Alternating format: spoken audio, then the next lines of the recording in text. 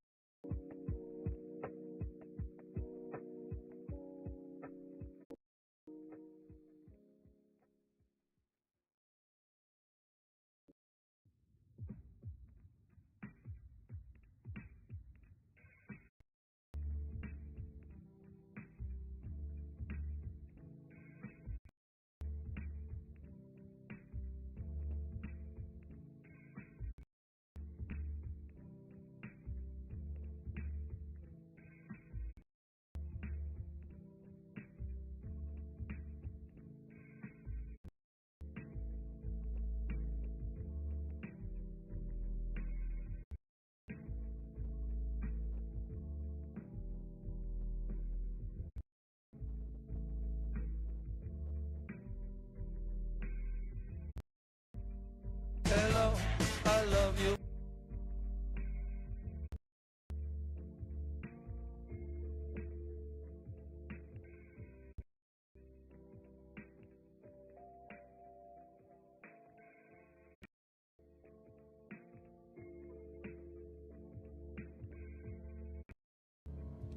Hello.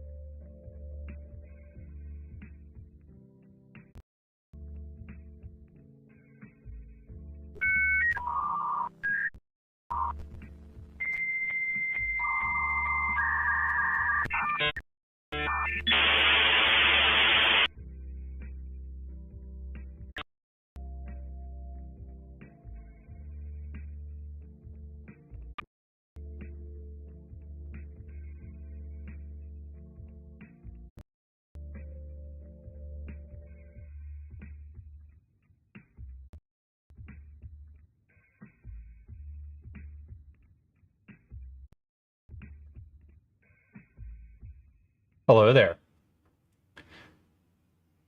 Well, the microphone works. The closed captioner also appears to work. Hell yeah. Okay. There doesn't appear to be any music playing. Oh, that's because it's... Okay. It's just between tracks. Here it comes. Very softly. Okay. Good. It works.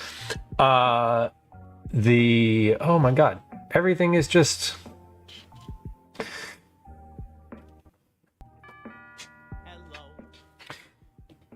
Y'all, don't startle it. Don't startle it. Everything appears to be on and like working / functional. No, something's wrong. We know what's wrong. If you've been here at the start of stream, this is a familiar sight. Almost there. Hold on. We got it. Now, you know, I checked this before stream, but then sometimes you're like live, and you're like, oh wait, that's not where it's supposed to be. Hello. Okay, is this the same height as this? Roughly? I can't even tell. Okay, it seems fine. Let me scroll up. Speaking of folks who will take note of my weird camera obsession. Shayna, welcome in. Good to see you. I actually had you in mind when I was adjusting the camera because you're always like, you're one of the first. You've seen me do this how many times now? Millions. Damn it, I've really messed it up. That made it worse. Okay, almost there. Almost there. For those of y'all, this needs to be like dead even with the side of the center line of the fridge, this little line here, and then the counter. I hate when usually this side, it's like they look off balance. Anyway, hello, Not and Getty, welcome in. You know what? Fuck it. Snack, correct. Twinderella, hello, welcome. So fluff, good day. Hello, hello, Fudge Darling, welcome in. Fudge Darling, we are going to be doing a microwave thing today. So we do have a microwave in use today. Ideally to make some sort of chocolate cake. That is a treat that I'll be making today. Not fudge, but it is a chocolate cake. I believe it's chocolate. I don't know. We're going to look at the recipe together. Anyway, Boris, welcome in. Good day. Fellas, good day. Good day, hello, hello, hello. Except Dan Clancy said. Yeah, the new category covers are unpalatable. Unpalatable. Baker, welcome in. Howdy. I've missed streaming. I felt like it's been a long time. I shouldn't have left you without a dope beat to step two. I was listening to Aaliyah over the weekend. Anyway. Yeah, the last time I was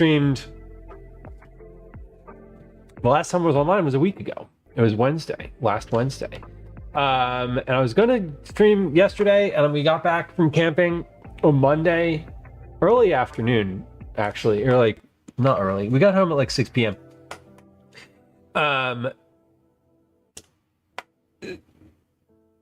Yeah, yesterday I just couldn't do it. Yesterday I was like, I couldn't even figure out what day it was yesterday. It was a weird one. And I like didn't do any planning Monday night, and I was like, I got nothing to stream. I got nothing in my head right now. I got nothing to talk about. I just had a low-key day yesterday. So apologies for saying I was going to stream and then not streaming. Welcome to Twitch. I don't know if that's ever happened to y'all, or your streamers say they're going to stream and then they don't stream, and then you're like, oh, Shit. Anyway, we're here today on a abnormal stream day. It's not normal for me to stream on a Wednesday. I usually have school pickup. Gwen's going to do that today. It is raining here in Philadelphia, and so Calvin's not going to want to go to the playground today. Or rather, if he does, it's not actually going to happen. Speaking of Gwen, she's texting me. There we go. Okay. So we had an open-ended day today. I have a bit of a closed-ended hard stop day tomorrow, maybe. I don't know. When I say open-ended today, I just mean like I can end when we usually end. So I figured it out though. We're gonna stream in the kitchen today. And we're gonna make some snacks. Because I wanted snacks today. And I don't have any like kitchen projects I'm working on, like big stuff right now. Nothing. I have a recipe that's in the hopper that's due, but it's not. I'm probably not going to work on it on the stream. It's really super straightforward, to be honest. And I might, we'll see. I might just randomly. But anyway, we're going to make some snacks today. Snacks today include the banana thing that Wilma posted in Discord, because I was like, what the hell is this? And that looks easy. I've been wanting to make, since December, almost every single week, I've written down mug cake, ? In my notebook. So we're going to look up a mug cake recipe. Probably one of the first 2 or 3 results online, and we're going to make that. Because I really just want to make like a cake in a mug. I don't know. Because it's been on my mind. At some point in December, I came across it. Or no, I know what it was. It was probably my friend Megan talking about like holiday things to do with your kids or something of that nature. Anyway, we're gonna make a mug cake. And then depending on time, so I definitely want to do those 2 things because those 2 things are new to me. I was also thinking of making maybe some caramel corn, which is super easy. It came up recently in conversation and I was like, damn, I want that. We were talking about corn and how much corn is really crappy and it sticks in your teeth. The Don't Even Get Me Started redeem was redeemed last week. And I've had caramel corn in my head since then because I was like, wow, caramel corn is one of those things that's worth eating. Despite the fact that the kernels get stuck in between my gums for literally months at a time. Anyway, we're not going to think about that. I was thinking about making caramel corn. I was also thinking about doing another round of those garlic cookies because I have just a little bit of leftover garlic, I have a bit of garlic left over in the fridge, roasted garlic from when we made them before. And I'm not really using it for anything. So I'm probably we're gonna try maybe to do that. We'll see. And I'd also like to make dinner. So it's a lot. It's a lot. We're not gonna do, we might not do all of it. We're definitely gonna make dinner. I'll say that. It might not be the dinner that I had in mind, generally speaking. I might just do tuna salad. We may also have leftover sloppy joe. And dinner might just be leftovers and not making anything. So we'll see. The primary thing I want to do today are a mug cake and those baked banana johns. Of the food makers and crafting, etc. Category art, Boris says, I don't mind the dated cookbook vibe. Same. The execution is not it. Celery in a jello mold. No, it looks like just pure. What are kids calling it these days? It's not brain rot. It's something. Slop. It's just AI slop. That's what it is. and it's disturbing and not at all something that one would eat. It feels very like TikTok trendy, let's make this thing for the sake of making a weird thing scenario. So yeah, I get it. A TikTok salad with lemon juice, fresh garlic, oil, vinegar, salt, and pepper. Are there greens on that? I'm imagining just like a garlic salad. A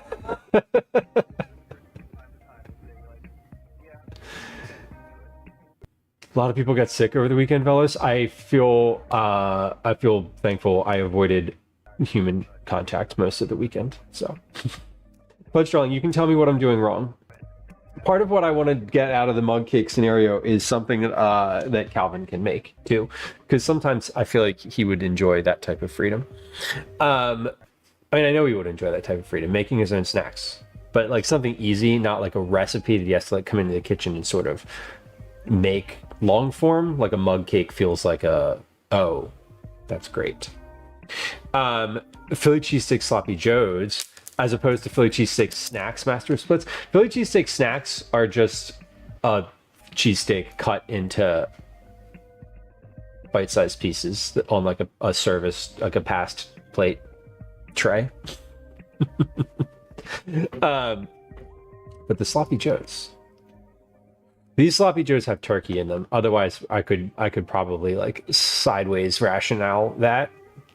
But you can put cheese on the sloppy joes, and they are really good with fried onions. So it is garish. I agree. Text, welcome in. Good to have you.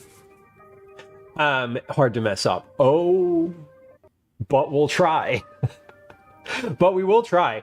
One of the things I need to do, let's see. I do need to look up. Let's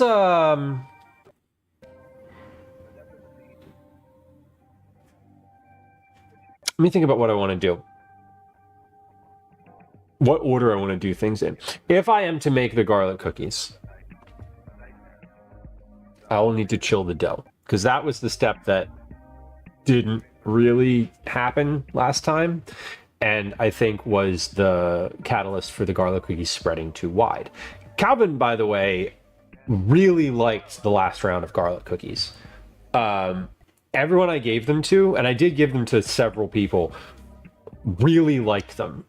So texture-wise and flavor-wise, they're good. I think they need to be smaller. I think they need to be smaller. Bellows, cheese definitely helps hold the sloppy joe together. No, I'm with you 100%.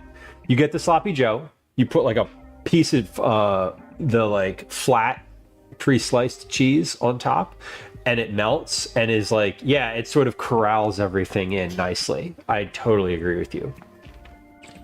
I really love pickles and coleslaw on my sloppy joe. A fact that I learned this weekend with the coleslaw. I've never put coleslaw on a sloppy joe. I put coleslaw on plenty of barbecue sandwiches before. Like, obviously it goes well on a sloppy joe too, but I just never done that, and I did, and it was really good. I actually didn't put it on the sandwich. I put it on a bowl with corn, like chips, Tostitos. I like a bowl of Tostitos. I put sloppy joe on top of that, and then I had a couple pickles, like dill pickles on the side, and coleslaw. And so I just like put that all in a bowl and sort of mixed it up into like a sloppy slurry. Boris, I totally agree. I feel like, you know, there's a large number of artists on Twitch that would have been happy to do that commission for free. If you just ask them. Perhaps you can go into the art category and ask one of those people. Or literally anybody. Jordy, welcome in. Good day. Good day. Sophos says trying to get the cat not to rub on the painted walls while they're wet. There's always one. Right? There's always one that's like, let me get into some shit. And the other two are like, or the other ones are like, We don't care. You do. Coleslaw came on everything. I believe that to be true. I definitely believe that to be true. I got it at the store. I got it at Reading Terminal. I was like, oh, I'll get some pickles to put on this. And they had coleslaw at the same stand. And so I just got some coleslaw too. And the person after me ordered coleslaw in a way that I'd never heard coleslaw ordered before. They were like, just scooping it out of a big like chafing dish, right, in the cold case. And the person, I'd already ordered, and I was like paying, and the person behind me goes, let me get a quart of coleslaw dry. And you know how when you hear something and your mind's like, no, huh? Like you hear something for the first time in your life ever. Not like a word, but like a phrasing. And I was like, what does that mean? Like, what are we doing? What is dry? This sort of like long pause. And I didn't ask at the time, but like I watched the person scoop it, and they basically like took the scoop and like pulled it up the side of the container a little bit and let like the liquid come out of it. And I was like, what the fuck have you... I was like, I didn't know you were allowed to do that. Like, I didn't know you could order like that. I'm literally never going to order it any other way ever in my entire life. And I'm going to be... When I order it somewhere and they're like, what do you mean? I'm going to like mansplain it to them and be like, actually, I didn't know you could do that. Who wants all the liquid in the bottom? I'm just gonna like, I don't drink the liquid. It was like, this person had clearly ordered coleslaw before, and I was like, damn. It was a revelation for sure. A Philly cheesesteak sloppy Lou. That is a thing that we could do. Memphis is where I learned to like coleslaw and fries. I feel like Memphis is like, like, yeah, like just the sort of barbecue mecca, right? Like coleslaw, like everything's sort of barbecue adjacent. It's like coleslaw is available everywhere. Where does one learn to like mayonnaise on fries? That's the hard-hitting question. How you got into barbecue competitions? It seems I would certainly like it there. I was thinking over the weekend, one of my like dream jobs would just be the like fire tender at like a barbecue place. The person who's just like in charge of keeping the fire like perfect, because that would be fun.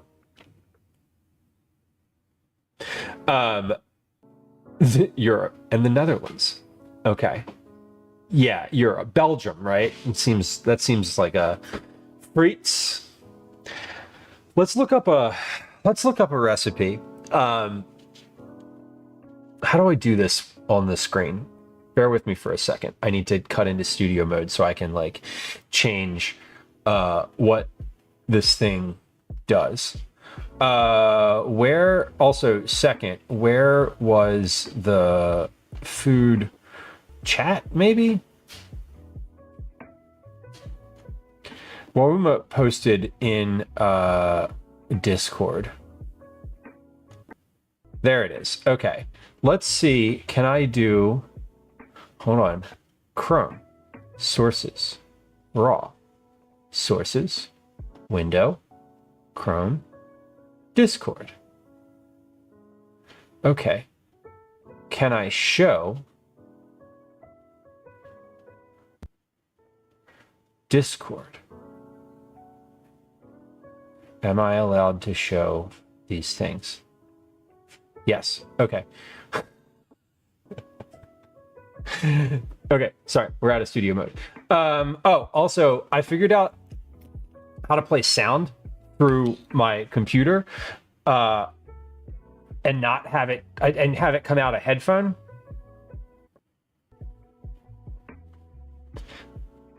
Instead of having it come out of the computer. So let's see. Can I show this. Hold on. We're gonna need to shut this window down a little bit. Okay, here we go. Perfect. This is from Discord. Wauma posted this, and so this is like the banana thing that I was saying. Wait, that's not gonna work. We scale like this. That's how we scale. Okay. Wauma posted this a couple days ago. I watched it and was like, I kind of want to make this. Like, this looks weird. Belly flops, welcome in. Let me see if I can figure out how to do this. If my bananas get too ripe, I start to get scared. Okay. If my bananas get too ripe, I start to get scared. Listen, me too. Me too. I have been accused of having terrible bananas on the counter before, and that accusation is accurate as stated. Okay, let me see. Can I just, if I hit play, does that just... So I use them to make these. Okay. Oh, good. It's a really crunchy snack, and it only takes 3 ingredients, kind of. 1, 2, 3, and I'm gonna add some vanilla salt. Vanilla salt? Mix it with your hands until it's bouncy. Now you can start to shape it. Okay. Toss them in some cinnamon sugar. Bake? Wait, what did that say? Bake or air fry at what? Toss them in some cinnamon 375? sugar. For 15 minutes. Okay. And now what is she putting over the top of those? What is that?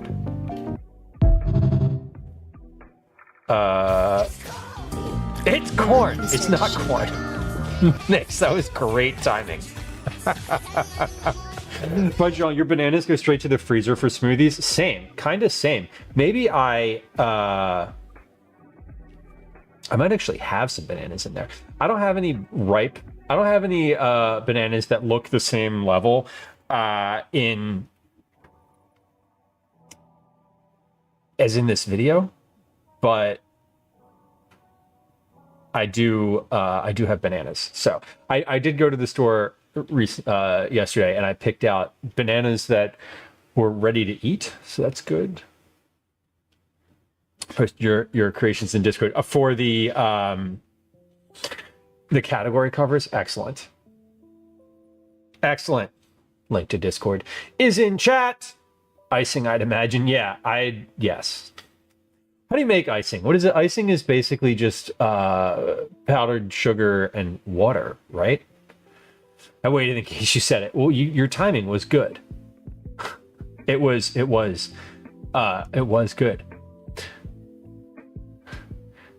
Guji on Discord, love vanilla salt, but it is hard to find. I feel like that's probably true. I definitely don't have vanilla salt. I'm gonna add a little bit of vanilla extract and then some like regular salt.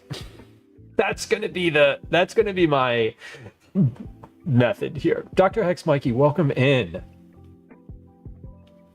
Buttercream is really just that with butter. Well, I'm just gonna do the icing with the powdered sugar because that seems easier. Cup of icing sugar, teaspoon of lemon juice, teaspoon of water. A cup of icing sugar and a teaspoon of water? Mix. Is that a real ratio? I don't think I need that much sugar. I feel like a cup of sugar is a lot. I believe you. I'm not saying that seems like a lot. Maybe we'll start with a half a cup of sugar. Copy Zombie, thank you for the resub. Thank you for the Prime sub. I appreciate a Prime sub. Those are the fun ones because those are free. Those are not free. Those are other people's. Those are Daddy Bezos's money. Yes, please. Used to make peanut butter, buttercream frosting, and banana cupcakes. I have heard that peanut butter buttercream is next level. You'll need more, Mick says. Okay, I believe you, and I trust you. And honestly, the hell, if it doesn't get used in the banana things, I'll just use it on something else, like squeezing it directly into my mouth.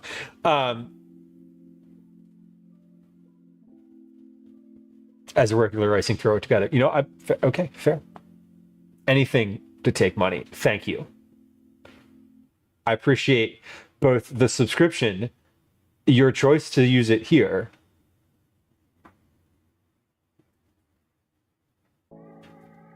and the like very little bit of money that comes out of someone else's pocket. We love it. Milk or milk adjacent. How about oat milk? Oat milk seems to work. Let's hold on. Before I do that, let me write that down. Because what I'll do is 1 cup sugar, 1 teaspoon water or milk, 1 teaspoon lemon juice. See, I'm trying to make banana things, and now I'm like on the icing. Kathy, welcome in. Welcome in. Boris, I will take a look in a little bit here. I'm trying to get this recipe. I'm writing things down. Start at 2 teaspoons. If you add anything more, half teaspoon of liquid at a time, you'll go from decent icing to total liquid. Got it. Okay. So just subtle. It's better. I believe it. Yeah, lemon. It's weird. Acid is one of those things that when you realize that it's in every little thing, every single thing, you're like, oh, that's cool / weird. And then you start adding it. So like that definitely made sense to me. All right, let's watch this one more time, and then we're gonna make some banana things. Pause. I need to put my oven at 375. So oven is at 395 because 20 difference temperature. I know that Gwen didn't use the oven while I was away because the stuff that I put in there to dry on Wednesday night is still there from last week, which is fun. Liz, welcome in. Hello. Take Kathy. No, I did not. Is that public information? Kathy, I don't want to gossip about it, but if there's public information, I mean, no, I didn't hear about. I did not hear about anything. I don't generally like to gossip, but if there are facts that you are aware of, I'd be happy to hear them. Or not happy, but, being informed is always nice. Okay. Oh, the truck was hit by a drunk driver. They're okay. The truck is not. Damn. That is shitty. I did not know that. Thank you for sharing. That definitely sucks. They were in the truck. Fuck. Well, God, at least I'm glad they're okay. That's like more than anything.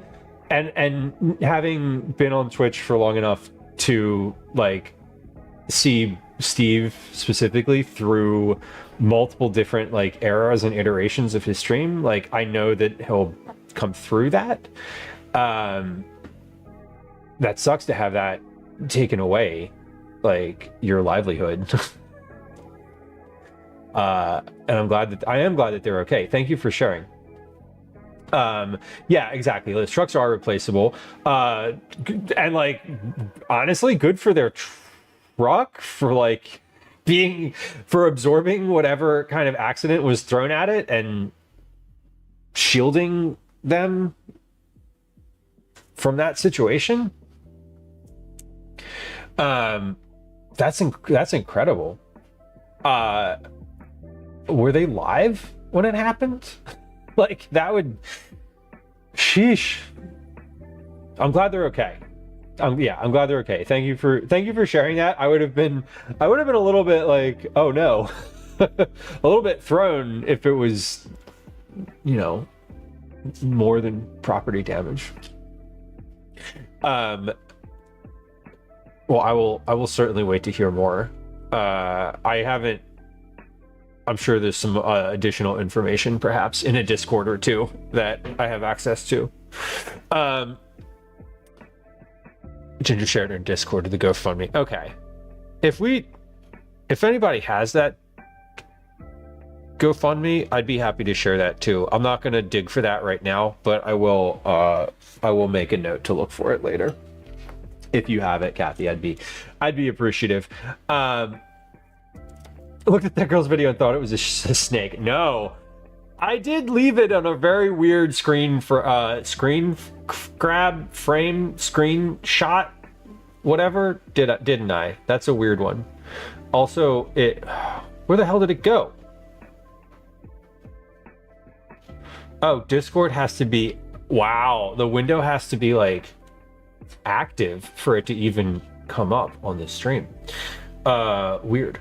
Okay. Well, let's play this one more time, and we're gonna take a note on how that we're gonna take notes on what she actually says to do in this.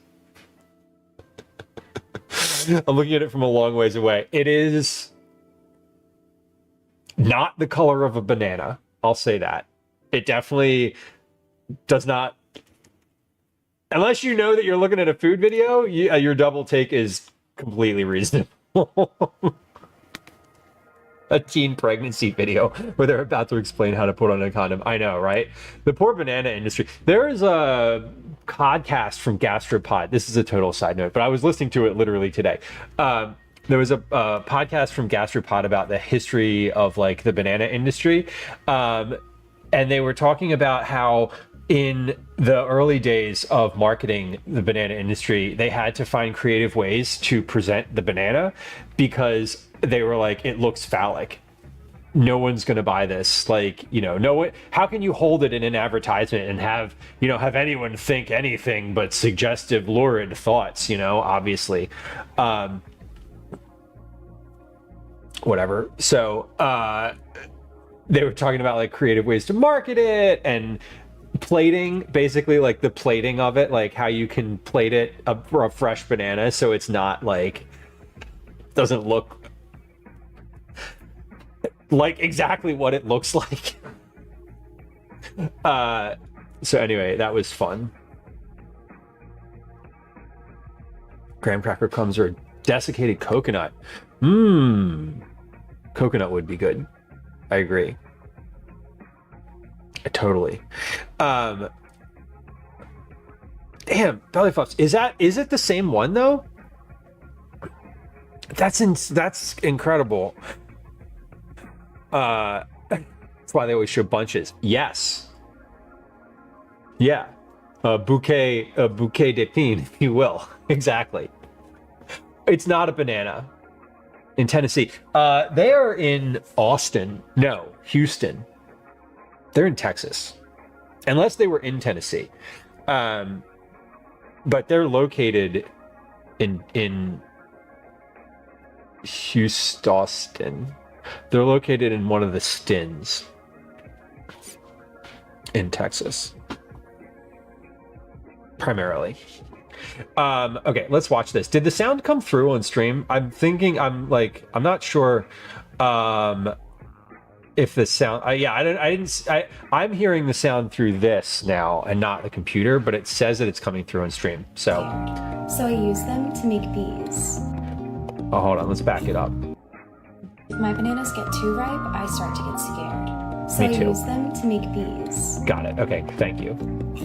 It's a really crunchy snack, and it only takes 3 ingredients. A crunchy snack. 1, 2, 3. Okay, hold on. Ah, God, you're going too fast. Stop. All right, hold on. 1 cup flour. 1 banana. 2, 3. A 1/4 teaspoon of baking powder.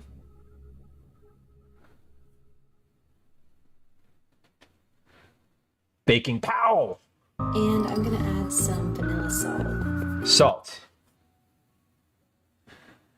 Vanilla. Okay. So mash, Mix it with mix. your hands until it's bouncy. Now we can start to Bouncy, shape got it. Okay. Toss them in some cinnamon sugar. Cinnamon sugar, yep.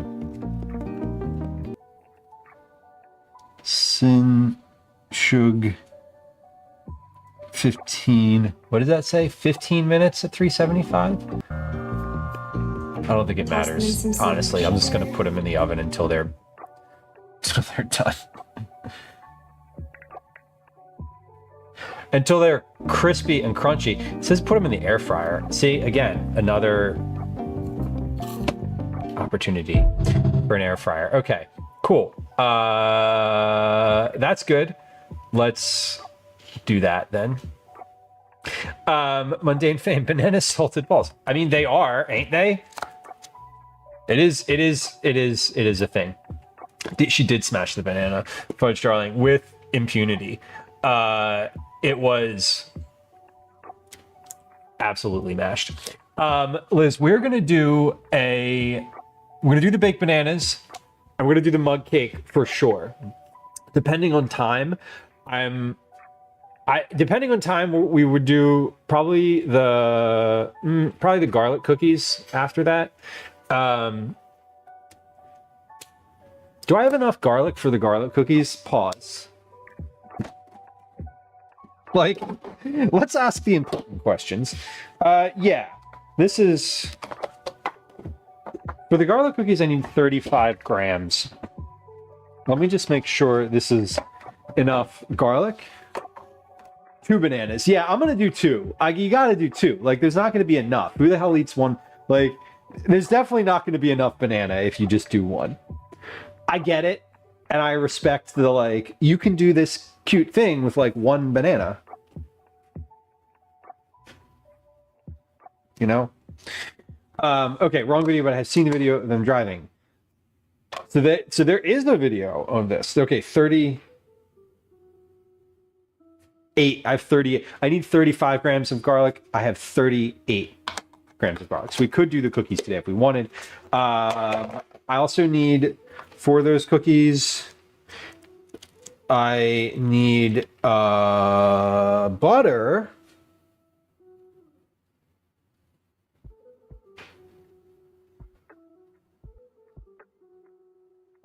Yeah. Okay, I need butter. How much butter? Damn, come on, Lou. Look at the number before you close the notebook. A cup. That's 2 sticks. All right, so let's just get out the butter anyway, because if it's if we're gonna do those cookies at some point, then I will want that. End of sentence. Okay, we're done with that video for now. Let me take this headphone out. Every time I say "let me," I think about Julie Chen saying "let's eavesdrop on the house guests." Just for reference, almost every time for years. Belly floss, coconut belongs in everything. It does. I do love coconut. I don't think I have any coconut that's dry enough to add on this go around. A cup of flour also seems like a lot of flour, but I don't know. Who's knows? Welcome in. You love BB too? I am a forever Big Brother fan. I will not be swayed. Woo! Sorry, stuff's falling out of the cabinet. Okay, I need baking BPOW, baking powder. I need a little bit of vanilla extract. I need flour. It said to bake them, but I don't know how. I don't know what to bake them on, because they're not going to go in the air fryer. I guess I just bake them on like a sheet pan, right? That seemed to be the. If I was putting them in the air fryer, I would probably put them on like a little tray. So I'm assuming just putting them in the sheet pan is the reasonable thing to do on a sheet pan, or maybe a rack, maybe like a wire, one of the wire ones. Probably one of the wire racks. So that way they're like not flat. They're just, yeah, they're like, I don't know. Has to absorb the banana and egg water, but there's no egg. It's just banana. She didn't put an egg in there. Liz, you've never seen Big Brother? I find Big Brother to be the most, what's the right way to put this? Authentic reality offering. And I say authentic insofar as what I mean by that is the production of the thing is less influenced by like producer chatter than other shows. It's not to say that it's not, but I think that they have less of a finger on the scale of what's going on. I'm embarrassed to say I'm Canadian with how bad our version was. Belly flops. You know, I have never seen the other Big Brother episodes. I've never seen like the ones from different areas, and so no need for embarrassment on that behalf because I didn't see it. What was bad about it? Big on a rack mix says, yeah. No, and there's no egg. I'm not going to put an egg because that's not what they did in the recipe. I feel like there should be an egg. I agree with you. This week's project is how to make a s'more, a tea service sweet. Ooh. What's your approach? Turner says you can tell production is more hands-off because how many Big Brother house guests get into trouble for saying the stupidest shit. No, that is correct. That is very correct. And they'll be like, hey, actually, we didn't know we had this flaming racist on the show. Our bad. So that's always fun. Okay, 1 banana, 2 bananas. Let's go to do 2 bananas. We are going to bake these on a wire rack. That seems to be the easiest. So forever, I'm also imagining this. So let me like set the stage here. I was thinking about monkey bread the other day. Monkey bread meaning biscuits that you toss with cinnamon and sugar. That's the other thing I need to get out. With cinnamon and sugar, you rip off little pieces, you toss them with some biscuits, and then you bake them in a Dutch oven. I was thinking this might be an alternative to that, which could be, I don't know, maybe it is. But like these are not something you would bake together in that same way. At least I don't know. I don't think so. I don't know if you could bake them together. Whatever. That's where my head was. I was thinking about monkey bread in a Dutch oven. So that's why these sort of appealed to me. And also, like, obviously I love using any type of banana that's gonna help use up the bananas in my house that I buy. And occasionally my family was interested in them, and occasionally they're not. Bellyflop says, my ex was on The Bachelorette Canada, and he was telling me how they were given a script to say, he's a carpenter, so he was told to make an engagement ring box out of wood. Obviously. He's a shy guy. The fights were fake. Yeah, like that's wild to me. Like, yeah, and they definitely do that. You know, like, oh yeah, lean into this aspect of your personality that we cast you for. So like, yeah, that definitely makes sense. Who knows, does I watch reality TV to judge people? I also watch HGTV shows to judge people's interior design aesthetic. The HGTV shows are more just like nakedly real. They're just more like nakedly playing on the production side. Yeah, all the Bachelorette ones. I used to watch a lot of Bachelor and Bachelorette back in the day, and I don't anymore. I kind of got out of it, and that's sort of part of the reason why. It's just like very overdone. Bouncy pancakes. Yeah, crunchy, like I feel like the air fryer is going to make these crunchy. I don't think these are going to get, my sense is that these are not going to get crunchy in the oven as I'm making them. The judging of people who specifically put themselves out there to be judged is one of my favorite parts. Right. Right. They did come into the thing knowing that the thing was happening. I imagine if you were like, I'm going to go on The Bachelor. And then all of a sudden they're like, hey, like, we really need you to focus on this personality trait of yours. That might be a little bit weird. That would be weird. Be like, oh, but what if I'm not feeling shy today? What if I'm feeling outgoing and I'd like to be perceived? Why not? Okay, 2 cups of flour. So 142 grams is 1 cup. That's 284 grams. Right? Yeah. 284 grams. 284. That is a lot of flour. It's 2 cups of flour. These are very floured. I think these are also relying on the moisture in the banana. So, like we were saying earlier, like, oh, there should be an egg in here. I feel like, yes, an egg would be good. Maybe these bananas might not be aged enough either to be like moist enough. All right, so half a teaspoon of baking powder, 1/2 a teaspoon, got it. And then salt. So we'll add a pinch, not a pinch of salt. A little bit more than a pinch. And then I'm going to add a little bit of vanilla extract because I don't have vanilla salt.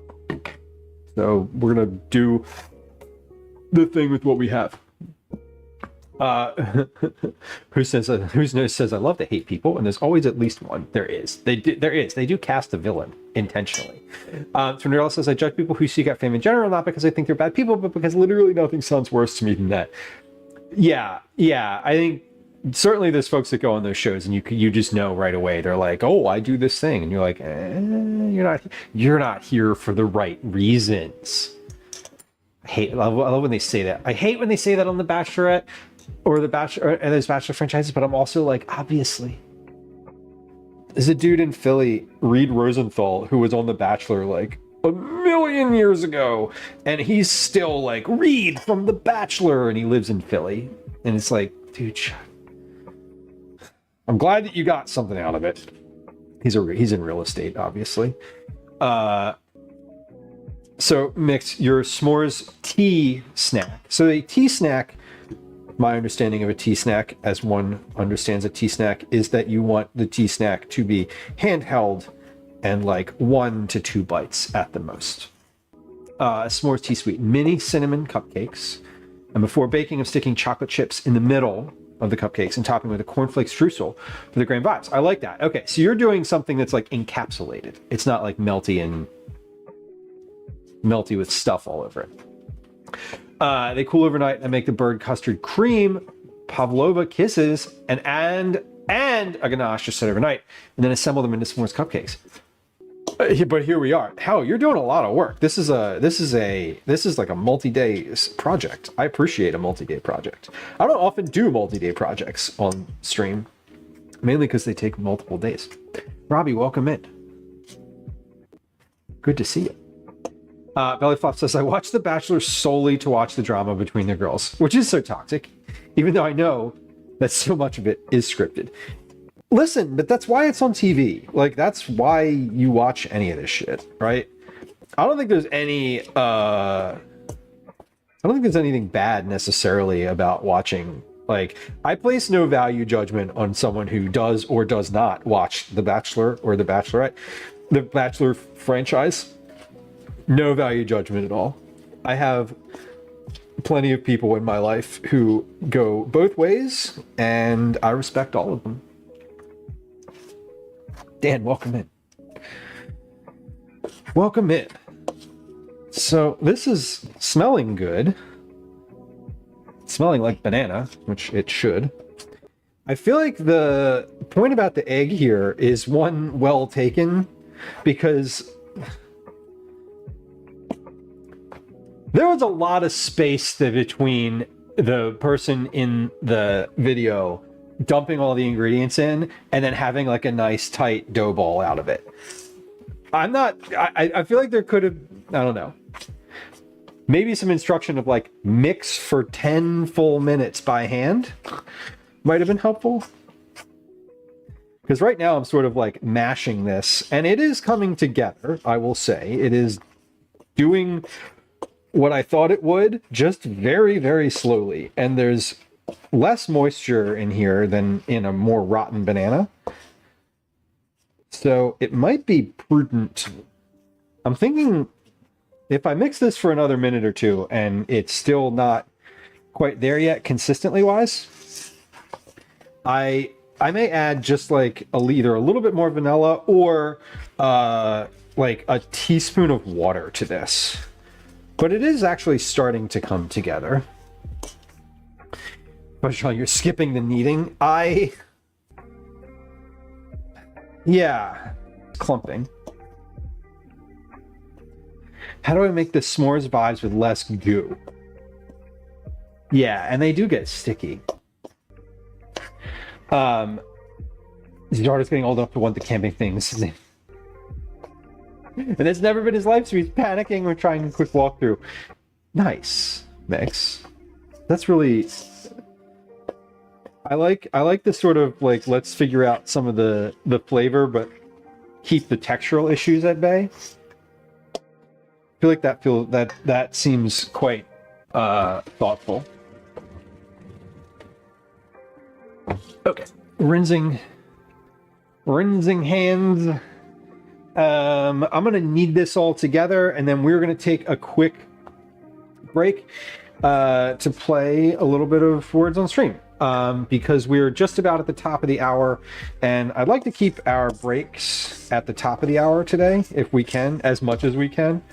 So about a couple minutes here, we're gonna do that. Just a heads up. Yes, another one for the Rins counter. There it is. I just said that this might not be. This might be too dry. This might actually be too sticky. We'll see. But it's, yeah, we're going to knead this just a little bit by hand here. And I may actually add another drop or two of flour in here, because in the video it looked a little drier than this at the end. And this is like, I don't think I could do this. I don't think I could roll this currently in its current state. So there we go. Belly flops with the tier 1 resub. That's 3 months. Thank you for your resub. I appreciate it. It's good to have you here. Thank you for hanging out and chatting. Wooma, welcome in. Hey Wooma, you know what we're doing? You know what we're making? We're making the banana thing that you posted in Discord a couple days ago. Let the flour hydrate a little bit. Yeah, I also feel like I weighed the flour and it was like extremely precise.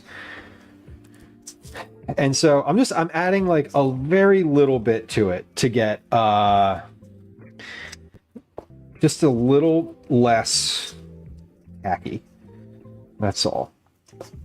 I thought about it in the way I was saying this a few minutes ago, but I was thinking about it in terms of like monkey balls or monkey bread in the Dutch oven. It reminded me a lot of that.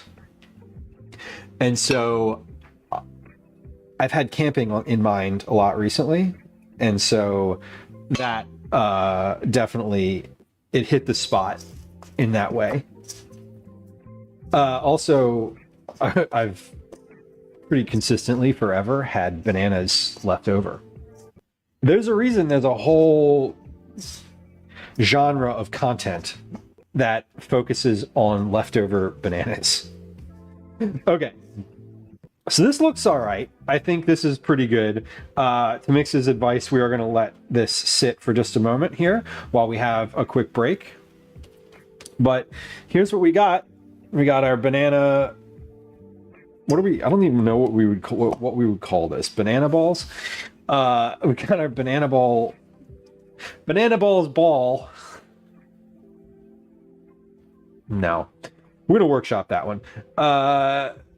Is ready to go. The banana dough ball is ready. And let's I'm scraping my hands off here because there's quite a bit of stuff stuck, and I have washed my hands. One, I washed my hands. Two, these are for me and I don't really care. So we're cleaning my hands off into the bowl, which is not always the right thing to do. Banana dough rounds. Yes. There we go, fellas. Thank you. I like how frozen bananas turn into instant ice cream. They don't make it into banana bread anymore. Yeah, Mix. Banana whip. Call that banana whip in my house. Is generally pretty popular. It doesn't. The one thing with banana whip though is it doesn't freeze very well. Like when you freeze it, it like turns solid, and then when you thaw it, at least for me, when you leave it out, like you know how when you get ice cream out and you let it sit for a few minutes so that it can warm up and become scoopable, like banana whip doesn't do that for me, at least in my experience. It softens, but it gets like crystalline and liquidy afterwards. So it really is one of those things that's like best when it's completely fresh, which is good because then you can just do like 1 or 2 bananas worth for a snack, which is kind of nice. Run your scoop underwater. You know, yeah. I have one of these scoops, the one that's supposed to be like, has like liquid inside and it's supposed to like react to your hand. It's like an ice cream parlor scoop. I actually love this thing. It works really well. No time for patience. No, the whole let it sit out for a while is like Pampered chef. No, this one is just like a generic ice cream scoop from a kitchen store, and it's unbranded. It's completely unbranded. There's just like directions on the back that say like don't put this in water over 140 degrees. But there's no, I don't know actually where this came from. I know where it came from. It came from the kitchen store Fonte's, but where they sourced it from, unclear. Probably China. Yeah, and that makes, totally. You can definitely just stick that. For that one anyway, it actually works pretty well without doing that. Okay, we're going to take a quick break here. If you're new to the channel, we do a break about every hour for a Game Awards on stream and an ad on Twitch. You're going to get an ad on Twitch. It's starting right about now. And a Game Awards on stream. If you don't want the ad, go to YouTube. Hi. Okay. Of commercials I hate. That was very abrupt. I got hung up, but okay. While this is happening, let me, not happening, I'm going to put away some of the stuff from the dish rack as we do, because I'm going to generate more dishes today, and I want them to be cleaned. So let's put away the dish rack stuff. Oh shit, I was worried about my flour, but I actually have a whole, a half a bag of flour. Still. Am I going to be able to make those cookies today? Yes, in fact, I will. If I want to, if we have time. I'm going to bake these on a tray. It actually doesn't matter what tray I bake them on because I'm not going to touch the tray. So let's get out a tray here. Okay, that's good. Ooh, notebook all of a sudden has flour all over it. Fun. Okay, I need to toss these in some cinnamon and sugar. Let's get a little bowl for that. So a few of these at a time. And then I'm also going to need to make some icing. So let's get out ingredients for icing while I'm waiting here. Icing sugar. Oh, look at you. I actually have like a box that says icing sugar. Where the hell did this come from? How to make royal icing. No, I don't want ice. I don't want royal ice. I just want like, just give me the regular icing. Ah, okay. We're coming back. Coming back. All right. Got time for one more. Okay, got the icing. Good. Get that together. We'll just whisk that. That's like a whisk thing, yeah. Okay. And then cinnamon and sugar. We'll get out the cinnamon and sugar, but I have a little here. I think it's probably enough, but we'll get out some more just in case. Okay. Last thing here. Let's close the cabinet. And put the stuff away that I just pulled out. I'll be back. Ding, ding. I hear him going.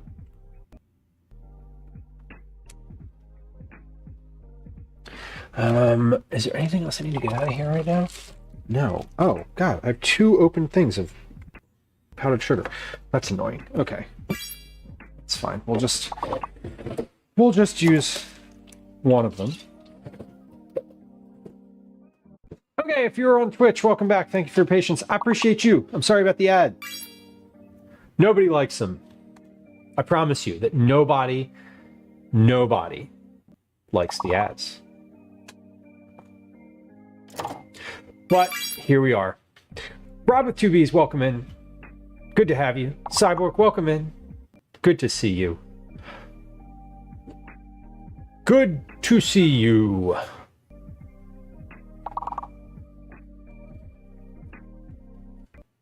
Tidy Whiteys, welcome in. Hello. We got one more 5-letter word, and there it is. Hey. Very nice. Did we get the first one too? Do we clear the first board? Because okay, no, the second. Okay. Let's make sure we get a counter in. Gotta get a counter for the board. There we go. 3 stars. Oh, the rare 3 stars, but no complete board. That is a rare one. It is possible though. Obviously. Okay. We're ready to go. Salt. We added salt. We added vanilla. Let's do some banana. What did we choose to call these? What did Bella say earlier? Where was it? Hold on. Banana dough rounds. Let's make some banana dough rounds. There we go. Balls. Right. Right.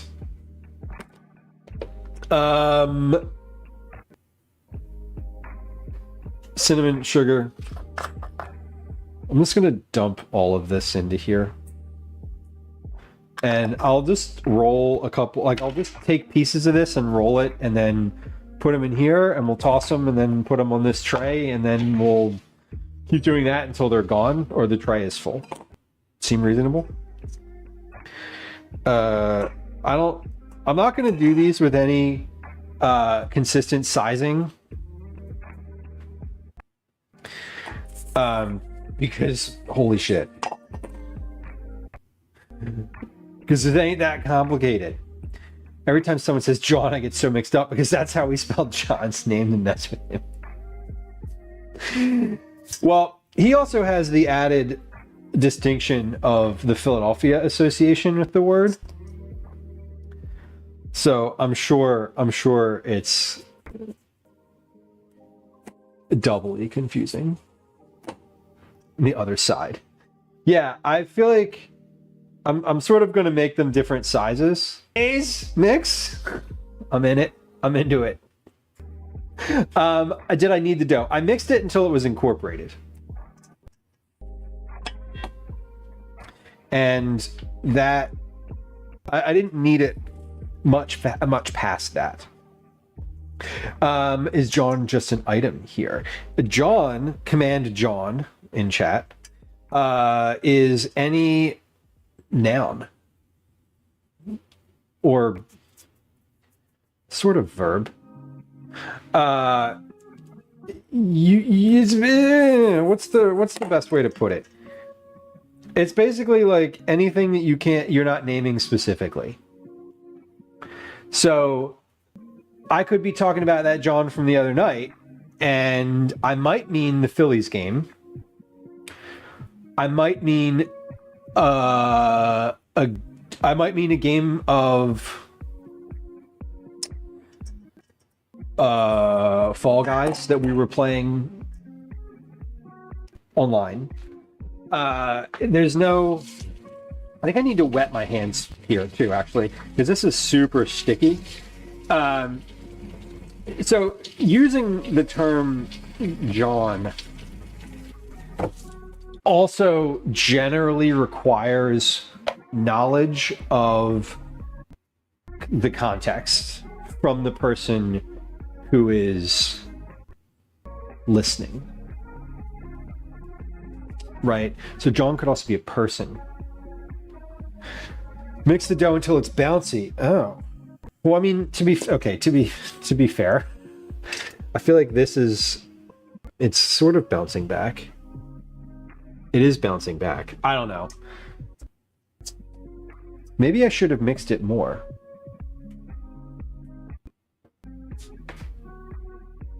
Maybe. Would mixing it more help? Let's cut it in half and find out.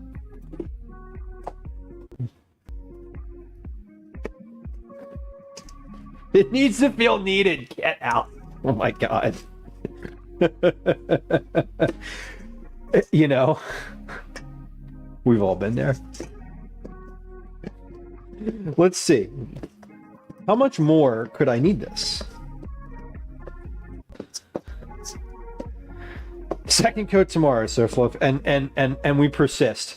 And tomorrow you can smooth out all the cat fur. You can smooth out all of the cat fur that has made its way into the dried version of your paint. I wet my hands just a little bit, and this is sticking less. I'm just needing. Just gonna need this for another couple minutes and see if anything like functionally changes or with the consistency of it. It's still quite sticky.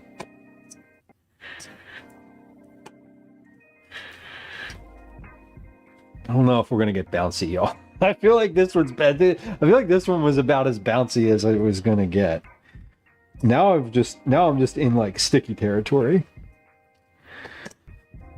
I've said for a long time, I don't really follow like TikTok trends and do things like that, but I do love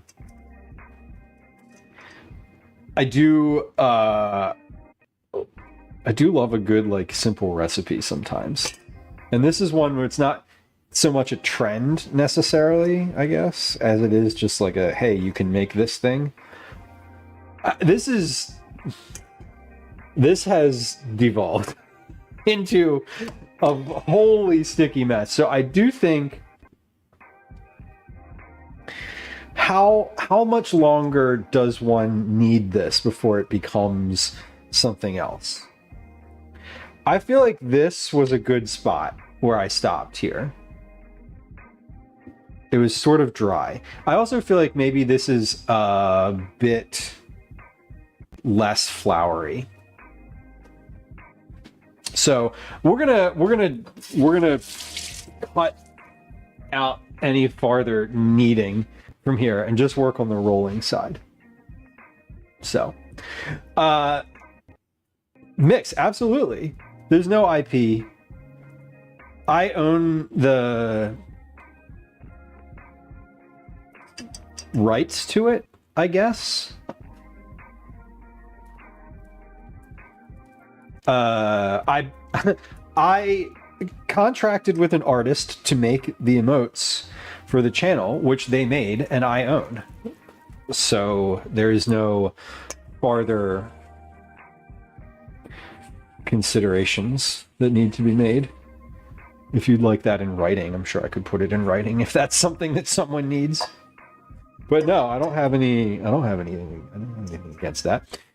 The Throw It on the Ground song by Lonely Island. You know, I know that group Who's Knows. Obviously, I was sort of they were of the time of the internet that I was of. I'm trying to recall that song, and I'm not. It's not coming to mind. You're stuck. But when you say stuck, do you mean that they were sticky, or they stuck when they were baked?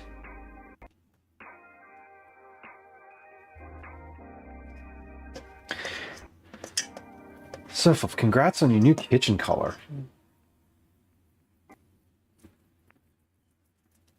That's exciting. Changing your environment like that in a sort of very visible, meaningful way is always super exciting. It takes a while to sink in too. It's like, what's happening? They suck. These are. Here's my thought is I think that it probably could use more flour. Because it's very wet. This is very, very, very wet dough. About time so far. Yeah. We've never painted in here. The walls in this house are still white. They're still contractor white.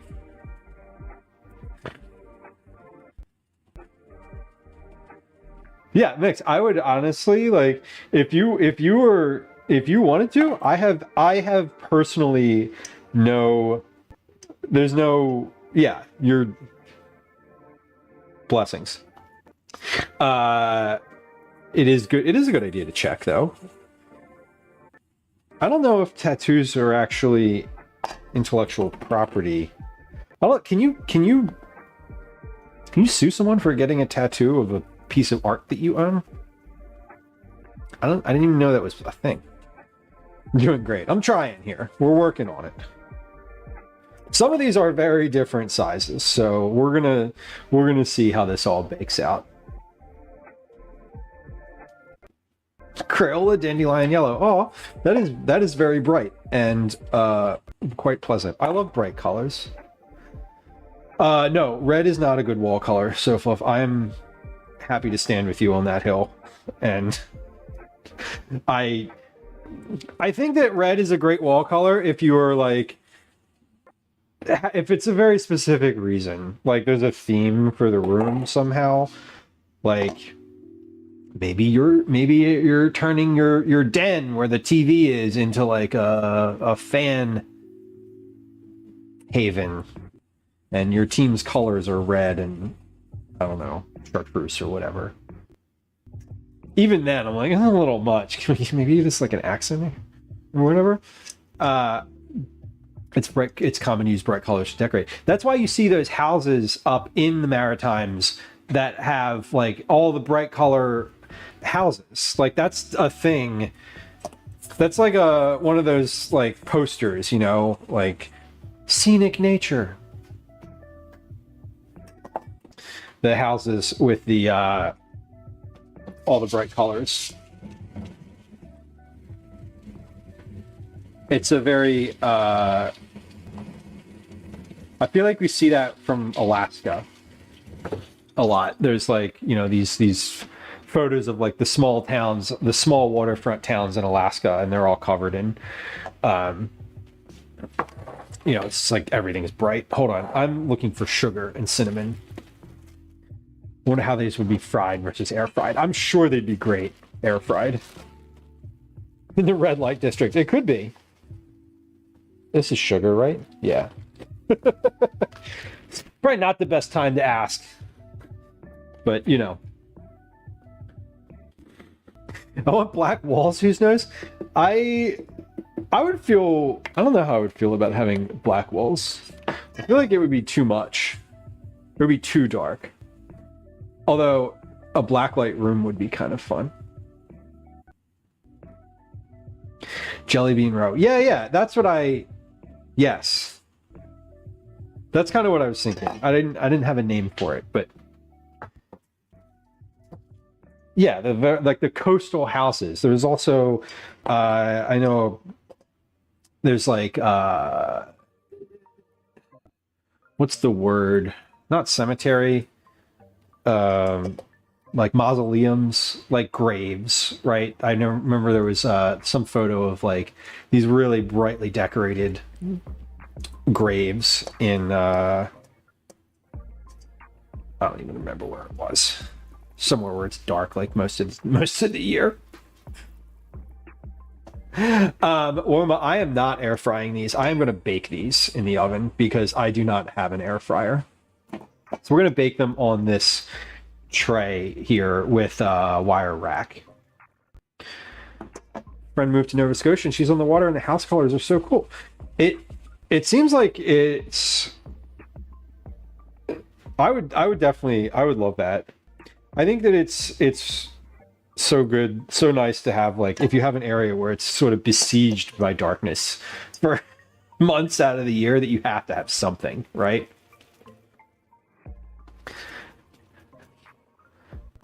Nailed it.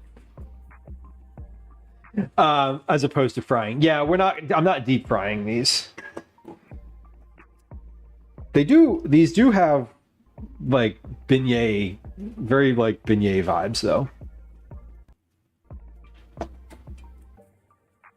Yes, we do have some Canadian. We have some Canadians in chat. Speaking of mix, I'm glad you got your cookies. I saw your long form. There are several Canadians. We love a Canadian. I'm a big Canada fan. I've said this before, and I'll just continue to say it out loud. I love Canada. We saw over the break when Calvin and I were driving. We played the license plate game. Like, how many license plates can you see? Do you see? And on the most recent drive, we got British Columbia, which is wild to me. Not last drive, but like recently we saw an Alberta license plate, which is also wild. Like, we never see an Alberta license plate. We never see a British Columbia license plate. I see Ontario license plates like pretty regularly. I see Quebec license plates with some frequency. We're on the East Coast. Never see Nova Scotia. Definitely never see Nova Scotia. I've seen Manitoba maybe like once. But yeah, we saw British Columbia on the last trip, and I was like, what, where, what? Sometimes when I see a wild plate, we got to go around the block, or like we go back to look. We saw Montana the other day, and I almost caused an accident. I was like, holy shit. The last trip that we went on, though, we saw South and North Dakota. Unheard of. I don't think I've ever seen a North Dakota license plate. Full stop. But we saw a North Dakota license plate. I saw a South Dakota license plate in the city before we even hit the highway. And I thought, wow, like we're doing great. And then we saw a North Dakota one on a truck. It was on a trailer on the highway. And I was like, damn. Like, I almost caused an accident because I was like, do I take a picture of this? Sometimes I'll like whip my phone out and take a quick picture if I can get it out safely and quickly. And in this case, I could not, so I didn't. But seeing BC was definitely a new one. Fellas, you see Canadian plates pretty close to the border. Yeah, I believe that. And I imagine that you see a larger variety. Like where I am, on the East Coast, I see mostly Ontario. I probably see an Ontario plate at least every day. Where in the city. Belly flops, you've seen Cali. That makes sense. I mean, I imagine it's an easier drive up the coast if you're on that side of the country. You'd see a lot of Scotia because you just restructured the Yarmouth-Boston ferry. Yeah, I don't see a lot of Nova Scotia. I would say I see more Nova Scotia than I see North Dakota. That's for damn sure. The weird ones for us here, North and South Dakota, Montana, Nebraska, those sort of like northwestern US, but not Oregon, Washington states. Those states are super rare. Here, Idaho's another rare one, although you see Idaho on trailers a lot. There's a lot of trucks that have Idaho. They're rare because there's not many people there. And so there's less people to drive, and they're just like, if they're driving to Philly, that's most of a country away. So I've seen a Texas one. I definitely see a lot of Texas ones. Texas plates on trucks. Canadian's gone full elbows up. Yes, I'm familiar. I even looked up what that means. I was like, what are y'all talking about? It's a hockey thing, shockingly. Windsor plates. Okay, I don't think I've ever seen a Windsor one. Ontario. Oh, right. Yeah, right. Because Windsor's. Yes. You see Idaho often. We see when I see an Idaho, it's on a track. It's on a trailer. Okay, these are banana balls getting ready to go in the oven. Let's pop these in the oven for 15 minutes itself, and we'll see how they come out.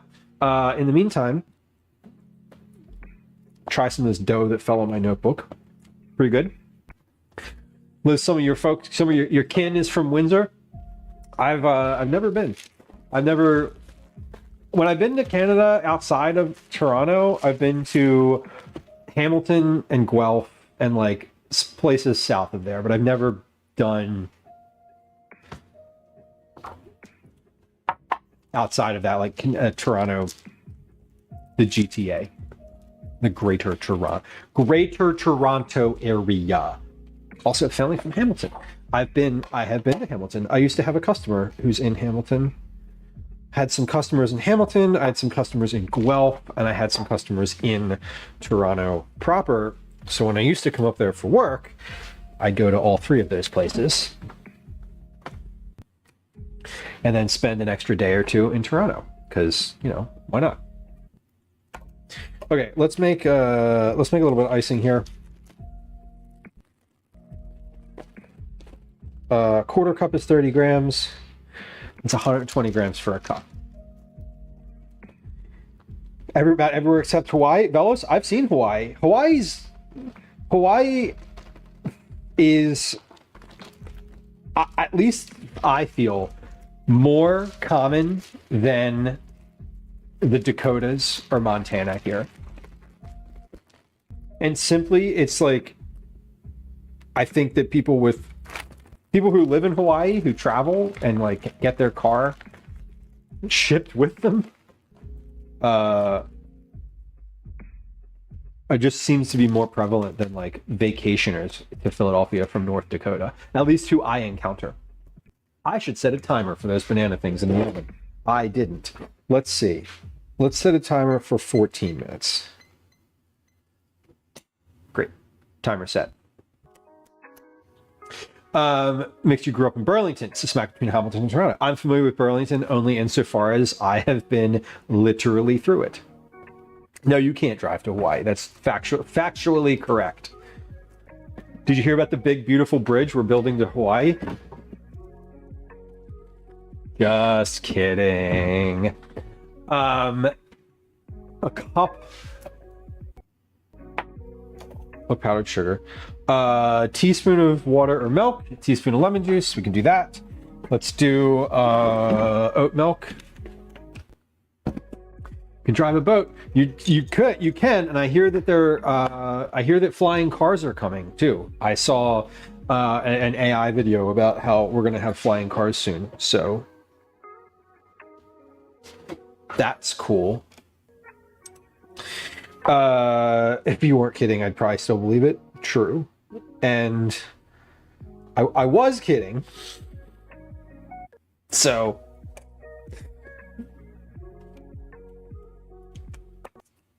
was I? You can drive a plane though. That is true.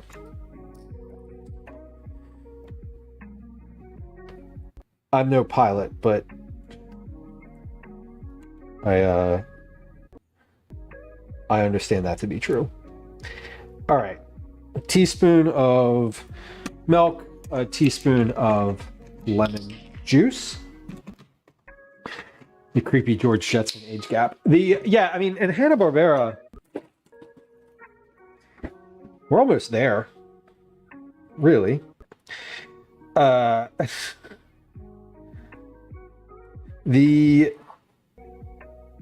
flying car thing, like, obviously that's not going to happen. Because, like, you'd have to have pilot's licenses. Like, this is not going to work. One of my favorite TikToks is a person ranting about how we already have driving cars and we're still acting like it's something in the future. Right? Yeah. No, that's true. We have driving cars. We have cars. We have vehicles that fly. They are called planes. They make really inefficient cars, but, you know. I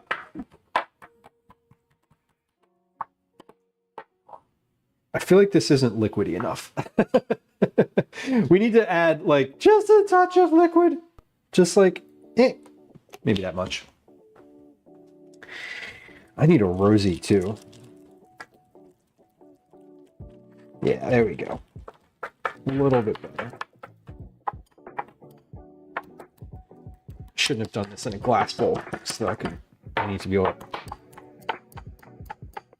whack this whisk without worrying about shattering the thing. Almost there. A little bit of liquid. A little bit more than that, I think. Almost there. Just giving it some stirs in between adding. Making sure I don't add too much. At least if I add too much liquid, I can add a little bit of powdered sugar, and that'll be okay too. Tiny little bit of liquid. Yeah. I just added a little touch, but this is almost there. I want it to be just a little thinner than it is currently. There we go.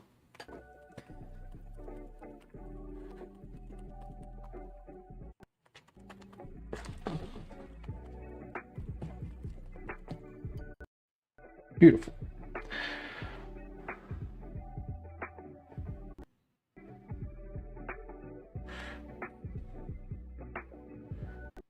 Yeah, that's good. It's a little chunky. Let's get those last couple chunks. There we go.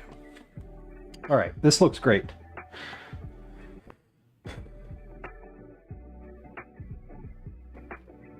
Nap time. Of course it is. It's a very rum-tum tugger of sage. That is a reference to Andrew Lloyd Webber's musical Cats, based on the book of poems by T.S. Eliot. T.S. Eliot's book of Practical Cats. Of course, classic. A classic book illustrated by my favorite illustrator, Edward Gorey. Fun fact. Okay, banana Johns are in the oven. Those look good. I think the other thing I wanted to make was the mug cake. I don't feel like that's going to take all that long. And honestly, it's 3:30, 15:30 right now. So I've got a good amount of time. I'm going to transition and do the garlic cookies today too. Am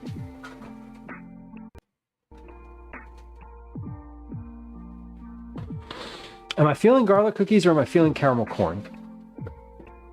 I think I'm feeling the garlic cookies because I really was very close with that recipe last time. And I think I'd like to maybe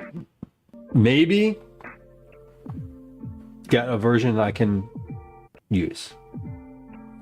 Garlic caramel corn cookies. Oh God.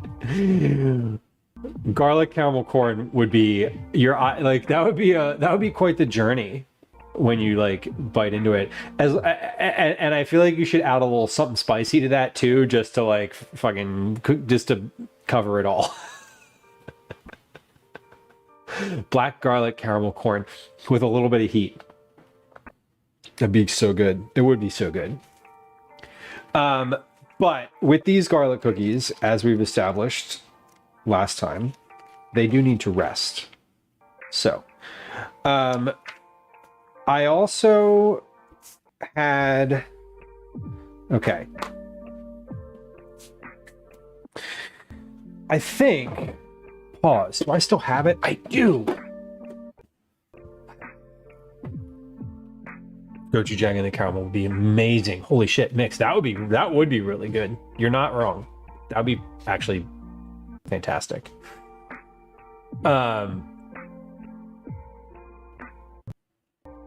Both, yeah. Y'all are lockstep.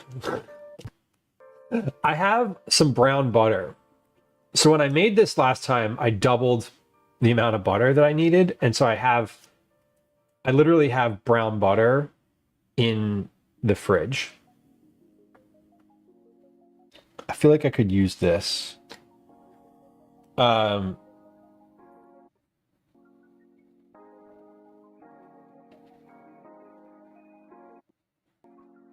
reading my directions here. I feel like I could use this.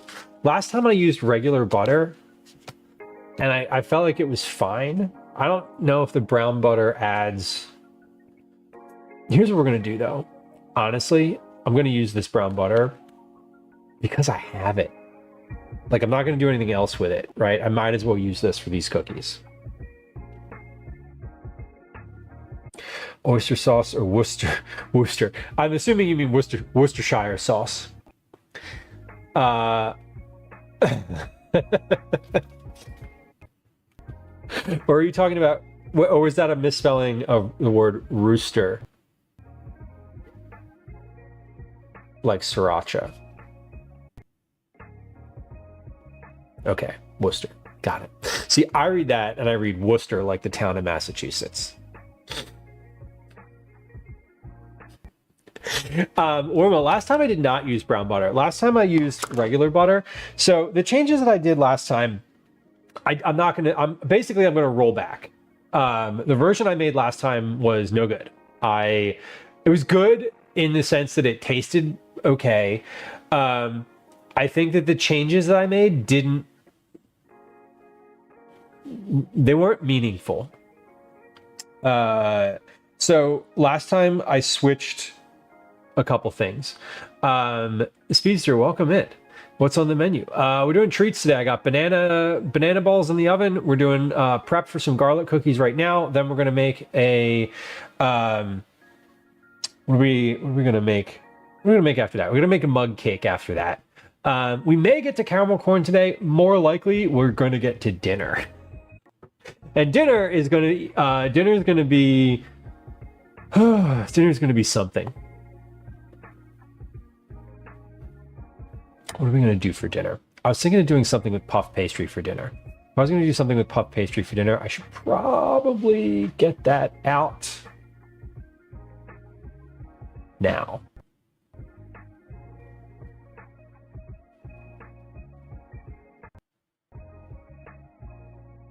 Yeah. Sorry, my brain was like, my brain just like diverted into logistics territory. If I do want to do something with puff pastry for dinner, see, it's 15, 30, 14, 15. Yeah, 2 hours. Thawing. No, thaw at room temperature, no more than 40 minutes. Okay, so we're gonna get this out now. Because I was thinking about using puff pastry for dinner. So what I'm thinking about for dinner is tuna, like a tuna salad. What I'm really thinking about is a tuna melt. What I'd love to do is make a couple like puff pastry squares with like some tuna on them, like tuna salad on them, and then cheese, and then we bake that. So I think I can still do that. I think that's going to be totally feasible in the time that I have. But I'm reluctant to commit to that. So we may end up having tuna sandwiches, like just cold tuna in sandwiches. But we'll see. I'd like to get through the couple things that I want to get through today. That's why I think we're not going to do the caramel corn, because the caramel corn is like a big diversion from what I'm doing already, generally speaking. It's a bit different. So we're going to do the brown butter. We're going to do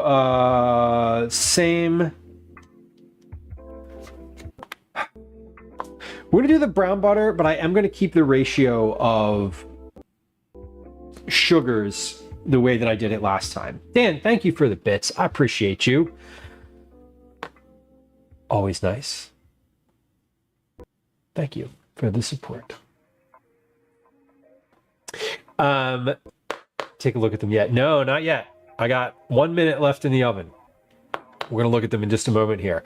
The one thing that I did change in the last recipe versus this one, I don't know if this made a difference in how thin they spread, but I used more white sugar than brown sugar last time. So I'm thinking I'm going to keep that ratio on the white sugar side, and I'm going to I'm going to keep that ratio on the white sugar side, and then I'll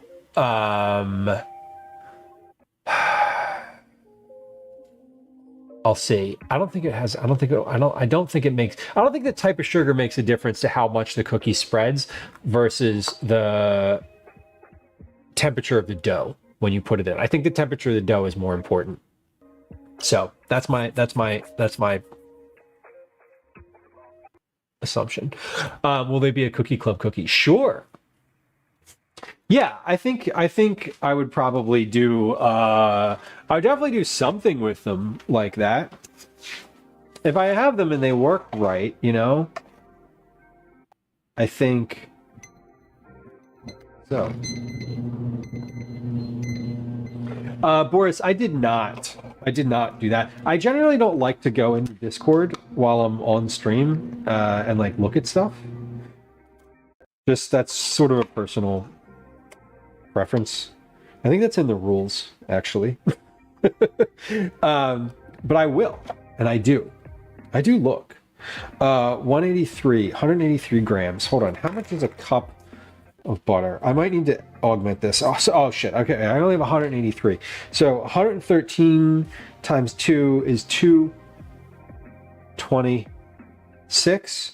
So that's not a calculator. 226 minus 183 is 43. 43. Ginger, welcome in. Ginger, welcome. Good to have you. I hope did I understand you were traveling today? I was lurking on stream I was lurking on stream yesterday for a little while before you raided. Typically and predictably, I did not say. Oh shit! Sorry, but Calvin's home. I was like, why is Calvin home? It's not an orchestra day. Weird. Okay. Hello, y'all. Let me. 1 second. There's always something going on. I feel like whenever you come through, there's always like an immediate, like something is happening in that moment, which is true in this moment. Let me say hi. Rob, welcome in. Watsy, hello. Cyberdial, welcome in. Reverend Gabe Chaos, welcome in. Reverend Gabe Chaos, are you a member of the Poop Witch community as well? Asking for reasons. Campy Dave, welcome. Optimus Prime, hello. Rob, good to see you. Phoenix Audubon, hello. New Ghosts, welcome. Start? What the hell's going on? I see. I just got a raid.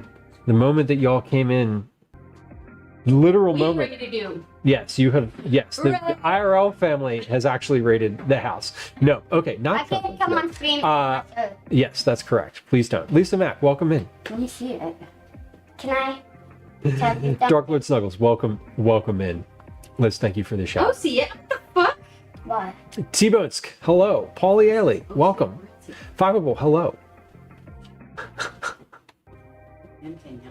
I joined you in the stream and end up here. That was confusing. Imagine the confusion when I am not a fantastically entertaining, articulate Canadian. No. Sorry. Low-key Raider, welcome. Did you notice? I am indeed. I knew it. I see. I knew it. I knew. Your son needs your attention. Yes, Calvin. When I looked up what you and mom's names mean, mom's name means white and holy, Okay. and your name means like it was entitled military officer, Okay. and then my name means little bald one. Good. Calvin was looking up what everyone's names mean.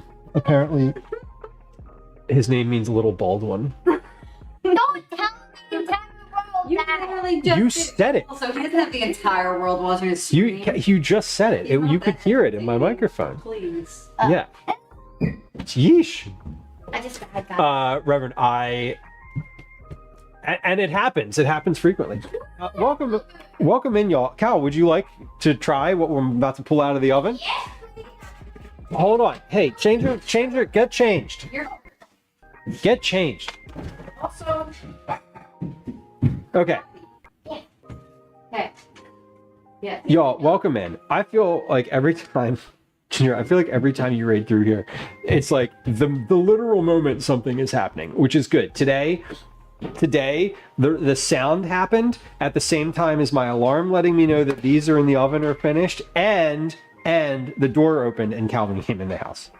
And Gwen, but Calvin's the one that's loud.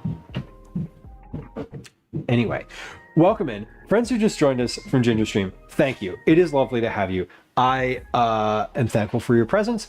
This is a food stream. We do mostly food here. I also do IRL stuff. I'll be IRL tomorrow. I don't really know what I'm doing tomorrow. We're going to do an outdoor activity.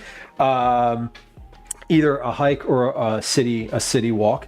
I live in Philadelphia, East Coast, United States. It is 3:46 p.m. my time. So, generally speaking, on this stream, we're doing dinner, some type of like dinner. Usually, I'm making vegetable-forward family meals for myself, my partner, and our son. And today, we're making treats. We're literally making snacks. These are hot. I just pulled these out of the oven. Yes, Roma, exactly like that. Like the last time I think we got a ginger raid, it was when the fire alarm was literally just going off. That moment, the very moment. So like, good timing. Orma says my name means love that people have for one another. My actual name. Pronounced Wien. Well, that is a lovely one. That is a good one. Yes, exactly. Like, it's happened several times. But welcome in. We are here. This is my son Calvin. Calvin is 9. We are about to sample some banana balls. These are a new to me snack. Get your hands off of there. They're not ready yet. Always come down here, tell me to taste test, and then you don't let me taste test. I'm not ready for them yet. I gotta serve them. They have icing on them. Oh, okay. They need to be iced. They need to be iced. Let's put these on a plate. We're gonna eat all these. In case there was any doubt in anyone's mind, we're going to eat all these. So I'm just gonna put them on a plate and we'll ice them there.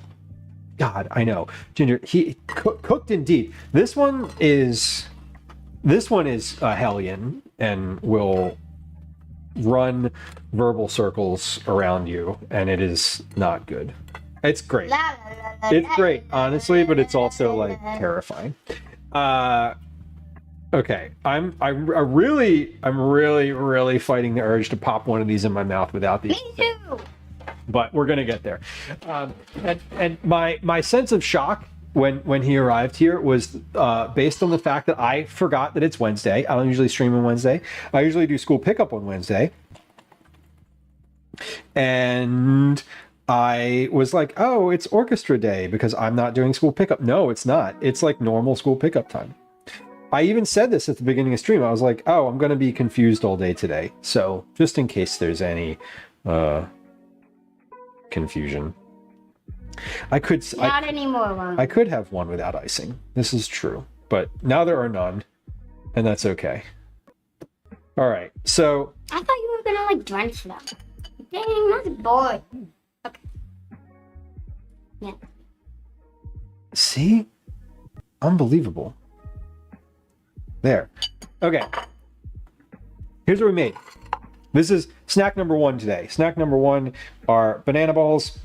These are banana, flour, baking powder, salt, and vanilla extract. Let's try one. Yay. Cheers. Aha. Mm-hmm. Tastes like banana bread. Tastes like banana bread.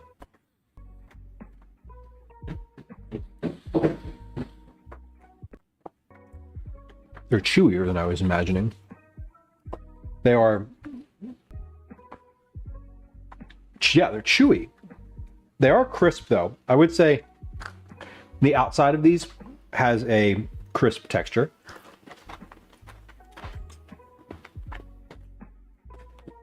Liz, it's definitely closer to a banana pancake. But how is, like... would you say this has pancake texture? Mm-hmm. A little crunchy.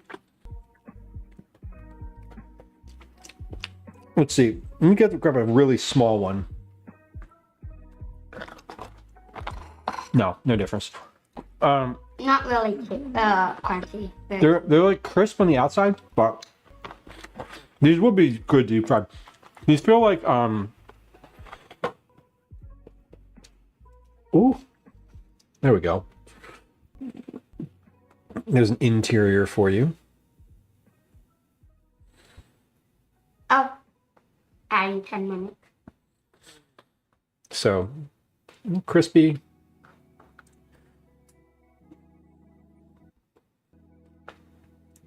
Yeah.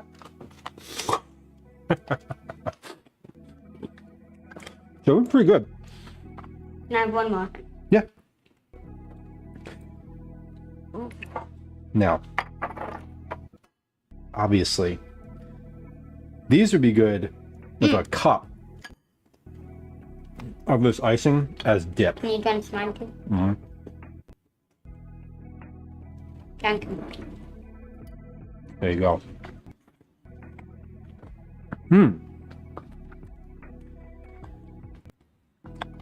That goes. Pretty good. Yeah. Well, if you do end up making these and kneading a little bit more, let me know. I needed these for a little bit and then a little bit more. And I didn't feel like they were going to get any drier. But I'm also not very patient. So maybe they needed like 5 minutes worth of kneading. That is the downside of that video, was they were basically like, mix the flour and banana together. Like, and they like put the flour in, you see them mash the fork for like 2 seconds, and then it's like magic. Here's a bowl of dough. So I don't know how long the person needed them for. I would make these again. Yeah, these are easy. And this is twice the amount that the recipe calls for. So Okay, I'm gonna look. if you had like one banana, these would be easy to make. Just pop them in the oven. You could make them without the cinnamon sugar. But yeah, Sarah, we're doing banana balls. So there they are.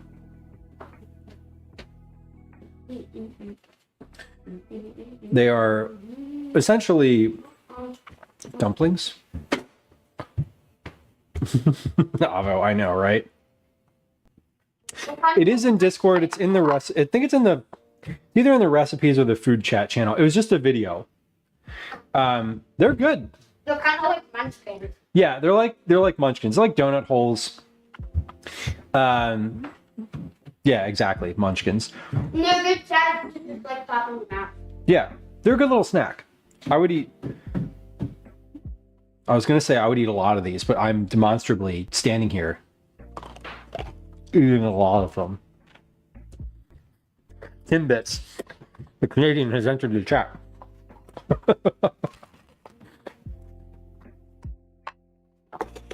True. Very much like Timbits. I forget what I'm calling it. I forget what it was called when I was a kid. They're definitely like just like dumplings. These were good. I baked these. Like, they're not fried, but they still have a little bit. If they were fried, they'd have a lot more crunch to them for sure. Dan, I don't know if Gwen's going to try one or not. I'm sure she would try one. She wasn't in the room. She like left the room. So we're going to do the garlic cookies. And we're going to let those cool. And then we're going to do the mug cake while the dough is cooling. And then we'll bake those cookies off. So we're going to make the dough. Then we're going to switch to just doing a quick mug cake. I say quick, like I've never made one before, so it's probably not going to be that quick. But we're going to do the cookies first so that they have time to cool down. So let's kind of let me share what's next. Let me share what's next. And for friends who just joined us, perhaps you're lurking. I should also mention that follows are silent. We don't do any alerts. There's no chat. There's no sounds. If you say hi in chat, I'll say hi to you. But if you follow and you don't want to be perceived, that's cool too.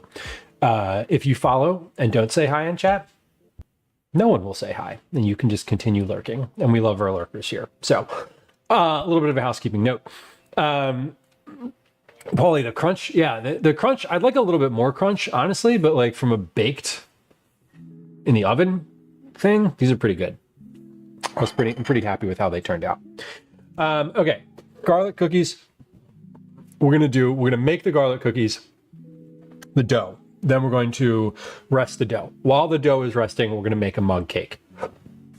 We're gonna make a single mug cake. I want to see how it works. I don't want to do like, you know, a like four different ones. I just want to do literally like one microwave mug cake. After that, we're going to put the cookies in the oven. We're going to roll them and put them in the oven. Once I'm done that, we're going to take a look at what time it is. So Calvin, who you just saw, has karate.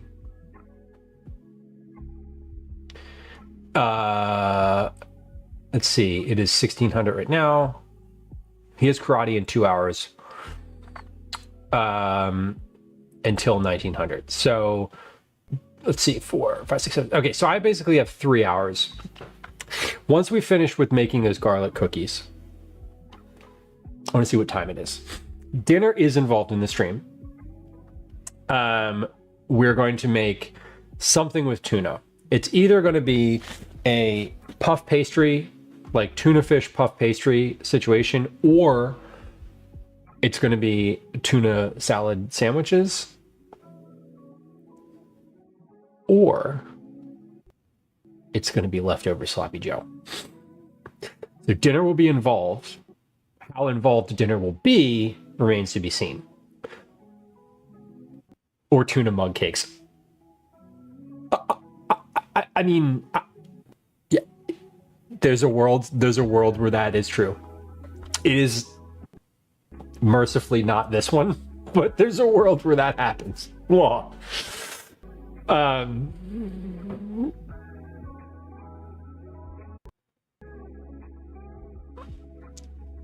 trying to think of what I could make in a mug. You could do like biscuits, like mug biscuits with like tuna on them. That might be good. Reverend, sloppy joes are great. I made sloppy joe for a camping trip that I just came back from. So I have leftover sloppy joe in the refrigerator right now.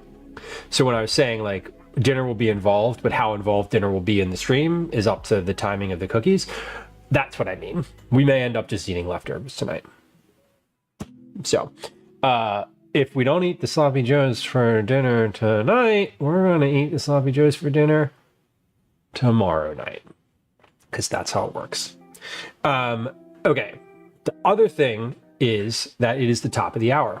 We do a break every hour to play a game of Words on Stream. We play usually 2 games of Words on Stream while I run a 3-minute long advertisement on the Twitch platform. So if you're watching on Twitch, that's going to happen relatively soon, within the next minute. So just a heads up, what I'm going to do right now is just get out the rest of my ingredients for the garlic cookies, and then we're going to do that. And don't forget to put the pastry back in the freezer. No, I will definitely do that. Light brown sugar, baking soda, not baking powder. Light brown sugar. Alrighty, light brown sugar. I have some of these ingredients out on the counter already. Butter, light brown sugar, granulated sugar, 1 egg, 1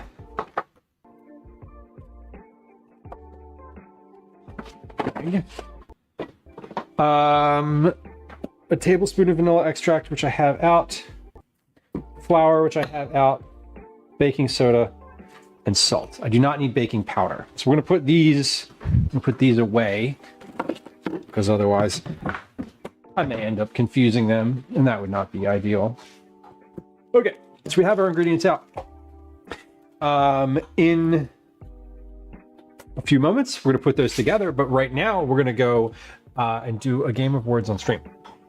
So if you need to use the bathroom, this is the time. If you need to go get yourself a drink, this is the time.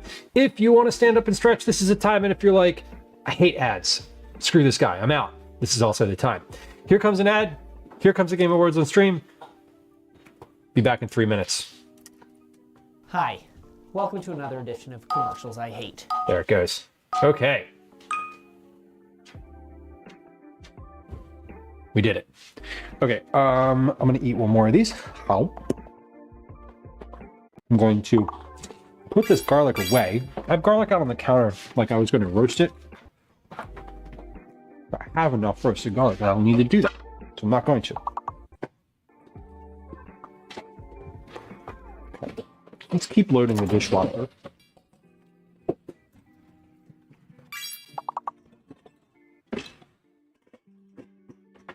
While we have the time and space to do so.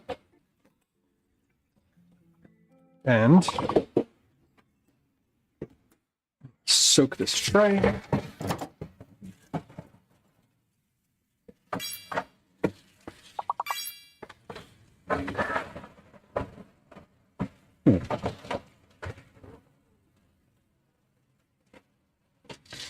Yeah, that looks great.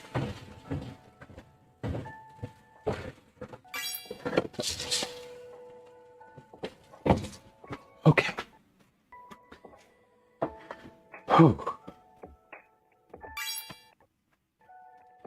We're almost there. This one's looking great.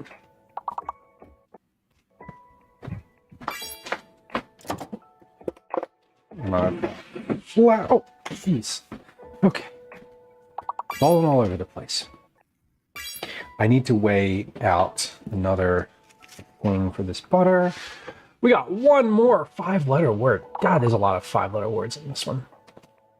It definitely starts with a D or an E. Educe. I don't know what that means, but it does mean something. Good job on that one. That's a cleared board.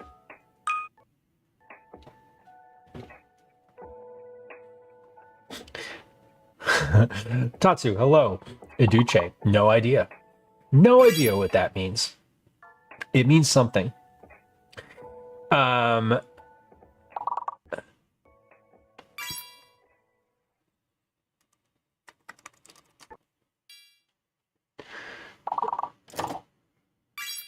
Every once in a while I get to get a word. It's very satisfying. Got a couple moments left in this ad and then we'll be back. Just waiting. Oh, I need to get out my mixer. Like, I need to cream together the butter and sugar.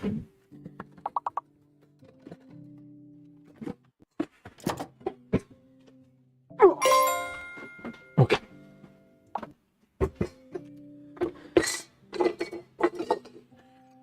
All right. If you're on Twitch, you can hear me again. Welcome back. Hopefully. Thank you for your patience. I know that nobody likes the ads. I don't like the ads. But, like, they happen. They will continue. All right. 3 more 4-letter words. 3 more 4-letter words. Twain, Rob. Good one. It looks like at least one of the 4-letter words. One begins with a G. There you go. One begins with a T. T.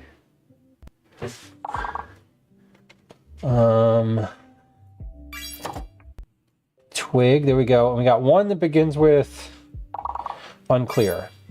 There it is. Nice. Got another one. That's 3 in a row. Very nice. Good job. I'm always very proud of everybody when a board gets cleared. Because it's like, you can't do a words on stream board without more than a few people. You can't do one by yourself. You can never do a word. You can't complete a words on stream board by yourself. At least not that I've seen. So it's nice when you get a finished board. That means that people work together. Go team indeed. Okay.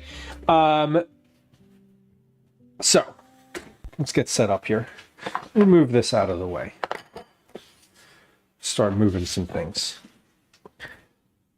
So this is a weird recipe. I've made this like multiple times on stream. I've made this multiple different ways. It's never come out the same, ever. So my goal is, hopefully today, I'm pretty sure that I have a recipe that works completely, but I don't know. So we're gonna find out. We're gonna make that today. So it starts with the butter and the sugar. So we're gonna cream those together. Let me weigh this again. I forgot what that weighed. I think it was 183, but I don't recall. 182. I think it was probably 183 last time. Close enough. All right. This is brown butter from last time. It's softening. It's almost soft. I think I want to give this about 15 seconds in the microwave at like power level 5. Like I just needed to chill, or I needed to not, it has like, let's do 20 seconds power level 5. It's got like just enough solid to it that I feel like it's too much. So we're just going to let that go here for a moment. Yep. Just about. Add a couple seconds to that. Like I said, this is it's never turned out perfectly. The last version I made was probably the best one, I would say. Yeah, it's relatively soft. Relatively soft. Okay. But wait, that was 180, 182. If I need a cup of this, let's see. What's my weight? I already did this math. I know I already did this math. All right, so 226 is a cup of butter. Grams minus 182. So I need 44 grams of butter. Let's see. 44 grams of butter. Here's what we're going to do. We're going to put this whole stick of butter on the scale. Zero it out. And then we're just going to cut off little bits of butter until it's at negative 44.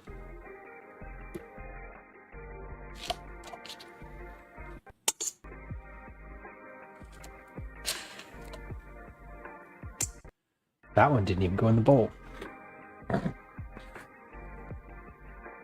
Negative 44.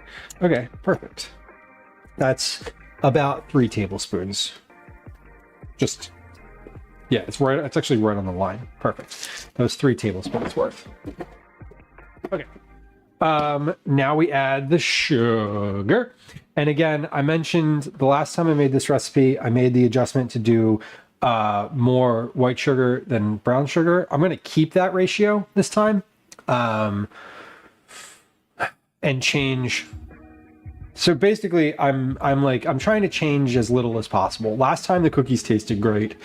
We're going to use the same sugar ratio.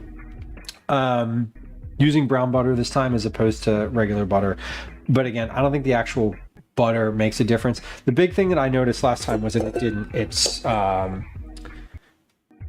I think that I needed to chill the dough so that it could spread less. It was it spread out a lot on the tray, like way more than I wanted it to. So we're going to try to not have that happen today. Lisa, welcome in. Good to have you. We're making cookies today, among other things. So we're going to do 175 grams of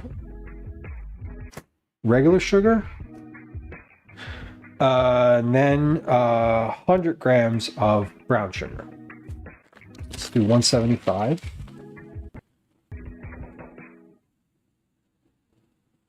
It's a lot of sugar. These are butter sugar cookies. 175. Beautiful. Fudge darling. I love it. No frosting needed. Was he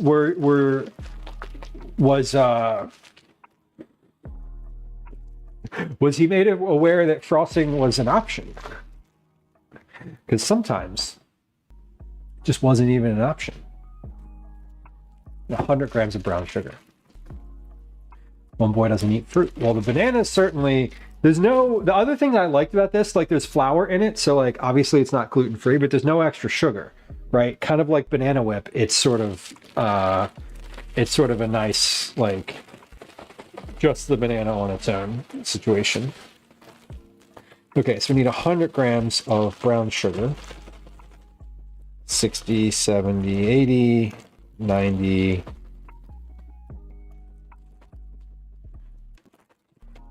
There we go. 99. Close. Frosting? Who's she? Yeah. That's right. If you don't, if it was never even an option, then you're not going to miss it.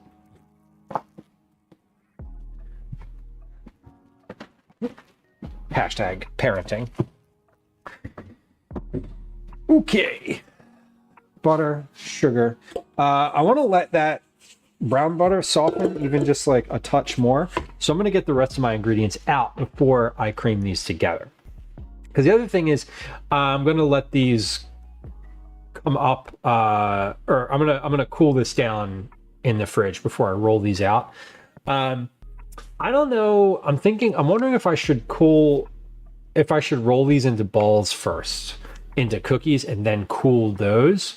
I think so. What I'm probably going to do is roll all of them out and put them on a tray, and let them cool in that form, as opposed to putting like a large dough ball in and then having that cool down, because that'll take longer. And then I can just pop them on a tray and bake them, and then I'll have them be like, they'll be totally ready. Avoids the warmth from your hands, Sarah says. Yeah, exactly. That too. The whole like process of rolling them is going to warm them back up again. So I figure if I roll them first, then we cool them, then we bake them, maybe they won't spread as much. The last time they were super tasty, but they were like this, they were huge. They were like this big, and they were, again, really good. Like really tasty, tasted great. So flavor is not the problem. Right now it is literally the size. I just want them to be smaller. I want them to be a little bit smaller. And the other thing is I want them to be like the most littlest bit thicker in the center, so that they have a little bit of chewiness to them. So there's that. Okay, next we add the egg and the vanilla extract, then the dries. So we have flour, baking soda, and salt. Let's get our flour, baking soda, and salt measured out. Flour is going to be 177 grams. That is a very specific number. But it is a number. It is exactly 3/4 of a cup worth of flour. So, for reference. Okay, I just poured flour on my scale. Now I can't see the readout.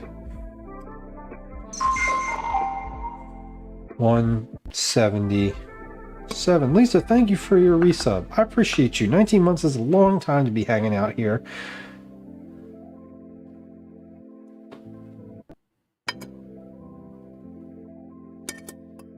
And I feel I feel like there's a cohort, a quorum or contingent or whatever word of folks who started coming into stream roughly around the same time, roughly around a Zachary Michael raid, almost 2 years ago at this point. And I don't mean to lump that cohort together, but y'all are great, so I will, because it's a good thing. And I appreciate it.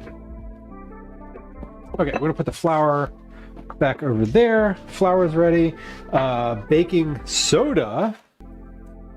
I know. See, I remember there's lots of folks. There's like probably, I would say a good 15, 20 folks who chat regularly here, who all basically came in at like the same time from that same, first Zach raid. I would love to know where Maka, hello. Also, welcome. Did I say hi to you? I didn't.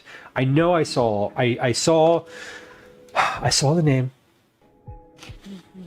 I saw the emote. yeah, there's a whole contingent of folks, and I would love to. I'd love to be able to go back and be like, why did Zach raid me at one time? Like, why did they come through that one time? What was the reason? I feel like I feel like that is lost to time, though. That the reason for that is lost to time. Teaspoon of baking soda, and then a teaspoon of salt. All right. Let's cream together the butter and the sugars. See how that goes.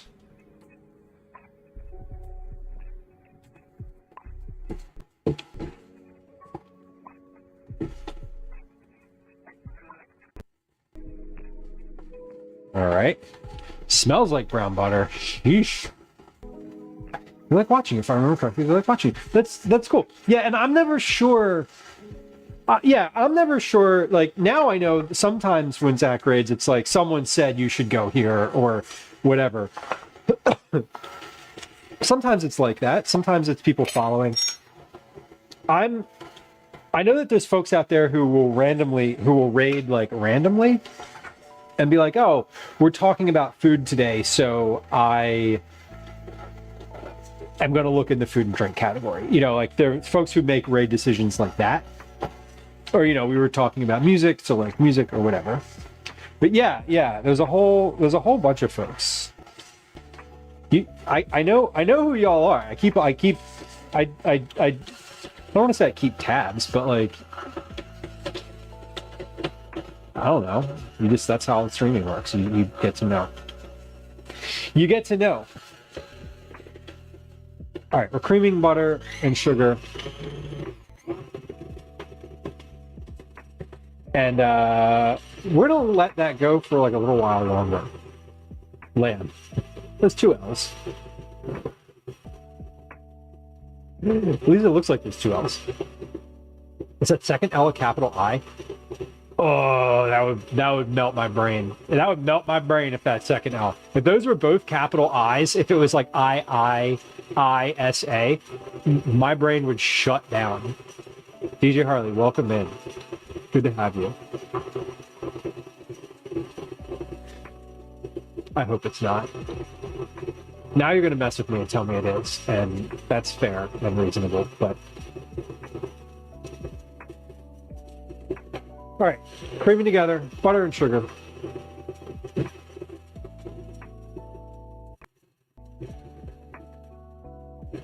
We're gonna let this go for like a little while, just like a little... It is 2 L's. Okay, good. If that was 3 I's in a row, I was about to be shook. These last 19 months have been all a lie.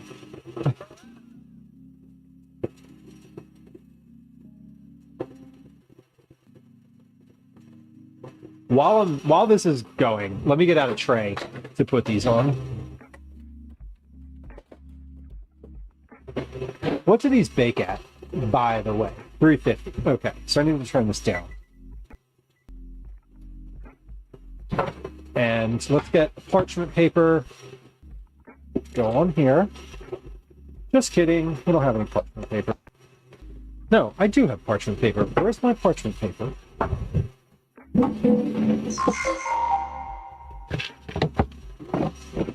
There it is. Kirkland signature culinary parchment. DJ Harley, thank you for your tier 3 resub. Your 35 months of being a subscriber. Holy shit. That is the longest subscription that you could possibly have to this channel. 35 months. That is the amount of time this channel has been monetized. And I appreciate you being here.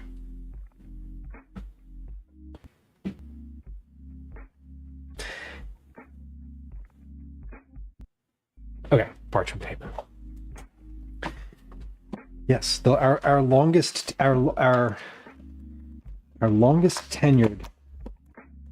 sub. Not just our longest non-tenured non-moderator sub, just the longest subscriber to the channel, period.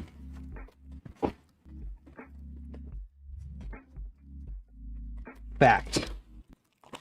Okay. Kirkland brand parchment paper. This is the same parchment paper I've been using. It's pretty good. Got some good tips on this channel. Yes. And lots of non-good and lots of not good ones. Here we are anyway. Well, that's not going to fit in that box. Some good cookies too. Yeah. And I send DJ Harley cookies every month because DJ Harley is a tier 3 subscriber. And if you are a tier 3 subscriber, you just get cookies every month. You don't need to do anything. They just arrive. It's a good perk. Honestly. I think it's a good perk. Alright. Well, that was weird. I just like cut this parchment paper off and it doesn't fit the tray well in either direction. So amazing. Okay. Butter is creamed. Noted. Yeah. From the 2-3 subs, that is a benefit. It's the only way you can guarantee cookies unless you sponsor a cookie club. And sponsoring Cookie Club is way more money than a tier 3 sub. So just putting it out there. Never any. I don't ever have any like. I'm not trying to twist anyone's arm, right? Just clarifying the benefit. All right. So this looks good. Let's get this. Ooh, I almost lost some of that dough there. I didn't realize how much was hanging off the back end of that dough hook. Or dough paddle attachment. This is not a dough hook. The dough hook looks like a hook and is in fact something different. Okay, that's fine.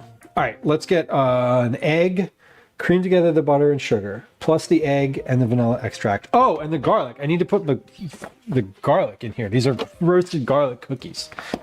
I had 30 some grams of garlic left. So I'm just going to use the rest of it because what am I going to do with 2 extra grams of garlic? I am apparently going to just put them on the floor. Perfect.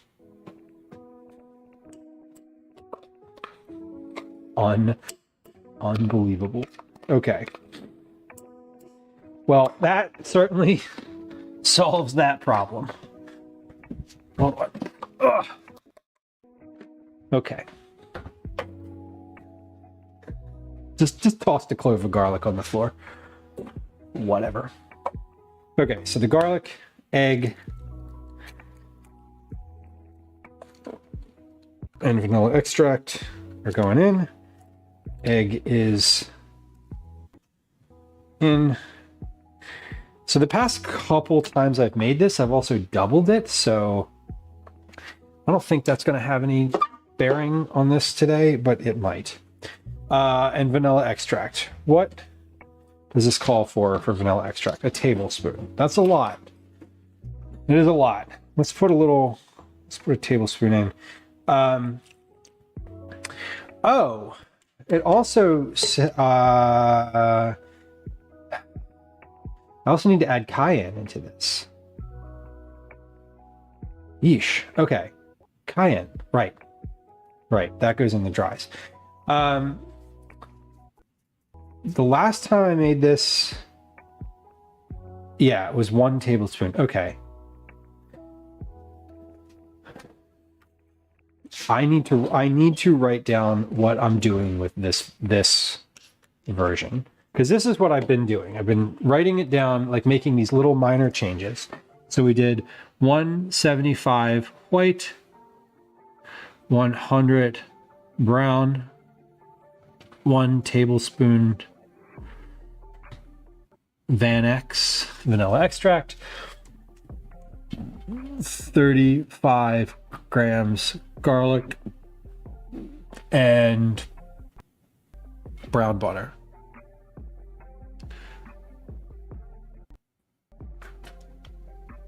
Less 3 tablespoons.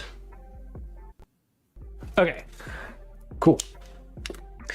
Do guys have clumsy days or days you're more accident prone? I think so, yeah. I mean, just in general, I know there's definitely days where I am more unfocused, and that almost always leads to messing things up, whether that means an accident or just like not doing something, like forgetting something. It's typically just like forgetting something. But yeah, if I'm like unfocused, I could also like drop things more. And I want to do 3/4. How much cayenne? Hold on. Where did it say? 3/4. I want, okay, so I basically want 1, 2, 3/4. So I want 7/8 of a teaspoon worth of cayenne. That's what I'm putting in here.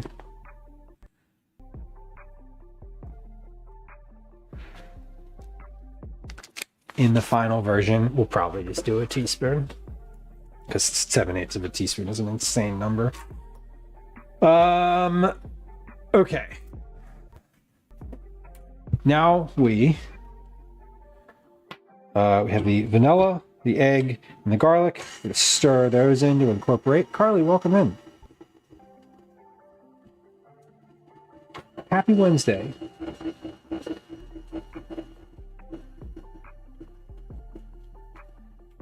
Okay, now we're going to stir in the dries.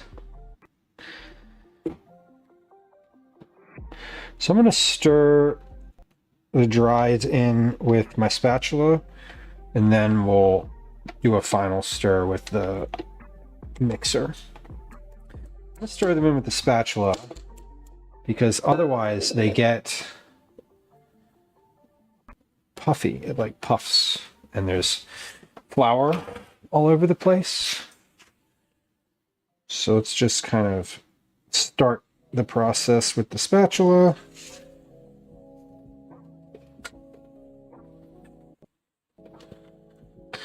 Okay, and if I recall correctly from the last time we made these, this is a very sticky dough, and so portioning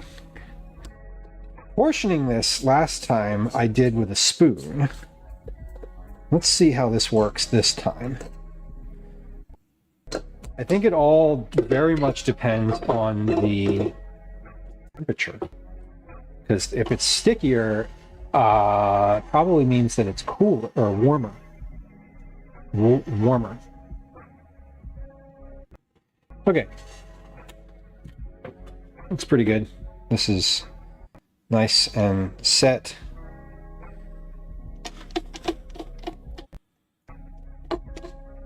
Let's get this down. Let me give a stir in the bottom here just to make sure I got everything off the bottom. We did. There's no additional flour stuck to the bottom of the bowl here. I'll tell you what, this smells incredibly different using brown butter. Like, just the scent of brown butter is overwhelming coming out of this right now. It's the primary scent of these cookies in this current format, and it's like not close. So I do feel, I made them with regular butter last time and they were pretty good, but I kind of hate the extra step of browning butter to make these, but like it might be worth it. It might actually be worth it. Okay. This is ready to go. And yeah, this is a very sticky dough that we're working with here. It's light. It's like kind of fluffy. So let's get our, let me move this mixer off the counter. The next is going to be portioning this out, which I believe, not believe, I know last time we did it with a spoon. Darlene on YouTube. It's going great. We made those banana bites. Those turned out very well. I'm working on some garlic butter cookies at the moment, which we've done on stream before. And then we're going to do a cake next, a mug cake. Okay, so here's what I think. These last time were 24.75 gram cookies. So we're just going to call it 25 because what the hell? And how do we do these? We did these with the scoop last time. We did do these with the scoop. I remember. I'm also going to write down, like certain stuff like that.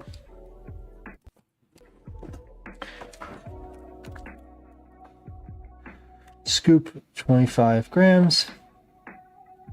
Chill. Okay. We might end up, I might end up rolling these by hand later. Let's see.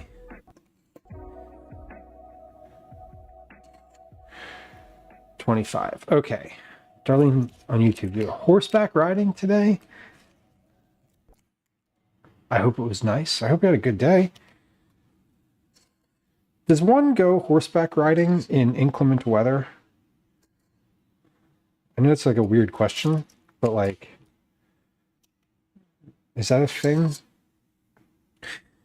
Generally speaking, do you have to have like nice weather to go horseback riding, or do the horses ever just like get to go out in the rain? So what I'm going to do is I'm measuring out 25 gram scoops of this, and then I'm going to come back and gently roll each of these scoops by hand so that they're in like a round shape, because right now they're just blobs.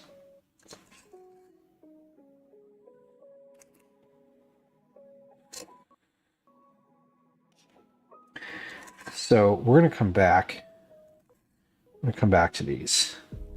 Right now I'm portioning. So we'll portion, then we will shape. And I'm doing like roughly 25 grams here. I'm not trying to get these perfect. If I was doing these for Cookie Club or for like to give to other humans that don't live in this house, I would probably spend the extra like second or two getting them to exactly 25 each, but we're not doing that today. We're working a little bit less than that. All right. And again, this is a recipe that I am working on. I don't have a final version of this, but this is, at this point, this is definitely my recipe. I don't have I had a base recipe for butter cookies I was using initially, but that has long changed. And so once this is finished, I don't know what I'm going to do with this recipe exactly, but we'll do something with it.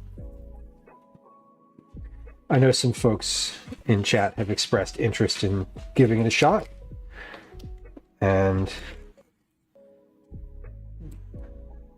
So I will share it.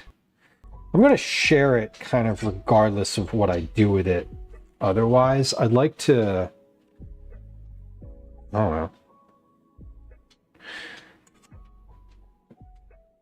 I'd like to pitch it somewhere and see if I can get it published, but we'll see.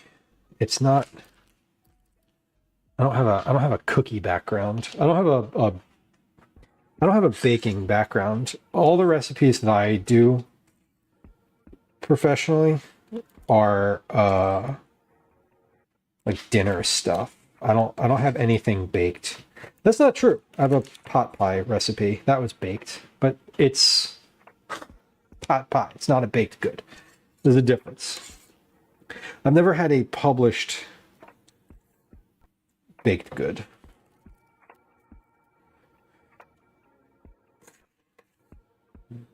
There's always a first. Okay. Oh, that one just came out. All right, I'm almost finished with the rolling here. So I'm gonna get some gloves and like give these a little bit of a hand roll. We'll see how this works out. If they're like too sticky and they're weird to try to finalize by hand, then we won't. And we'll just leave them in this form.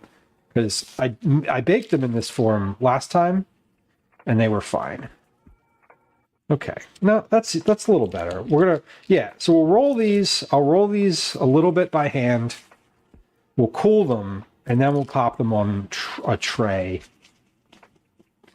to bake after they've had like 20 or 30 minutes in the fridge. So I think with these, I'm going to let these cool while we make a mug cake, start to finish, and then we'll come back.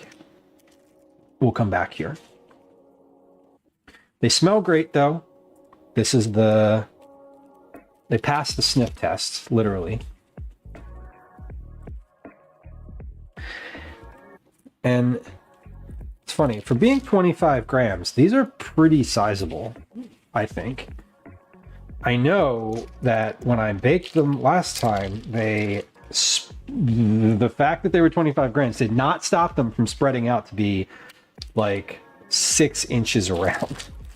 So they do have a lot of potential to spread.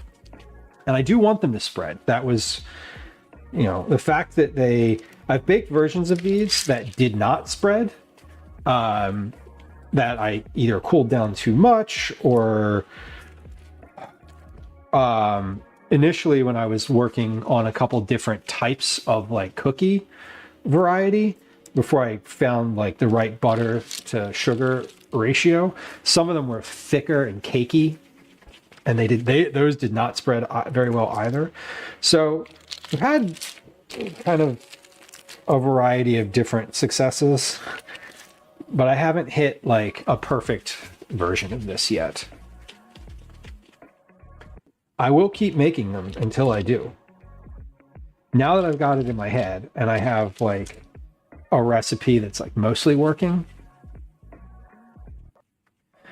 pretty much there. The last time I thought I had a good one and I was just like, oh, I'm just going to make some changes to make the color different. Like that fucking matters. And then all of a sudden I had cookies that are 6 inches wide and I was like, what happened? So even if you think you know what you're doing, that's not always a lock. All right, let's finish portioning these. Just gonna do that with the gloves.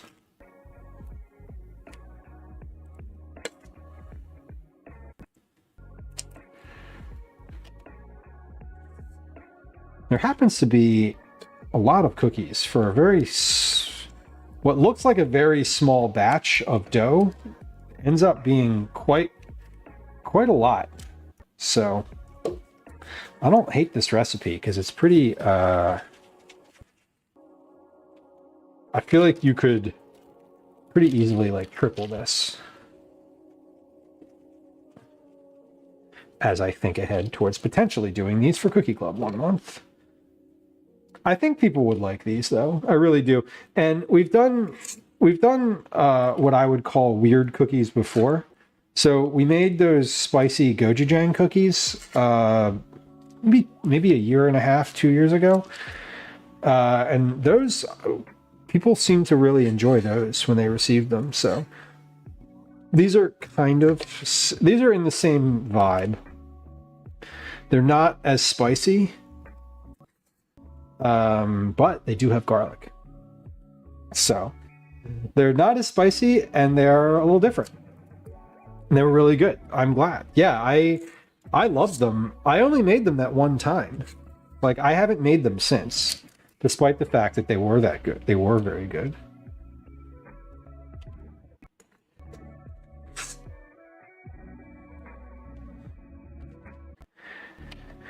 That's not true. I made them once before Cookie Club, and I was like, oh, these are great. And then I made them for Cookie Club, and I have not made them since. So, point of fact.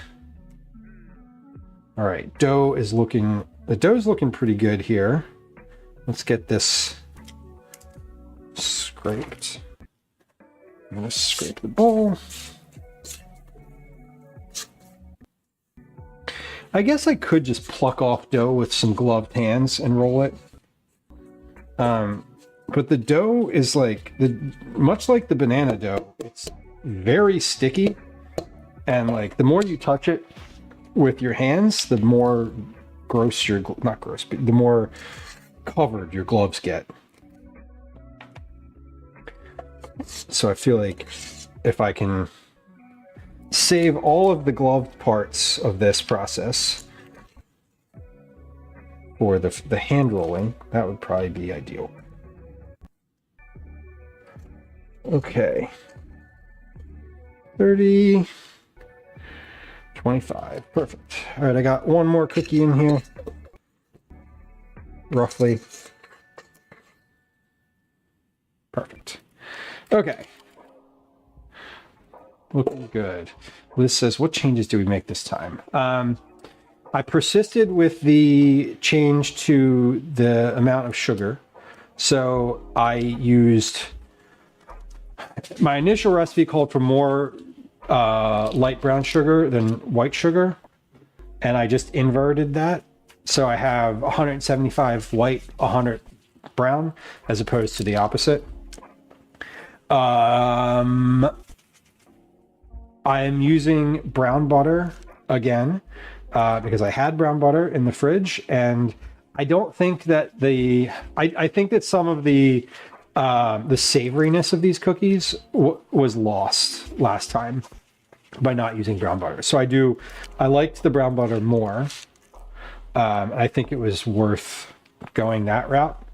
And then I'm going to, the other change that I haven't done, that I didn't do last time, that I am going to do today in just a moment here, is to put these in the refrigerator to cool down before baking them. So last time I just baked them directly from here.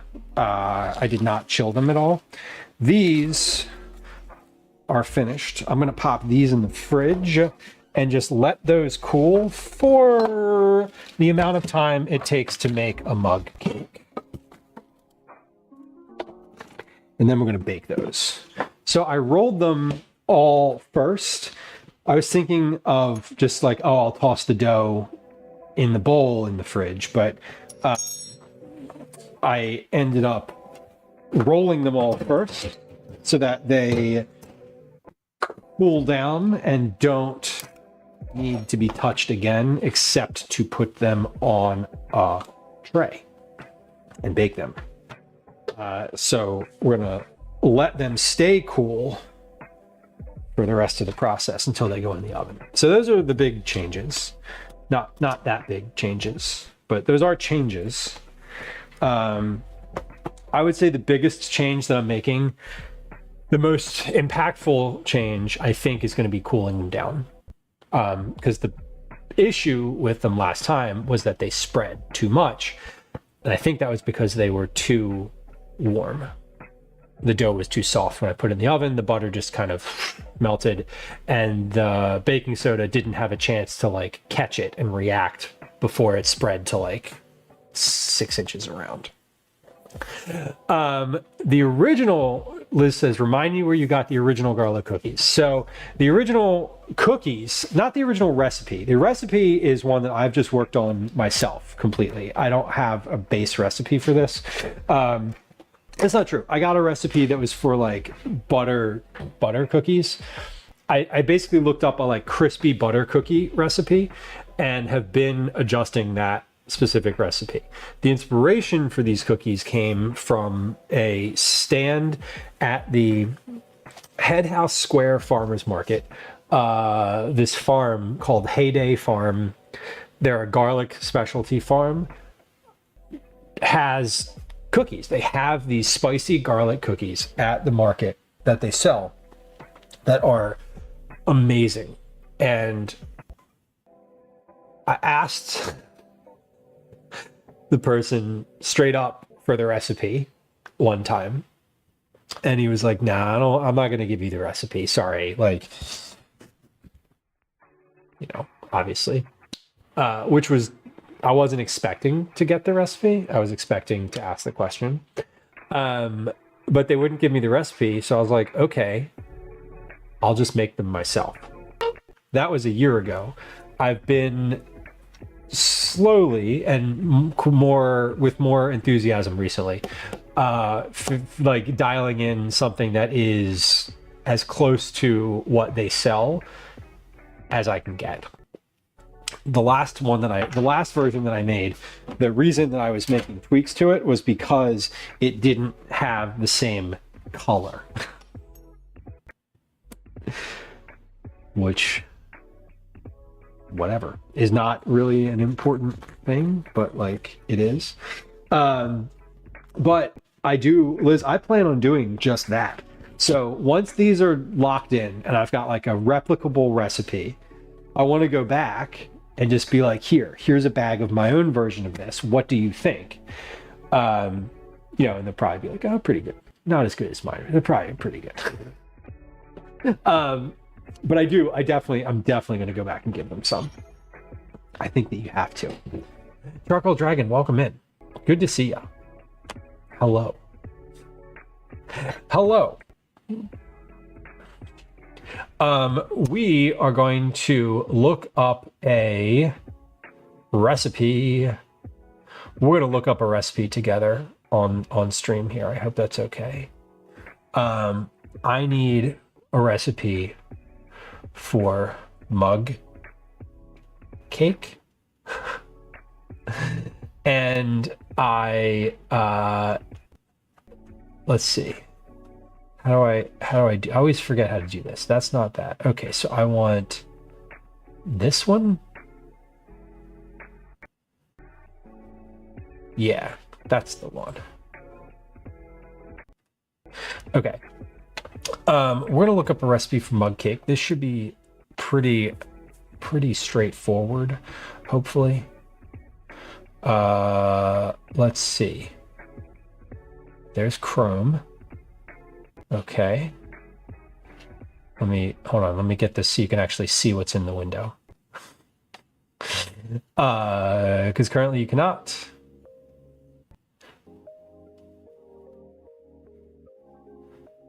Oh, weird.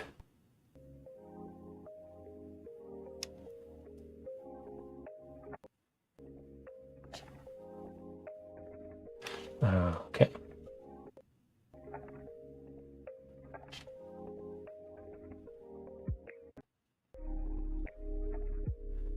Oh, right. I did. There we go. Okay.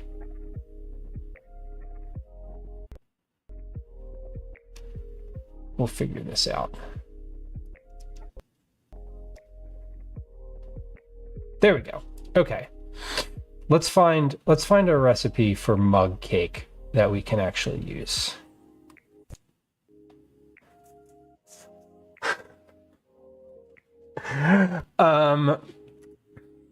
Let's see. All recipes is usually really good.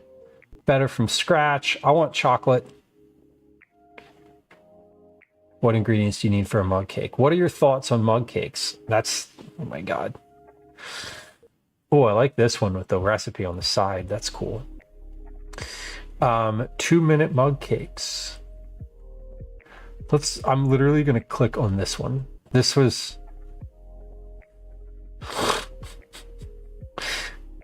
if I'm going to be real honest here, this seems ideal. Rusty, welcome in. Good to see you. Good to see you. Let's hold on. We're gonna watch this video. Let's watch this video here. Power on. Connected. Okay, let me put this through my headphones instead of a desktop so that it doesn't come in twice. Where's OBS? There's OBS. Here's this thing. Ah! I hate Chrome.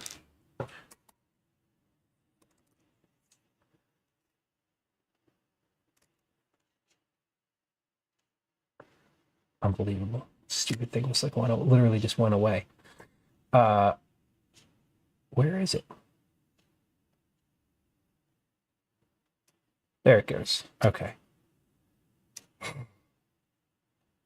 I swear, this is y'all know I don't do a lot of the like show a browser window on screen. So thanks for your patience. We're working through it. Figuring it out. Okay.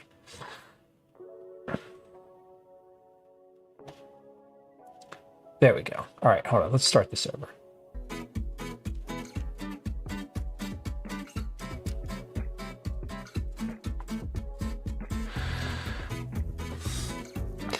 Home cooking tip. If you have, that wasn't the pause button. Something about a jumbo mug. If you have a large jumbo mug, it should something spilled over the side of my regular ones. Okay, so use a larger mug. Well, personally, all the ones I've tried have been mid. Yeah, I mean, it's a cake that you make in a mug in the microwave in a minute and a half. It's not going to be good. Okay, for a healthier version, plain unsweetened applesauce as opposed to oil. Yeah, okay, so you can use applesauce. That's good to know. Vanilla extract, yep. Home cooked tip. I added a big spoonful of Nutella and semi-sweet chocolate chips. Okay. Microwave 1 minute and 45 seconds and it comes out looking like that. Lies. Lies. Okay. But let's figure it out. Mug cake ingredients: flour. Okay. Shit. I just put the ingredients away. I just put them all away. What the hell? Okay. Flour, sugar, cocoa powder, baking soda. Let's get those things back out. Flour, sugar, baking soda.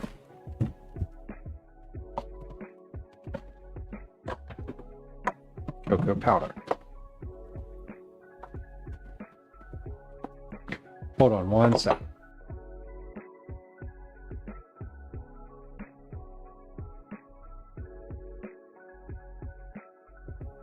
Okay. Sugar, cocoa powder, baking soda, salt, milk, oil. Let's use applesauce if we can, because I have it. And water, vanilla. Okay, we got all the ingredients out. Can you have one more? Yeah, you got to toss that gum out though. You're not eating cake with gum in your mouth. That's Florida coast. Verbo has over 57,000 That's a no. exclusive vacation homes on the Florida coast. That's 7,000 vacation homes Airbnb wishes pinch of salt, they had. milk. Make it a Verbo for Okay. Florida coast trip. How to make a cake. It couldn't be easier to make a homemade mug cake. Combine the dry ingredients in a microwave-safe mug, stir in the wet ingredients, cook in the microwave until the cake is done in the middle.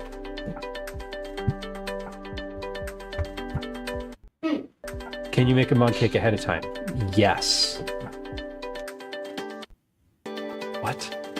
We pause or turn off the video. Oh, is it still playing? Oh yeah, I took my headphones out. Yes. Thank you. I took my headphones out, and so object permanence means that it was gone. And I also, okay, let's turn the desktop sound back on. There we go. Oh, hold on. No, I don't want to do that. Where's OBS? There's OBS. Okay.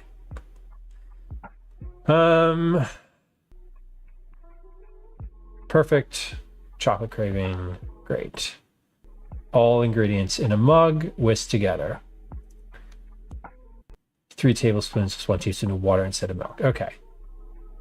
Ice cream cake, so fluff. Nice. We have 1 piece of ice cream cake left in the freezer from Gwen's birthday last week. Just 1, and it is hers.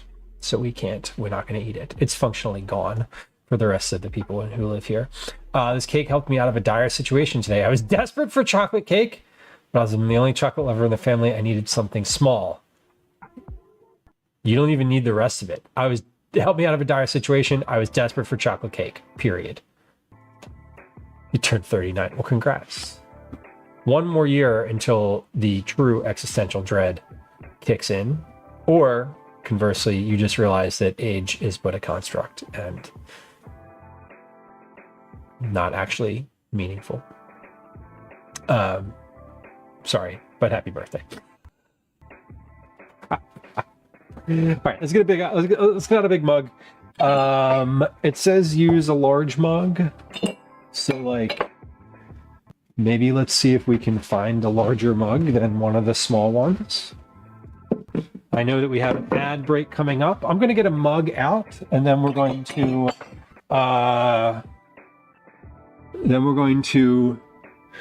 take a little break to do a game of Words on Stream. And streaming an ad on Twitch, and then we'll be back. Okay. Let's see. Which of these mugs do we think is the right one? Do we have the down on the farm mug with the small crack in it from Ohio? Or do we use the Patrick Richards mug with the broken handle? Ashik, welcome in. Welcome in. How was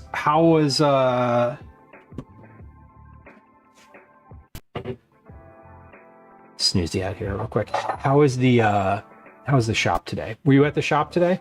Ashik is for y'all who are not familiar, 1, Ashik is a friend in the stream. 2, Ashik runs and operates a liquor store and has a really funny live stream that includes all the folks that you would expect at a liquor store. Please go follow. Thank you for bringing friends through. The farm mug. I feel like the farm mug is probably the right move to start because it has a handle. Frankly, I'm very upset that my Patrick Richards mug broke. My handle broke. Like genuinely upset. Work, welcome in. Good to have you. I love that emote. Let's use the farm mug because the farm mug has a handle, and I don't know how hot this is all going to get. So it may end up. I may have need of the handle. Sofa says, I used to be a liquor store manager and it was an interesting place to be. That is a absolutely believable statement. I have to imagine that managing a liquor store is the weirdest vibe. It's sort of like, I imagine it like it's not. It's probably not at all like managing a bar, right? Like very different, but like I don't know. I have to believe that at least some of the people who come in are in the same mindset. Fun but sad. That sounds about right. That sounds about right. All right. Our Chrome window is gone. Let's close that. Okay. We are running up against a little break here too. So what we're going to do is we're going to pause and take a quick break for Words on Stream. If you're unfamiliar, we run a game of Words on Stream right around the top of the hour. Today we're going to do it at the top of the hour. We've been doing it at the top of the hour, regardless. It's not always. Not a rule. Not a rule, but a preference. At the top of the hour, we run a 3-minute ad on Twitch. That keeps ads from running for the rest of the hour for anyone who joins the channel or the stream.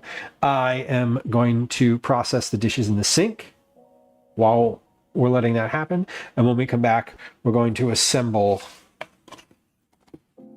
a mug cake from these ingredients you see in front of you. Not you. That's cayenne pepper. That one and the cookies. So, a little bit of housekeeping. Once we're finished with the mug cake, we're going to get some cookie. We're going to take the cookies from the fridge, this one, the refrigerator. I have cookies in here on the shelf. I'm pointing at them. They're cooling, ready to go. So once we're finished with the mug cake, we're going to bake these cookies. While the cookies are baking, we're going to get out our ingredients for dinner and figure out what dinner is going to be based on how much time is left at that point. So if you're on Twitch, you're going to get a 3-minute ad coming up here in just a moment. The ad is not running on YouTube. There's a link to that in chat. So if you, like me, would prefer not to get an ad, you can go subscribe on YouTube. Bashik, sorry to hear Raiden Run, but I had a work emergency. It does happen. And I appreciate you bringing friends through regardless. It's good to see you. We're going to take a quick break. Here comes a game of Words on Stream. Here comes an ad on Twitch. It's 3 minutes long. We'll be right back. Hi. There. Welcome to another edition of Okay. Let's get some stuff in the dishwasher. We're gonna just continue. I always try to get through getting stuff in the dishwasher on stream, because that is honestly like more than doing the dishes at the end of the stream. It's helpful. This is probably like the most helpful thing that I do for future me. Or future Gwen, depending on who's doing the dishes that night. But future me, if it is my turn for dishes, which I believe it is tonight, is always grateful. All right. Man, these cookies are so greasy. Rinsing the tools off, the cookie scoop, it's like slick with grease. Like the whole thing is just greasy AF.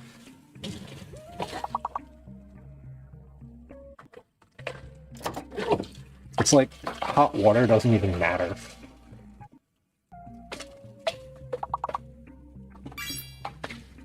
Alright, but I'm just doing some dishes. Letting that ad roll. Because Twitch says we have to. Wah, wah. Alright. Room for one more.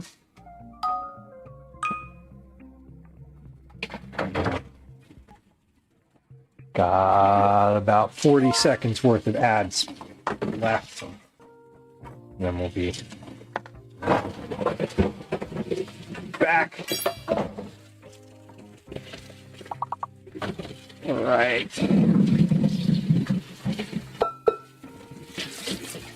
Very helpful just to do a little bit of sync triage.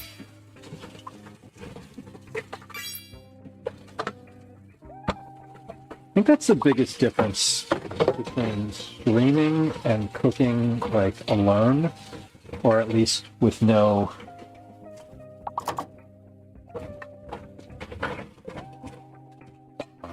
like imperative to entertain. It's that you can do just do the dishes as things are going on. You don't, at least for me anyway. Hey, if you're on Twitch, welcome back. Thank you for your patience. You were experiencing an ad break. You have returned from that ad break. And if you're still within the sound of my voice, that means you made it through. Thank you. If you're not within the sound of my voice, you didn't, and you're not here. And that's unfortunate for you. And all of us generally who benefit from your presence. We're finishing a game of words on stream. It is almost over. We have but one more guess left. Everybody gets one final guess. Get them in now. Here it comes. One final guess. Almost there, though. Did pretty good this time.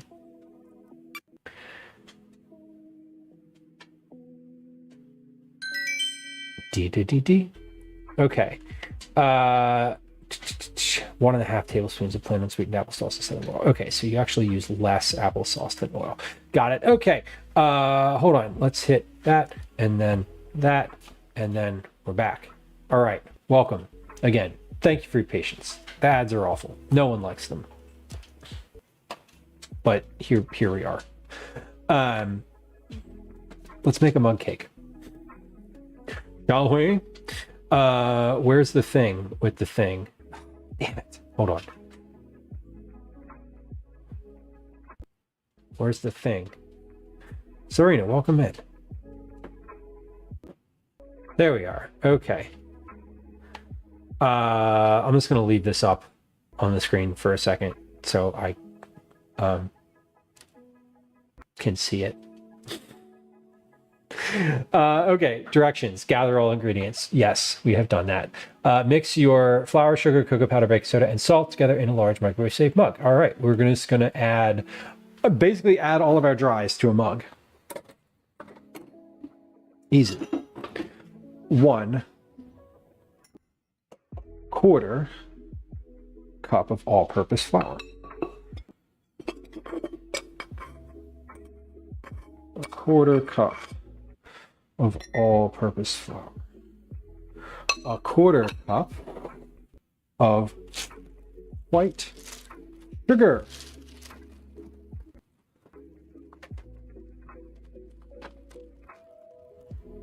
1/4 cup of white sugar. 2 tablespoons of cocoa powder. I've used all recipes and 10 tomatoes. 10 tomatoes is the right amount of tomatoes for a recipe. Confirmed. A tablespoon, it says, is 5 grams. Wait, 2 tablespoons. 1/8 of a teaspoon of baking soda. So I guess for a mug cake, you're trying to be like, you're pretty precise here, because they're not that many ingredients here. I don't have 1/8 of a teaspoon, so we're just going to do 1/2 of 1/8 of baking soda. This is baking soda, confirmed. 1/8 of a teaspoon of salt. That's 1/2 quarter. Okay, so those look good. Let's stir these together. Hey, Yeah. you owe me a piece of fruit. I have bananas.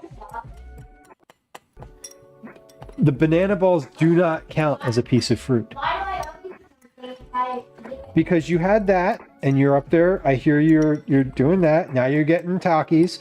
I'm assuming that on the way to karate, you're going to stop somewhere else and get yet another snack. So you owe me a piece of fruit.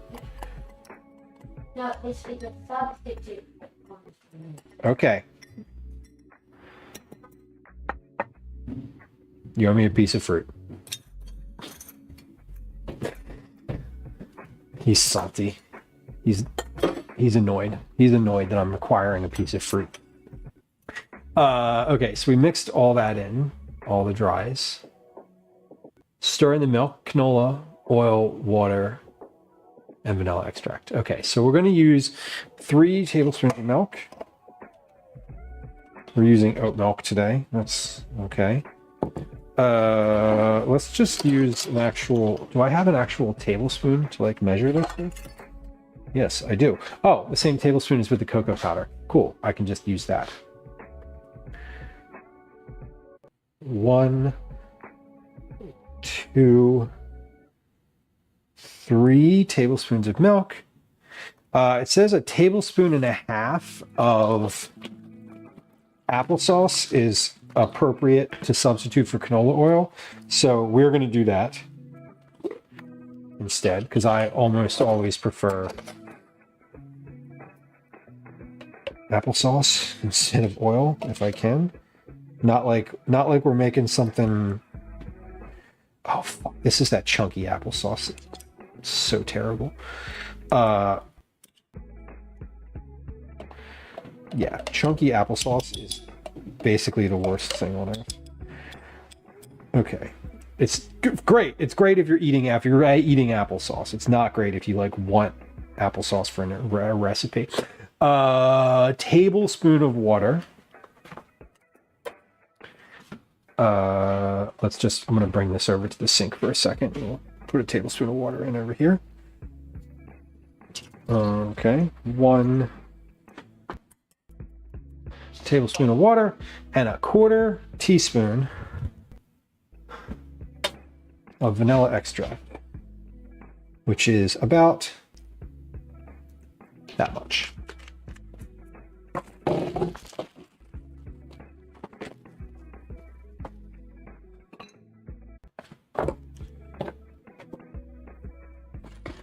What did this come from? The milk. Okay. One of the comments on here I saw was like, how do I keep it from being lumpy? How do I prevent getting clumps of unmixed ingredients at the bottom? You stir it. Sift the ingredients. A tiny whisk, milk frother, or immersion blender. God, imagine trying to make something convenient like a mug cake and getting out a fucking conversion blender. We're just gonna stir immersion blender, right? Okay, let's stir this. So this just gets mixed together. Okay, it's cake batter. Hey, I have dry ingredients on the bottom of mine too. Yes. We're going to stir it until there are none on the bottom. A frother. We have one of those for like milk for like lattes and shit. I got it. Santa got it. Santa put it in Gwen's stocking last year.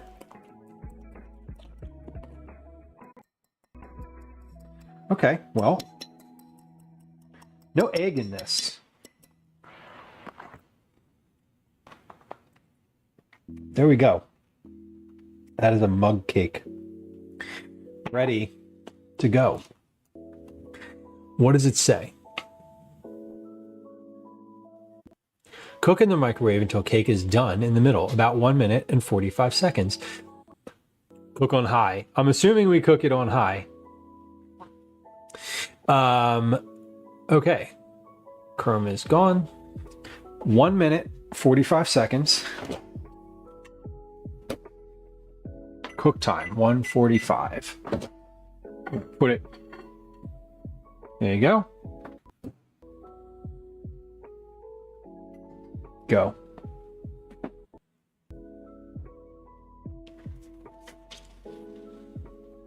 Never made one of these before.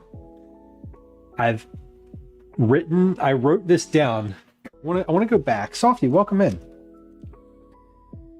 I want to go back to, oh, this is 2024. Okay, I need to be in December.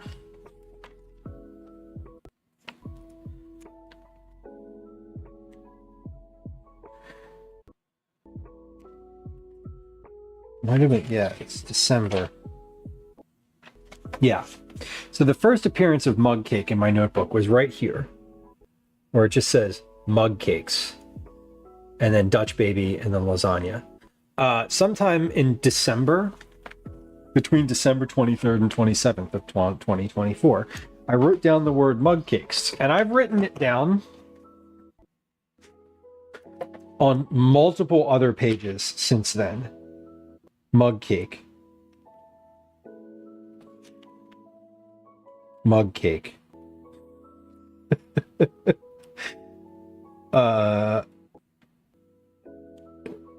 It's definitely, I wrote, like, I've been sort of carrying this idea forward. This, like, I just want to try this just once. It's so easy. I haven't done it. And yeah, I wrote it down a couple times.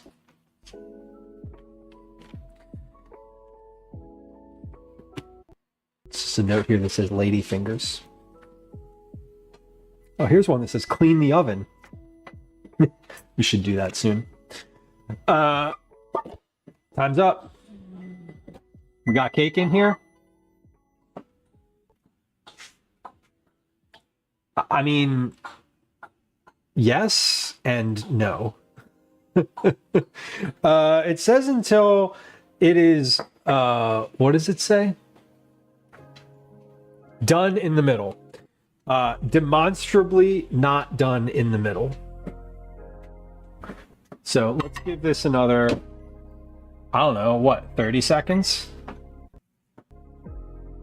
Liz, it's exactly like lava cake.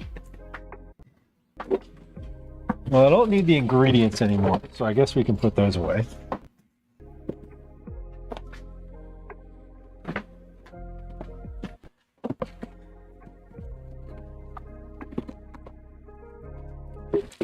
And let's see. 6, 5, 4, 3, 2. Good. It says good. It smells like chocolate cake in here. Yep. That is finished on the inside, at least in the center. Real hard. Hold on. It's hard to get the camera to focus on it. There we go. There's with some good lighting. Better lighting. If I hold it straight on, you can barely see anything. Wait, if I hold it straight on and like... Yeah, let's give it a little shake. I mean, it looks alright. It looks alright. Let's give it a try. I'm just going to use the same fork that I used to stir the damn thing with. Well...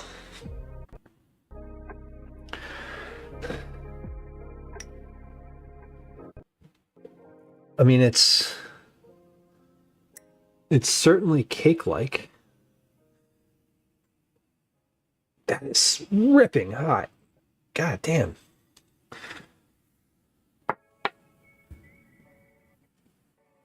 Megan, welcome.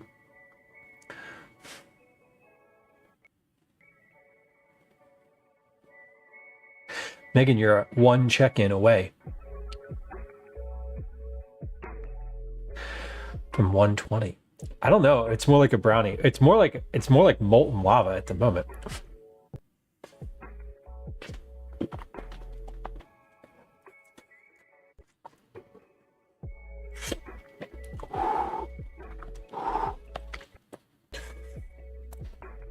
It is very it feels dense.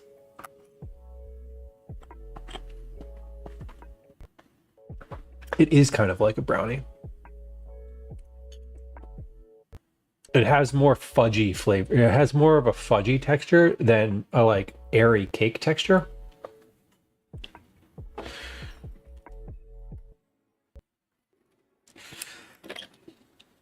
See if I can get a big chunk of this out of here for science. Oh shit, I should have made this in a clear glass bowl. That's what I should have done. I should have made this like a mixing glass so we could see the outside of it.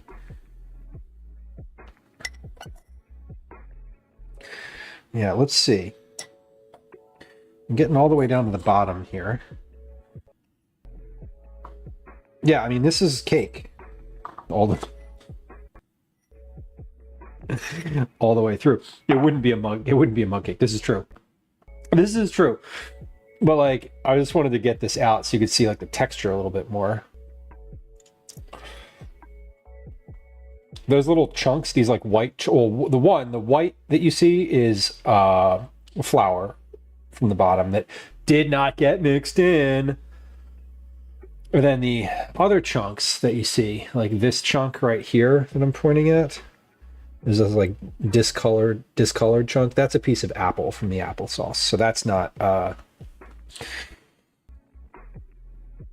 that typically wouldn't be there.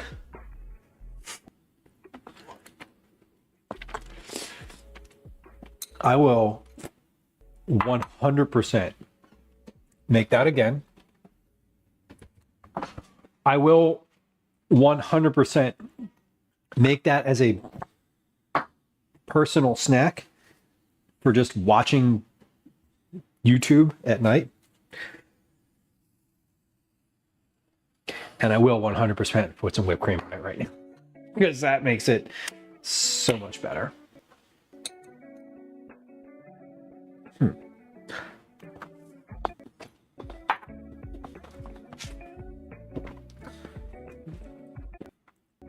Well, I'm upset with myself that I have not been doing this since I was a child. Only slightly.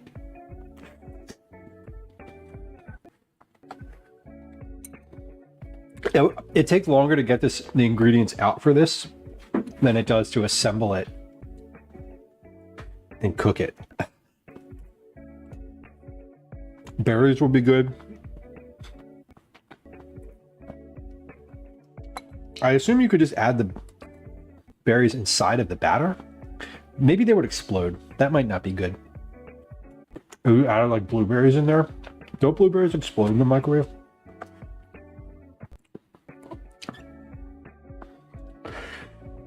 Oh my God. Yeah, this is delightful. I didn't know you could do pancakes like this. I know you can make eggs in the microwave. I do every once in a while if I'm making egg sandwiches and I want like a round, you know, like a sort of fast food style round egg, I'll do the scrambled eggs in the microwave in the bottom of the mug. It would be good practice following a recipe, Fudge Darling. And for kids too, like, you know, you get out the ingredients and it's like, add them in a mug. Like, it's not hard. I think this recipe is going to earn its little spot. Because I often get the urge for like baked goods. I don't know, probably at least once every like 17 or 18 minutes. So this is a nice little itch scratcher when it comes to like that type of thing. I am, without fail, I'm going to stand here and eat this entire thing. And there's not going to be anything left.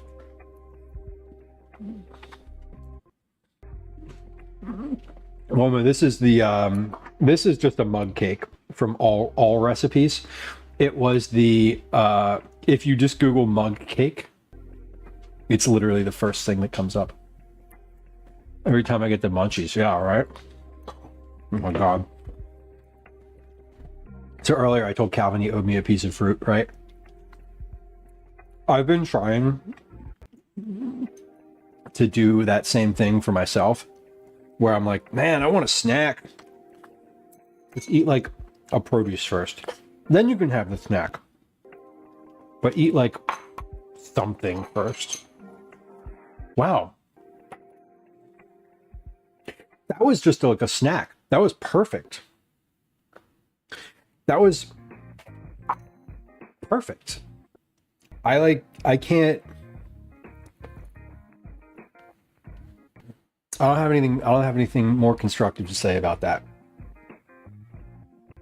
That was quite literally exactly what I was hoping for.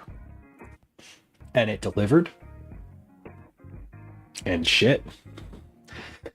That was really good. The apple chunks were fine. They're always fine. They're just annoying because they're not supposed to be there. It's not I don't get annoyed because they taste bad, right? I get annoyed because I don't want chunks of apple in my chocolate cake. That's all. I like the applesauce though. I always love applesauce instead of oil. One snack limit, Wama says, and that's what helps me from not overdoing it. I would definitely I literally just stabbed myself in the face with a fork. I like pushed my lip into my top tooth. These are, that's like a good amount of snack too, like a whole mug filled with cake. That's the right amount. You can make a big batch of the dry mix. Okay.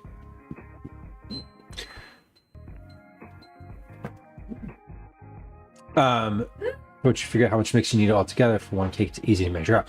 Yeah, I mean, I imagine, who knows, you sort of like make, for me, if I was going to do that, I would like make one and I would measure how much that weighed. And then I would like, you know, quadruple it and just weigh out like the final, you know, versions of the final product. Some days are just snacks. Some days are just snacks. Fellas, catch me up. Happy to. Well, after the banana rounds, which, by the way, are still here. So we finished the banana rounds. Made those. Those came out. They're pretty good. They're cool now, obviously. They're much chewier than I anticipated. They're very, very dense, which is good. Not a bad thing. So we made those. Then we did the garlic cookies. I kind of talked through all the little nuances of the things that I was doing differently for this version of the recipe. So I made those. I didn't finish them yet. So what we did was we made the cookie dough and rolled it into balls. We made it and portioned it and put it in the fridge. Now, and then we did a mug cake. We've had some breaks in between there, some words on stream. I just finished with making a mug cake. You'll see it's gone. Did you like it? No, it was terrible. Ha ha ha. See how funny I can be at restaurants. So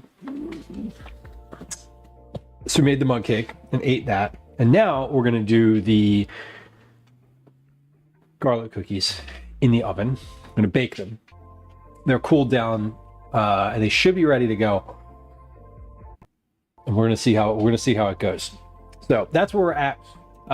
Next things today are gonna be baking the garlic cookies and like getting those done. And then we're gonna turn our attention to dinner.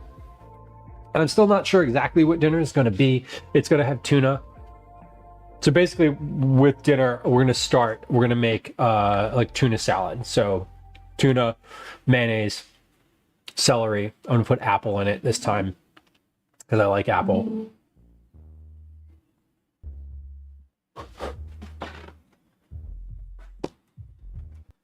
Days, what are you doing?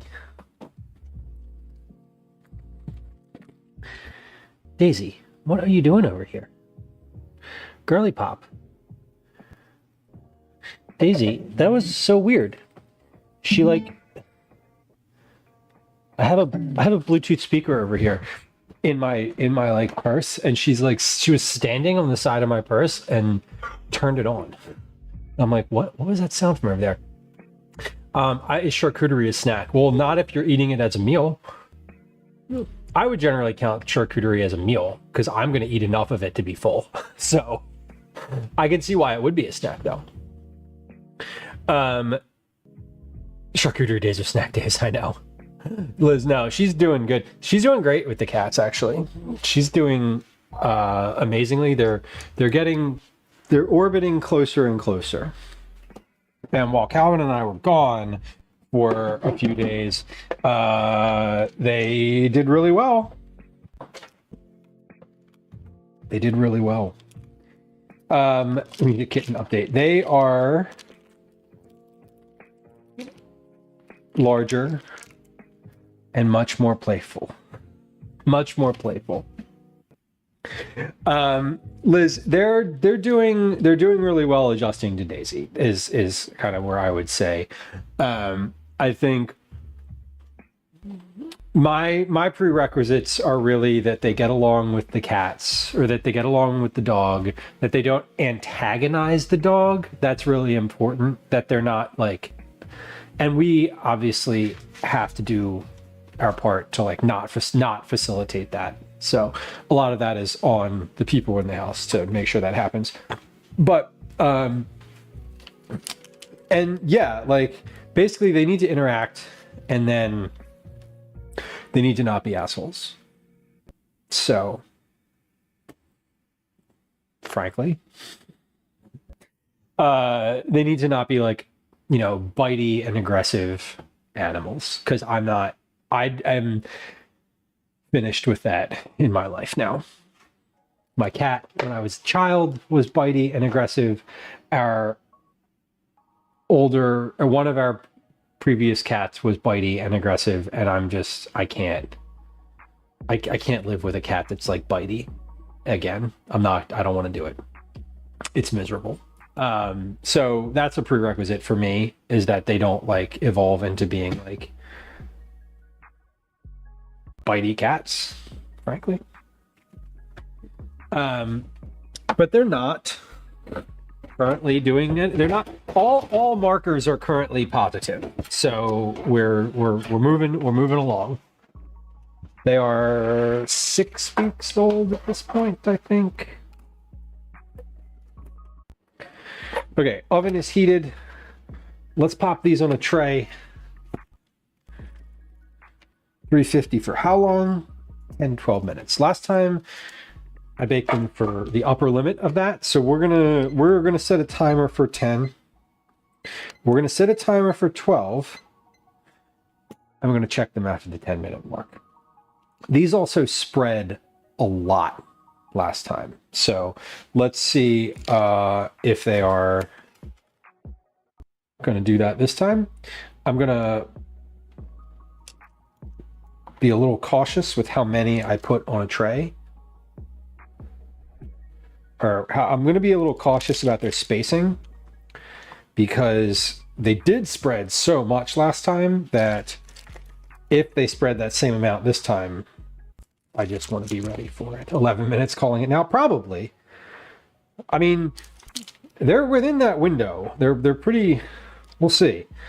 We'll see. Here they go. Here's tray number 1. Garlic cookies going in the oven. I'm not going to rotate these. I'm going to leave these in the oven from 0 to finished, and we'll see if that is good or not. Let's see. I want to see if Gwen's available to bring up any of the cats while we are waiting.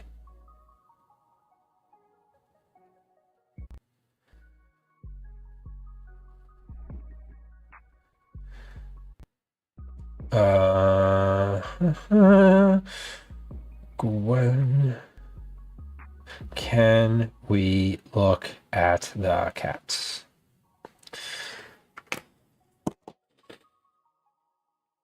We'll see. We'll see if we have permission to view the cats. I think yes, but like, I don't know.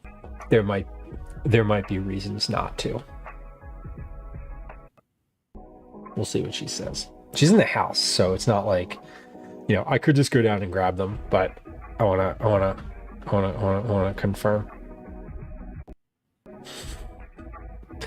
No response yet. She's playing Fortnite. Right. Okay. Well, maybe we can just go grab a cat. See if we can land one. I'm gonna put these cookie balls back in the fridge here, real quick. Wait, just wait a second. Let me see if I can go grab a cat or two, possibly three. Okay, be right back.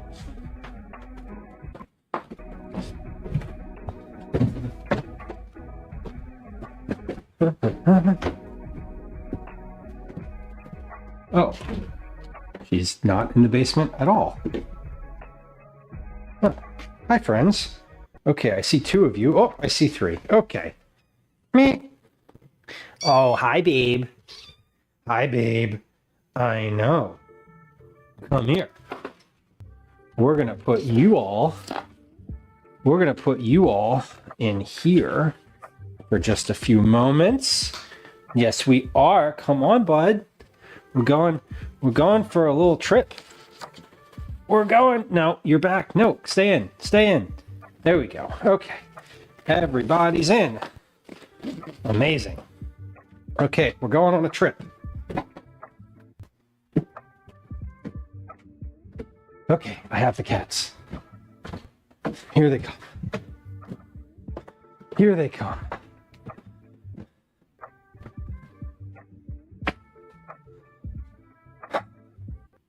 We're packing the kitten suitcase.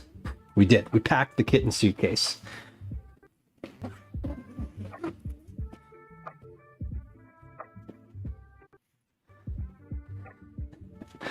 Everybody's here.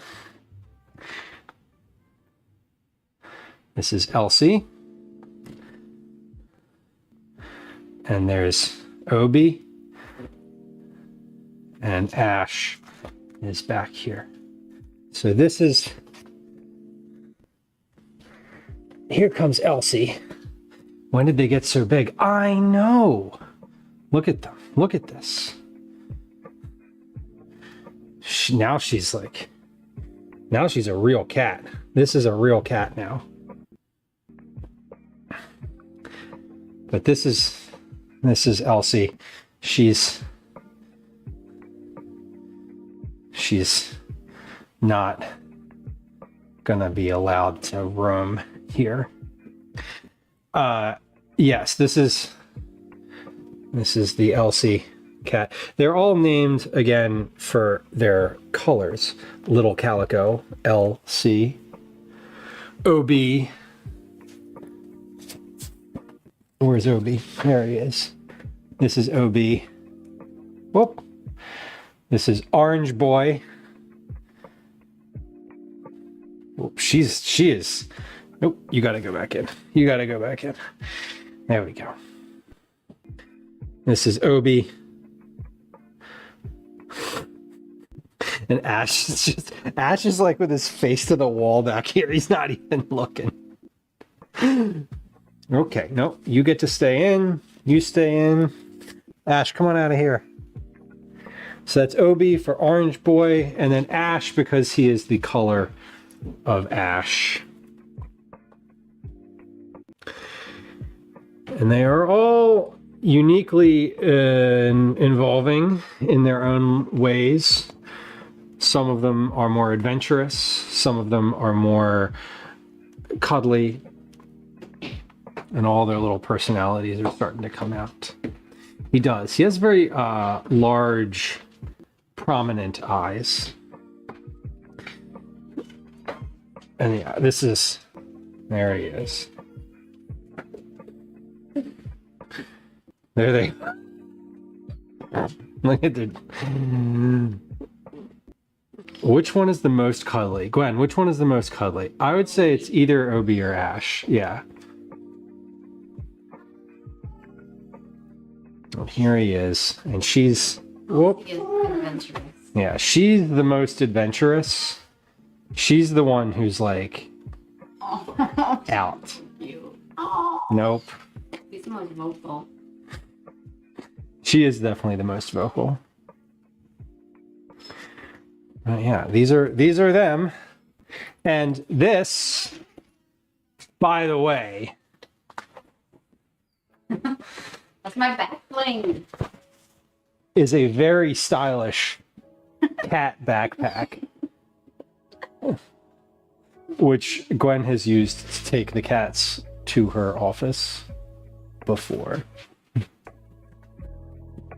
So ridiculous.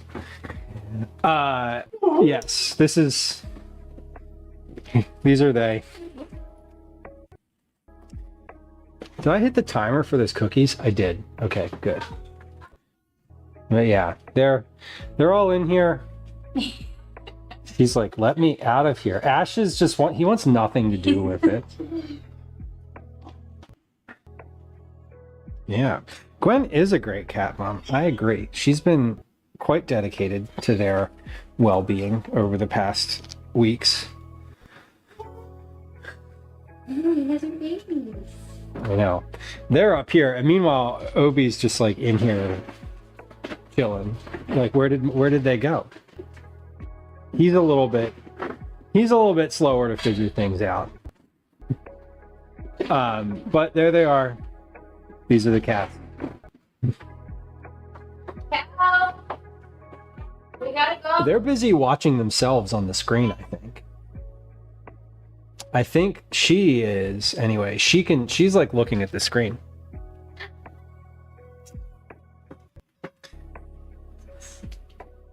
Here. Yeah. All right. Where are you going? You're not going. Where are you going? Nowhere. He wants his mom. There. Everybody on top. There. Yeah. So these are the cats. They currently are 6 weeks old. Yeah. And are a couple weeks out from even being eligible for adoption. So they're still a lot smaller than you would. They're still a lot smaller than cats that you would get. Whoop. There he goes. That cats that you would get in like a shelter if you went to adopt them. Actually, about 6 weeks is about right. Okay. There we go. I need to weigh him later. Friends. Whoop. No. You're gonna get zipped. You're gonna get zipped.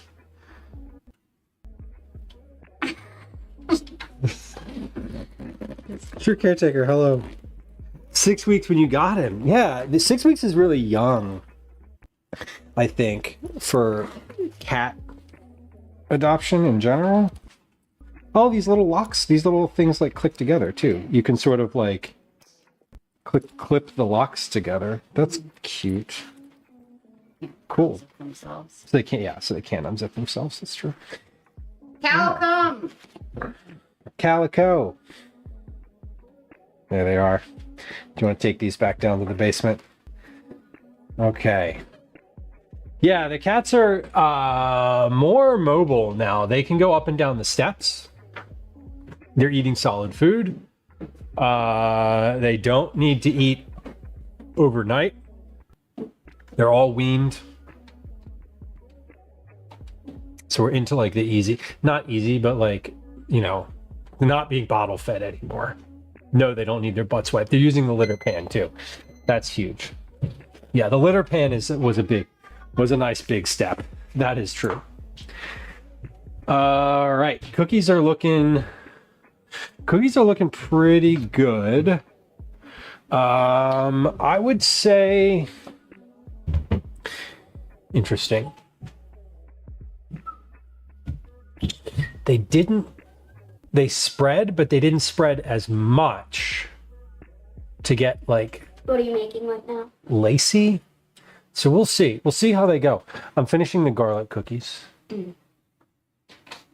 I made a mug cake that I think you could make, Callie, and it was really easy. So Can you get him water? I'm gonna let those go for the last minute of time because they're still looking soft on the inside. So we're in this like I'm in this weird space with these cookies where I think these are going to taste good, but they're not going to be the right texture. So there's like there's a middle ground of something there, because the ones that spread really far were room temperature. These cooled for a long time and they didn't spread all that much, or they did, but like not as much as the other ones. So maybe there's like a 5-minute. Maybe it's like you put them in the fridge for like 10 minutes or something like that. I could add more flour. They turned out really well texture-wise last time when they weren't cooled at all. Yeah, Daisy's investigating, but there's just flour and sugar on the ground, so she's done. She's not interested. She thought she was interested, but she's not. All right, these are looking good. I mean, they're collapsed in the center. They look almost like they should. But see, here's the thing. They didn't spread as much, right? So that's good, one. But two, they're thick. They're like a little thicker. Some of them, I mean, some of them are pretty thin. So here's what I'm going to do. I'm going to let these cool off.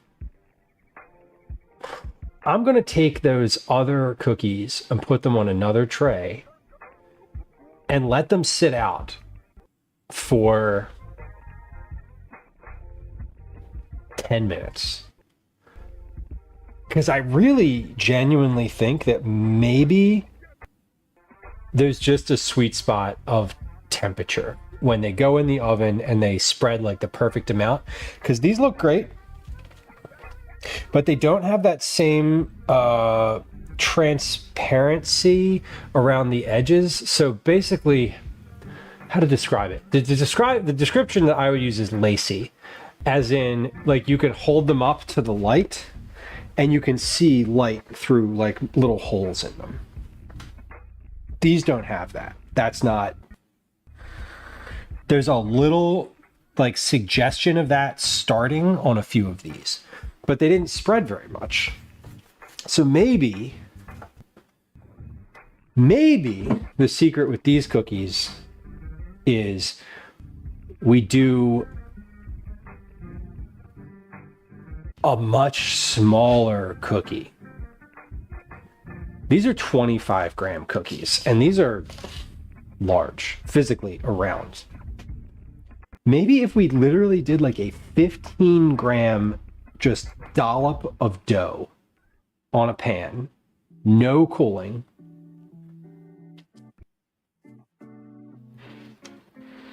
and baked it like that.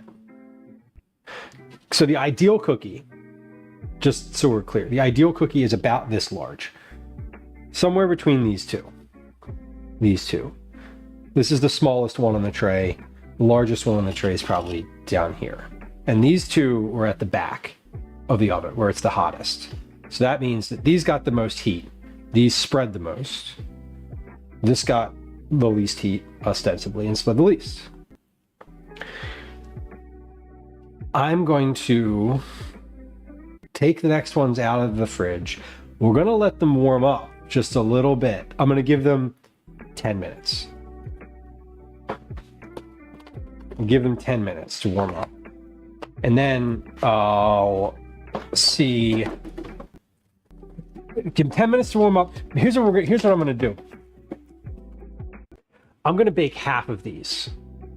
I'm going to let all of them warm up. Half of them I'm going to bake 10 minutes from now.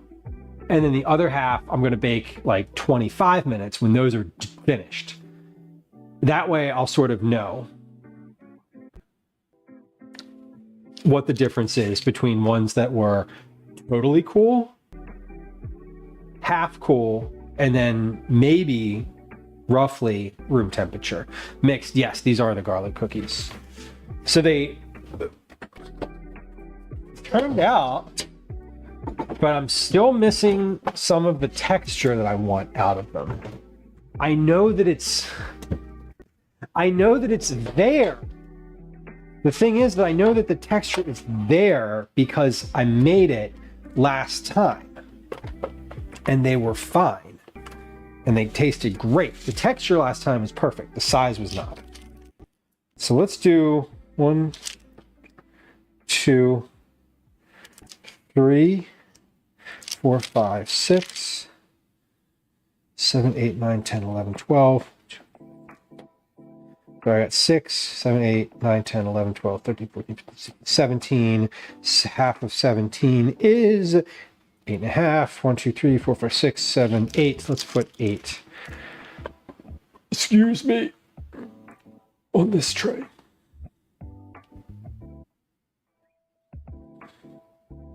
Okay. So we're going to let these cool or warm up. I'm going to give these 10 minutes just to warm up. And we'll bake them at that point. These, I'm going to let warm up until these are done. So everything's out of the fridge. I'm not putting anything back in the fridge. We have directed fridge to oven cookies. We're going to do partially room temperature cookies. And then probably by the end of that, we'll have like full scale. These are just room temp cookies. And maybe what I'm going to do for these last ones is I'm going to cut them in half. I'm going to cut a couple. I'm going to cut 2 of these just literally in half. And we're going to make a cookie that is half the size.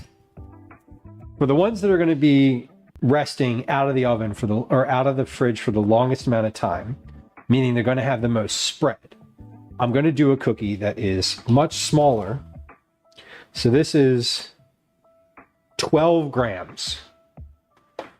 We'll do a 12-gram cookie, or a couple 12-grammers, and we'll see how those turn out. Because maybe it might just be the weight. It might be that I have the right technique, cook them directly after making the batter, let them spread very thin, but the wrong size. Meaning I don't want them to spread to be 6 inches wide. If they had spread to be 3 inches wide, that would be perfect. And we would have been declaring victory. So we'll try it. Okay. Again, we're working through something. I'm trying to get it right. I'm trying to recreate something from an idea, and we're getting there.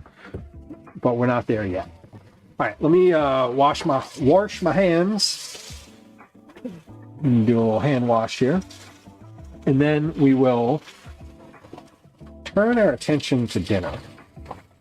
Because I mentioned it. And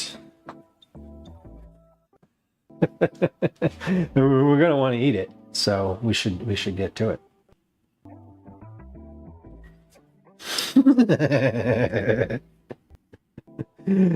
Mix. That's amazing that you get to use your own like home eggs like that. I love that. How much you roll them influences the spreading and how dense and tight.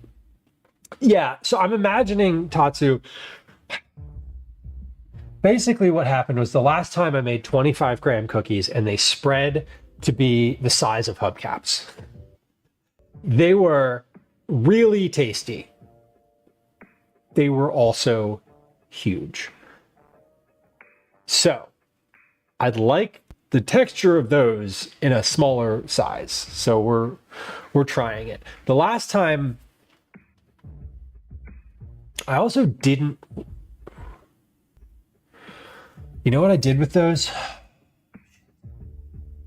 So this is the problem when you have like multiple steps.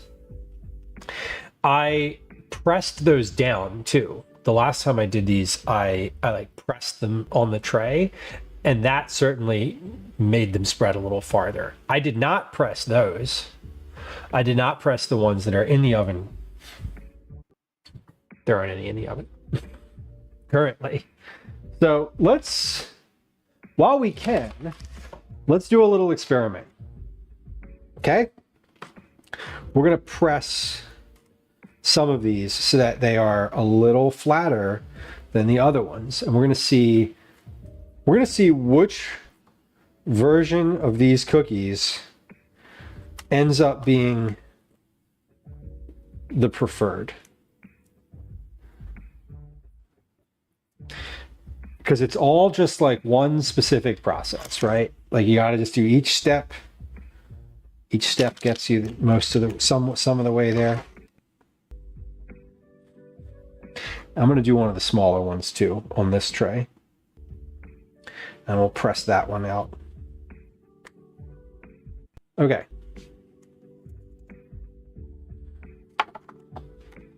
Here's hoping, honestly. I don't know. Again, I'm not really like a strong baker. And like to sort of triage some of the things that I'm seeing. So that's why I feel like it's taking me a lot longer to like get this to the place that I want it to be. All right, I'm going to take these cookies and move them over to the other counter because I'd like to have my space back here. And then I'm going to wipe this counter off with where did my wipes go? I thought I had them. Maybe they're under here. Yes, they are. Fantastic. Oh no, they went camping with me and they're still in the car. That's where they went. Okay. Right. 31 degrees at the park. Yikes. That is hot.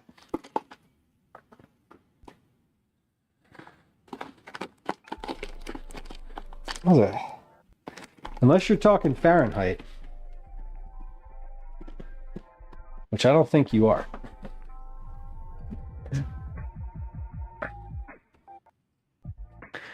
All right. We got our wipes here. And I'm going to get out the ingredients for dinner. So here's what's going to happen. I'm going to get out the ingredients for dinner. I'm going to we're going to let Daisy out. It's the top of the hour. So we're going to do another words on stream break. Daisy's banging at the door asking me to right on cue. Asking me to go out. Too hot for me too, so Fluff. I'd be out there. You need one of these. You need a little fan. Hiding in the spruce trees, as one does. As one does. Okay. Let's get out our tuna ingredients.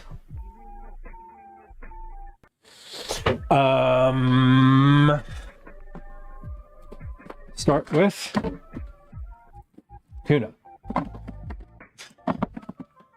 Usually a good start. Tuna and a little bit of mayonnaise. Of course. We'll do apple. I like an apple in my tuna. Do some celery. Just a stalk or two. We don't need to get the whole thing out. Let's open this up. That ought to do it.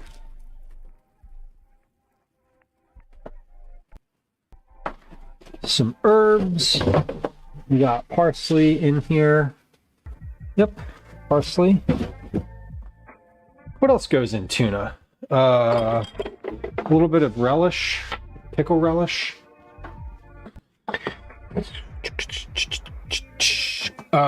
Caper? No, not caper. Shallot. I have shallot. I do. That shallot is soft. It feels soft. That one might be good. That one might be good. Let's check. I think these are both. I think these are both past their prime. But let's check it. That one seems fine. Yeah, perfect. Okay, we'll just use these. Good. I think that's good. Yeah. Mustard. Ooh, mustard. Yeah. And a little splash of hot sauce. Spruce tips. Get some tea. Make some tea out of it. Okay. Timer for these cookies to rest for 10 minutes is about to go off. It is done. Okay. I'm going to put this next round of cookies that we have here in the oven. So I have a couple that were pressed down. 1, 2, 3. So the four that are not should be pretty obvious. Okay, these are going to go in. We're going to set the same timer for those. 1, a 10-minute, a 12-minute. Okay, timers are going. And let's do a 3-minute break here. We're going to go over and play a game of words on stream. Here we are. I'm going to let Daisy out while we're doing this. And then we'll be back momentarily. Here comes a game of words on stream. Here comes an ad on Twitch. If you don't want to watch an ad, there's a link to YouTube in the chat. You can go subscribe there. Here comes a 3-minute ad. We'll be right back. Hi. Okay. Welcome to another. Daisy, come on. You got to pee? Come on, baby girl. Let's go.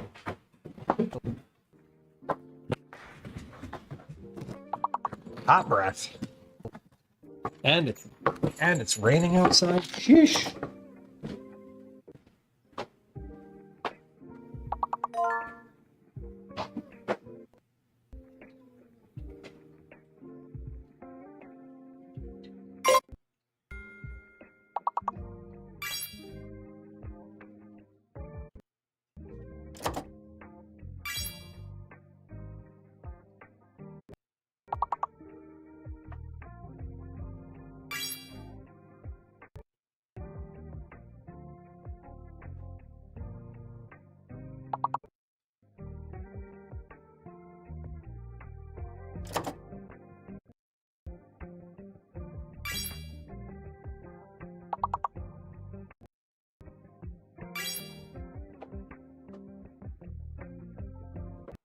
All right, you finished? You're done. Come on. Good girl. Hey, go to bed. Bed. Days, come here. Days, come here. Go to your bed. No, bed first. Thank you. Good girl. She's running back upstairs. Why is she running back upstairs? All right. Nice job. I heard it. I heard it go.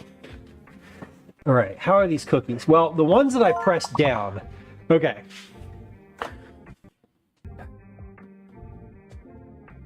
The ones that I pressed down are looking great. Hippie, welcome in. Hello, hello. Creme Delish, welcome in. Creme Delish, I don't know if, Michael, I don't know if you can hear me because we are running an ad right now, but maybe. And if not, you know, I will say hi to you again. Gwen texted me back. She said, I'm upstairs, but feel free to grab them being the cats. We did grab them. They were delightful. And then we cleaned the counter afterward. Yay!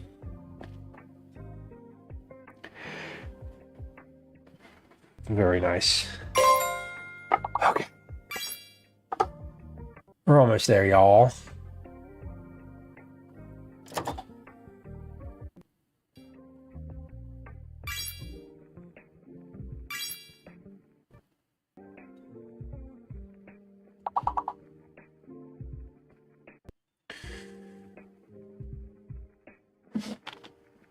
Lots more fours left.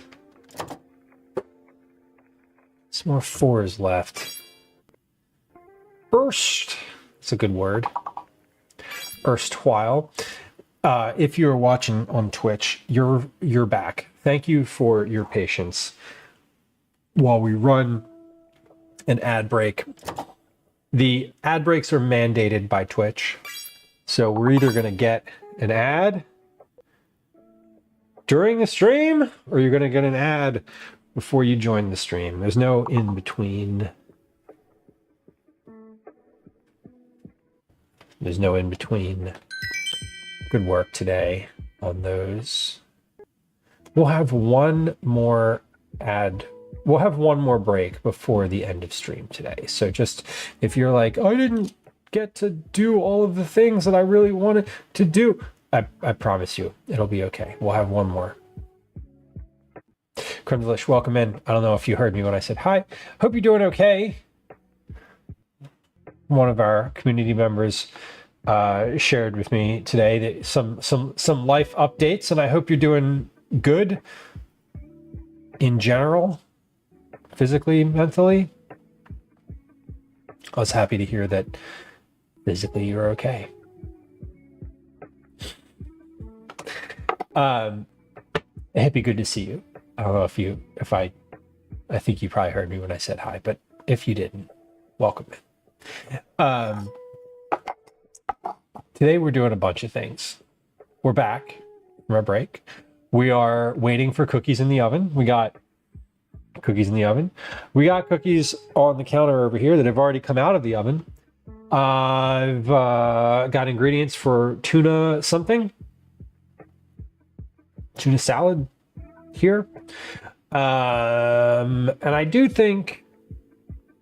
think we'll have enough time to do this on the puff pastries. So I'm pretty bullish on the fact that we're going to get this done today. Dropping into So Little Chaos. Well, welcome. A little chaos is always appreciated. You know what was fun? What I enjoy doing? Speaking of sowing, SOWING, like as in seeds. There's several places around the city where I've encountered like free packets of just seeds, sunflower seeds, other seeds, like general seed packets, like not actual, when I say sunflower seeds, not like to eat, but like, packets of seeds that you would plant in the ground. Anyway, for some reason, I've come across a bunch of those recently, and I've been like picking them up, right? Just like seed packets, and sort of like opening them and kind of tossing them wherever. Like, oh, it's sunny over there. Have some sunflower seeds. Like maybe one of them will grow. I don't know if that's bad or good, but I'm sort of just like, well, they're giving these away for free. Why not toss them all around and see if anything comes out of it? Not that I will remember where or when I did that or, whatever, but maybe next year when I'm walking through some random spot in the city and I'll be like, oh, there's some sunflowers growing there. That's kind of cool. And it'll bring me a little joy. Or not, or they won't grow, or the squirrels will eat them, and maybe they'll bring the squirrels to joy. So, whatever. We're starting on some tuna here. I'm just getting ingredients prepped. So what I'm going to do is just make like a tuna salad in a bowl. And then from there, we'll figure out what to do with that. If I want to make sandwiches, if I want to do puff pastry with it. What I'd like to do, ideally what I'm thinking is I'm going to do like puff pastry squares and just put like a little scoop of tuna in the middle of each of those and bake them and just let them kind of like puff up around that tuna piece. Because I think that'd be kind of fun. I was looking for the rounds, the ones that are like the puff pastry rounds, the pre-made ones, but I didn't see those, so we're not going to do that today. Guerrilla gardening, exactly. Literally sow some cast wherever there's dirt. Yeah, exactly. Like I was out camping when we were camping this weekend, and in the campground, there's like lots of places where there's just like a big patch of like, it's not necessarily, it doesn't get, I was like, it's not getting mowed, but there's not like a lot of, you know, there's just like patches of sort of open space, and just like, yeah, tossing a few seeds down in there was sort of the, I was like, oh, this should be, this is fine and like extremely inoffensive.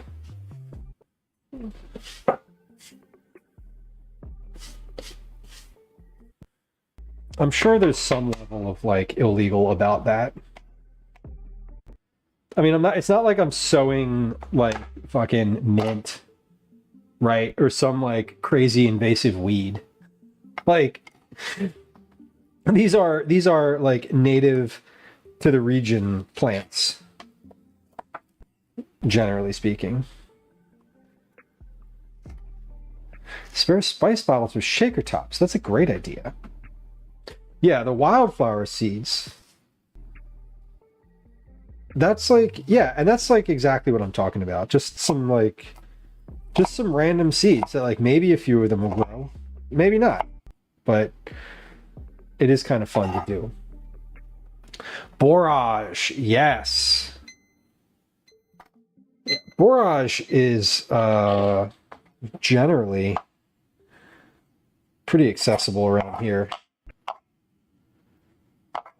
Am I saying that correctly? Borage?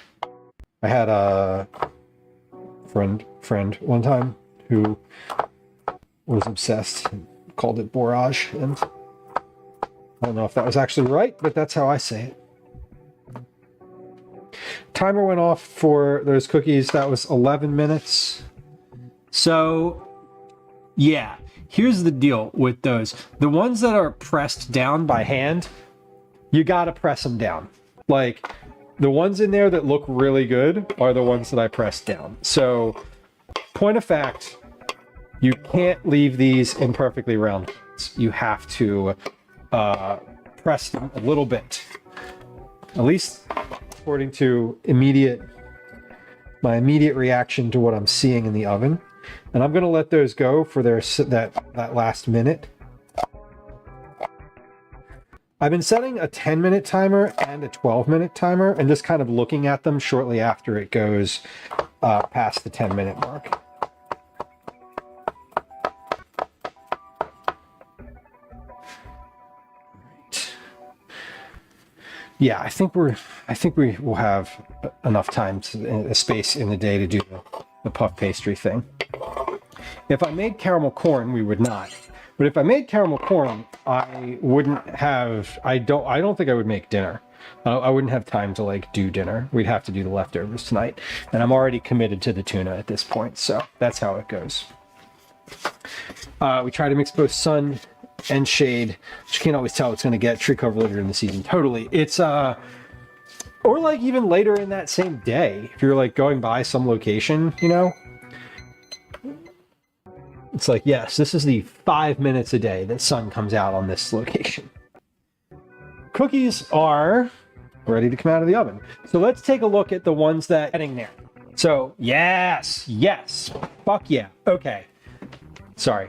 Immediate positive reaction. Immediate negative reaction. This tray is really fucking hot. Okay. There we go. Whew! All right. So here's what I'm observing. One, this smaller cookie This one, the 12-gram cookie, looks literally perfect. That is the size and shape and texture, the one right in the middle.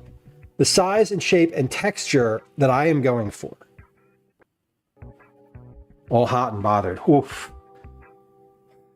A little roasted garlic, who's knows, and he sends me, I'll tell you.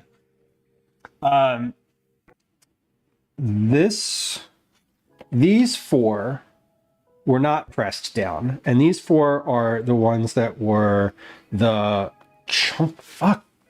Damn, that tray is still hot. Okay. So these 1, 2, 3, 4, the ones that are the squares here on your right were not pressed down. These were, and these actually look real good. They look pretty good, but they are not quite as lacy as I want them to be. That 12-gram cookie is, honestly, it's perfect. If that one tastes good, I think we might have a winner. And I also think 12 grams, it might be like a little bit small. I want to say like 15 grams is probably the sweet spot. Size does matter. Size matters a lot, who knows, when you're talking about cookies.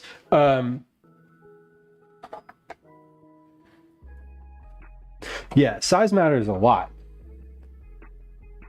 A couple gram difference is the difference here. I'm gonna get these off the tray. So these are my first batch. And we're gonna get our last batch onto a tray and get those in the oven and see how things go. The other thing with these cookies is they need to cool like completely. So these are of all the cookies that I have made, these are finicky. They're a little bit weird and they're a little bit particular, at least so far. Okay, so here's what we're gonna do. Let's move all of this shit over to the side. There we go.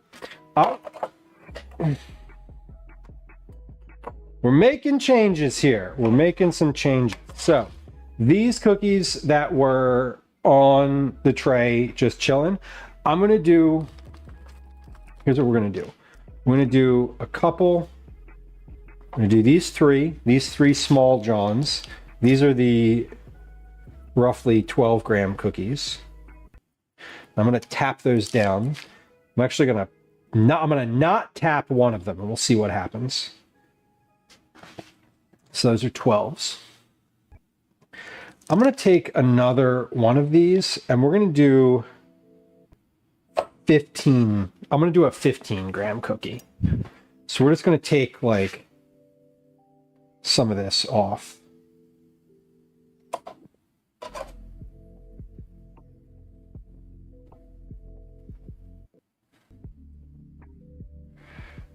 Okay,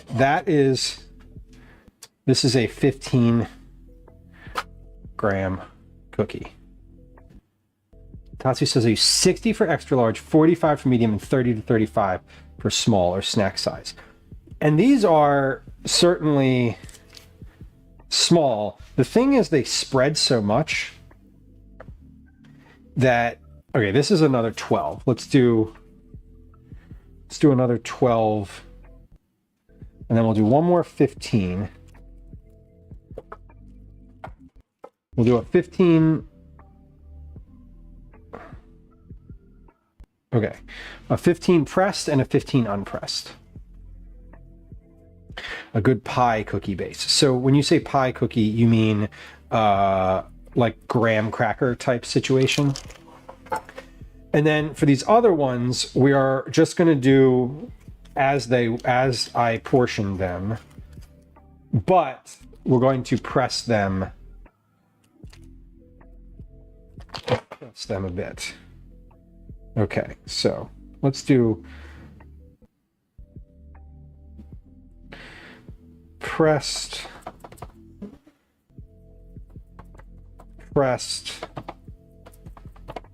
and then this last row we'll leave unpressed, and we'll see how all that works out. Okay, so here's what we are going to do, because I am not going to remember which ones of these are which. Let's do a picture, and now we're going to pop these in the oven, see what we get. Let's do timer. Okay. We're almost there. I'm really heartened by the fact that one of those turned out to be what seems like the right size and texture. Right? Both of those things we want. Right size, right texture too. Chochi, welcome in. You can strike the caramel corn from that menu and instead add tuna salad dinner. Okay, my timer is going.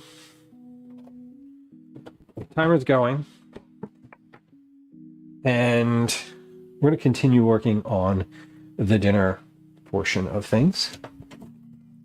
The cutting board is like sliding all over the place, so let's get a little thing out.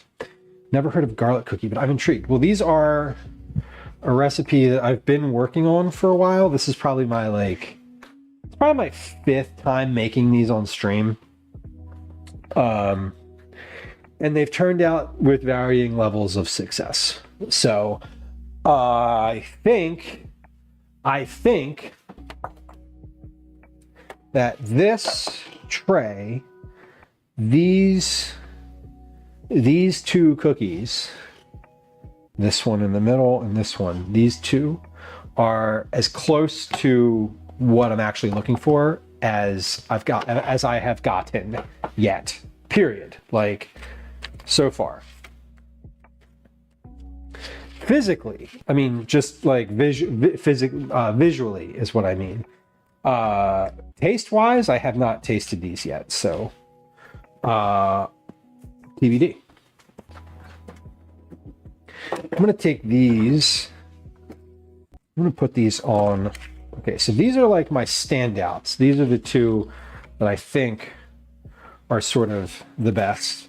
That's the 12-gram one, and then the 25-gram one that I pressed. This one I pressed. These four were unpressed. Okay. So yeah, the garlic cookie is a mix of several things. It's roasted garlic. It is roasted garlic, brown butter, flour, white sugar, brown sugar, and vanilla extract.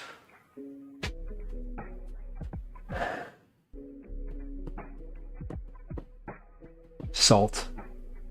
That's it. Butter. A lot of butter. I did say that. I said brown butter.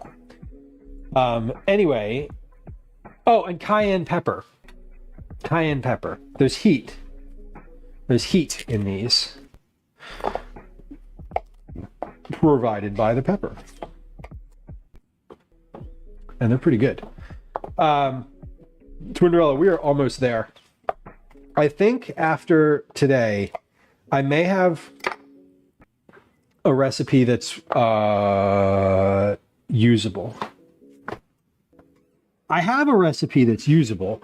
I just don't have one that is as dialed in as I want it to be. Where is my bag?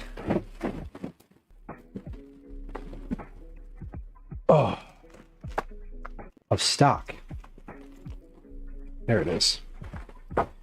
I'm excited too. I'm excited to be able to like say that this recipe is finished, or at least that it is at a point where I consider it to be good good enough that I could give it to someone else to make.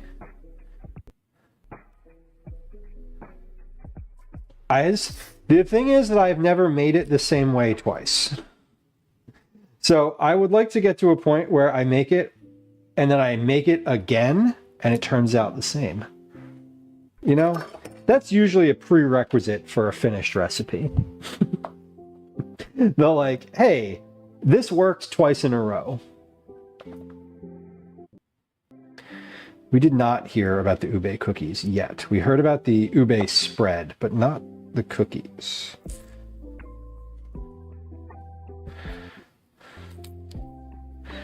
The ube spread looked gorgeous, though. I'm just taking some of the veins out of the backs of this celery here. I'm kind of weirdly excited. I like puff pastry, and it's easy to mess up. I've messed it up a bunch in my lifetime by overworking it, and I've sort of in my wisdom, I've learned how to use puff pastry much better. It actually isn't as complicated as I thought it was for a long time. You need to do less with it than you think. Okay. Well, those cookies in there look real good. Those are coming along.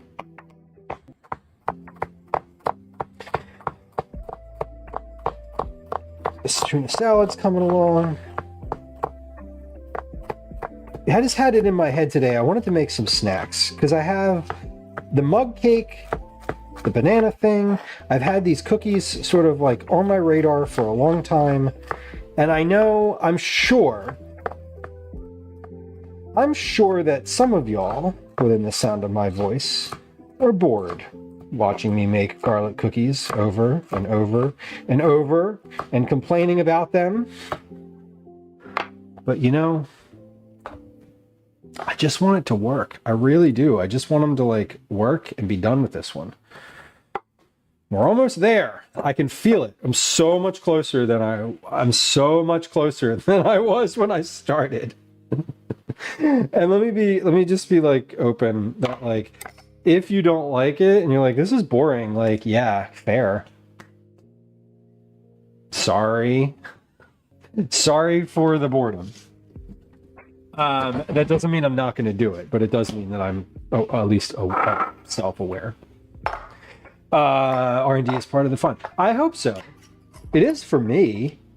One of the things that I've been really happy about being able to do recently is do more like development of stuff on stream. Because it's just a different world and is a little bit more...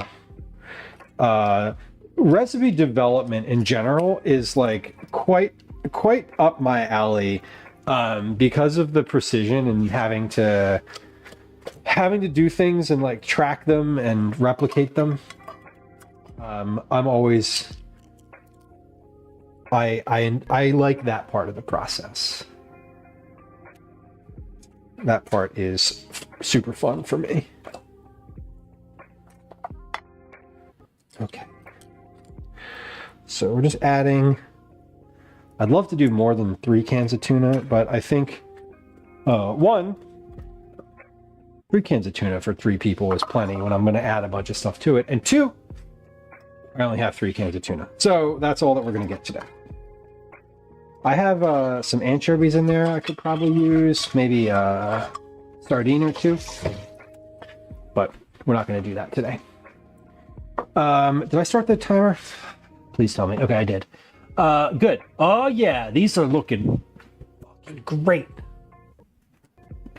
Yes. Yes. We're looking lacy around the edges. We're looking brown. We're looking flat and spread nicely. We got 1 minute left on the timer. That means it's within the realm of like finished and almost there. Whoo, if these come out, I'm gonna be so happy. If these come out, I'll tell you, if these come out looking like they're supposed to, I'm gonna be happy. Because I know they're gonna taste like they're supposed to. It's like, I used all the same ingredients. I did all the same shit. Of course it's gonna taste the same. It would not taste the same. It might. Okay, pause for a second while I let this timer expire so I can check these cookies before I start cutting up anything else. Daisy girl, are you excited over the cookies? You are. You don't give a shit. You could not care less about the cookies. Okay, timer's up.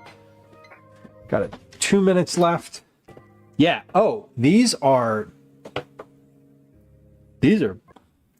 finished. Okay. Yeah, these look finished. The other ones on the tray do not look finished, but I don't give a shit about these other ones on the tray because they're not the ones that were the important ones. Yes. Yes. Y'all. I'm going to show you the cookies that just came out of the oven. Guy, welcome in. You know, you're here at the right time. You've arrived at a moment that I hope will be very important, because these, all of these look like what they're supposed to, and they are the right size. So when I say Lacey, Popular. you're gonna be popular. When I say Lacey, like, you see the holes on this one? See how there's like little holes, right? That's what I'm talking about. Those little bubbles, that's what I mean. Yeah, where's a good example? There we go. There's a good example.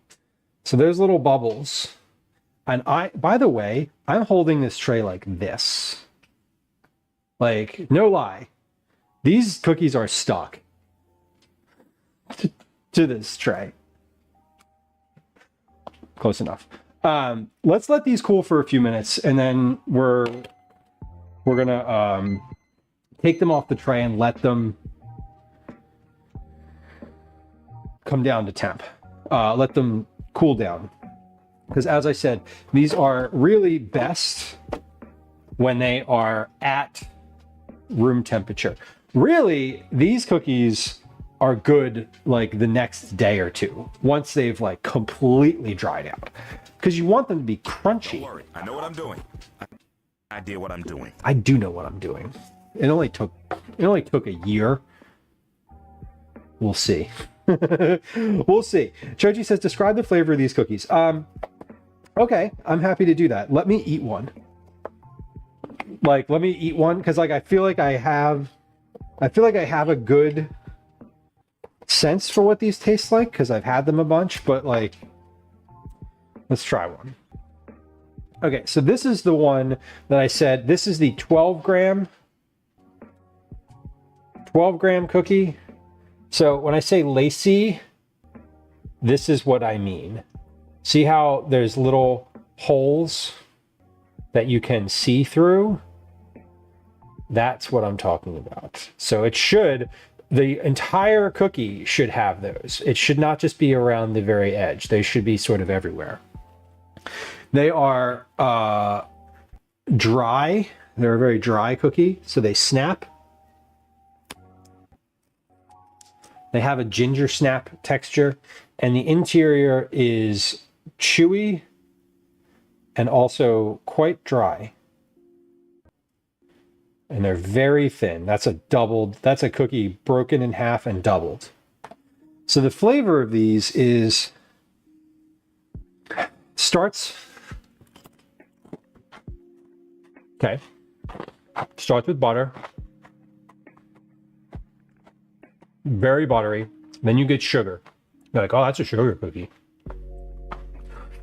And then basically when you swallow the first bite, and you get along the sides of your tongue where you start feeling heat. You start feeling heat because they have cayenne in them, and they have a good amount of cayenne in them. So it goes from butter to sugar to spicy. All throughout that, you're getting garlic. You're getting roasted garlic. So you're like, ooh, garlic butter. That's great. And then you're like, you know, the sweetness of it, the sweetness of like the roasted garlic. And then with the cayenne, it comes in almost as like this tangy sort of cooling sensation, the garlic does. And then the spiciness fades. Like it doesn't linger. It's just a mouthfeel. It's just a mouth spiciness. There's no like internal heat. It's not like you're eating like spicy food, really. But what happens is you finish one and you're like, just one more. And then you're fucking 15 cookies in and you're like, oh, what have I done? They're very good. These cookies were good enough that when I had them initially, I had them. The only place I've ever seen a cookie, these specific type of cookies, is a garlic vendor at one of the farmers markets that I go to. And I don't know, a little more than a year ago, I asked them for the recipe and they were like, no, we're not going to give that to you. So I started tooling around and trying to make my own. And I did that for like a month or two last year, and I just like picked it up again this year, recently, the past like 3 months, to try to like finish things. So they're real good. That one that I just ate was the right size. Let me write down. Hold on. There's plenty of other notes that I didn't write down. Scoop 25 grams. Chill. I actually don't chill for like 10 minutes.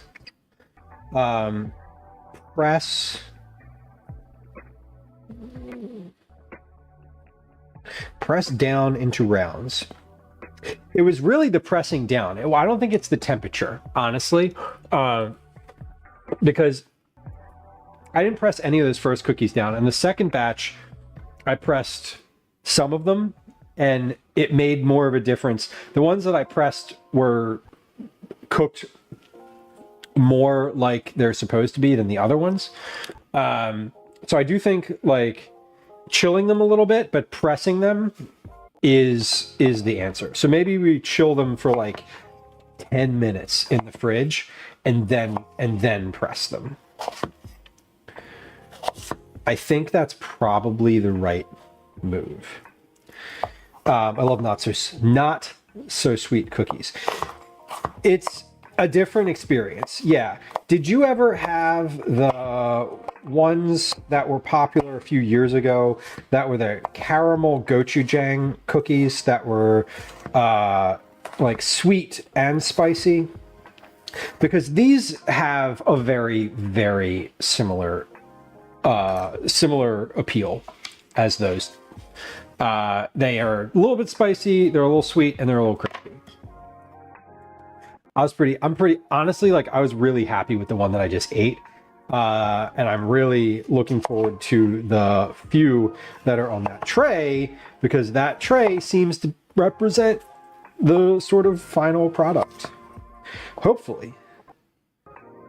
It's still weird though, because, not weird, but like, they taste great. The ones from the market are like white. They're such a different color from these. And I'm just curious I'm now curious like what they're doing to make those that color. My guess is that maybe they're using clarified butter instead of, like, they're browning it and clarifying it so it doesn't have any of those little brown bits in it.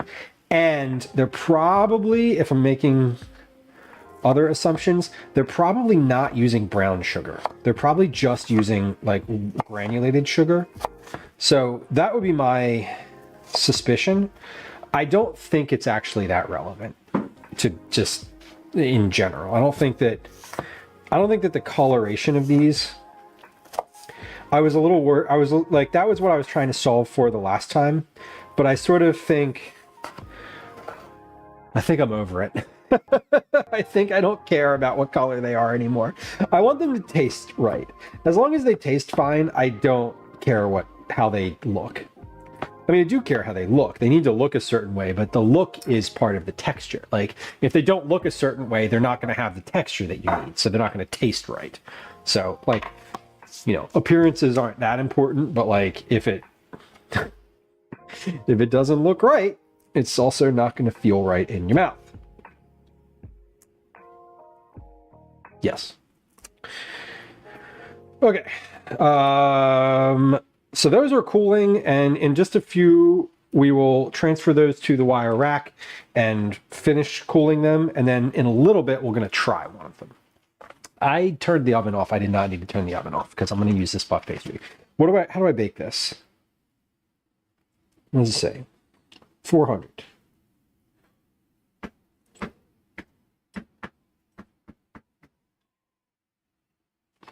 Yeah, 400.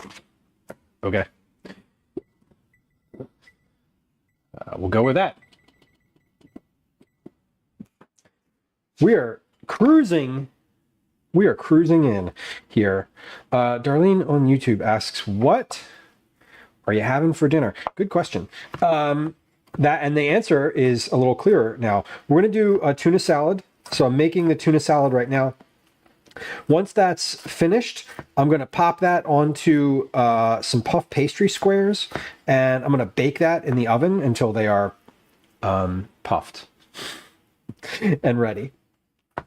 So we're going to have basically like tuna salad sandwiches, or tuna sandwiches, depends on how you would refer to it. But I'm going to do those on puff pastry instead of like a roll. I had some puff pastry in the freezer, so we're just using it. That's where we're at. Okay, that's enough herbs. I have half of an apple in there. I don't think I need a lot more. I don't want this to be like super apple-y. I just want it to be a hint of apple-y. Let's get a little mustard in here. Get a little bit of mayonnaise in here, and we're not measuring. None of this is getting measured. I need a little bit of lemon juice in here as well. I don't know how much. However much I just put in is probably fine, / we may need more. Okay.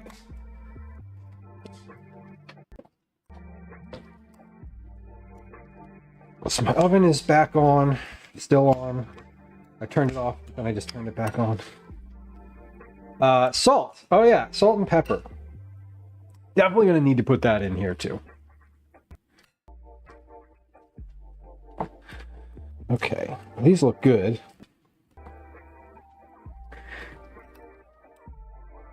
I don't always love adding too much mayonnaise to this, so I sort of am holding back how much I put in initially. I'll probably add just a little drop more here. Okay. Salt, pepper, taste, adjust.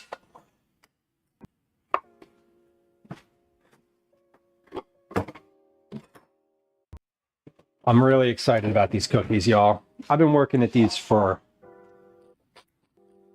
a while, and the ones on that tray behind me are the ones that have that look the closest to what I want them to. Am I a meat-oholic? No, Tucson. I am absolutely not. No, we don't do... Meat is not an important component of my diet. It is a component of my diet. I'm not vegetarian. I'm not pescatarian. Like, you know, I'll eat beef. I'll eat any meat. I'm not, you know, whatever. I don't make an effort to have meat at every meal though. Like, I definitely don't. You know, we're having tuna tonight because I looked in the cabinet this morning and was like, what are we going to eat tonight? I was like, oh, tuna. That seems fine. But generally speaking, I don't base my meal around meat. Rarely. If I'm basing my meal around meat, like, I really am basing it around meat, if that makes any sense. Like, the day that we did cheesesteaks, right? That was based around meat. Like, when I do like crab cakes or something specific, like if I get a whole fish and I'm going to bake a whole fish, like that's specific. But generally speaking, like, I don't have any beef in the house. Like, I literally don't have beef. I have a bunch of chicken in the freezer. But generally speaking, meat is not it's not important. I'm always a little surprised when you do have a meal that's kind of based around meat. Same. And it just happens like that. Sometimes it just does. Like, I don't avoid it either. That's the thing. Sometimes I'm just like, oh, you know what would be really great tonight? A bunch of, like, chicken wings.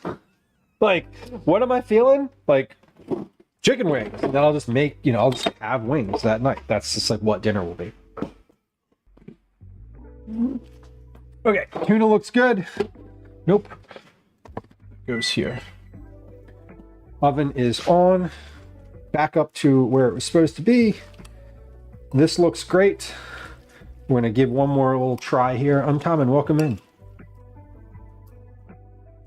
Vegetable forward dinners.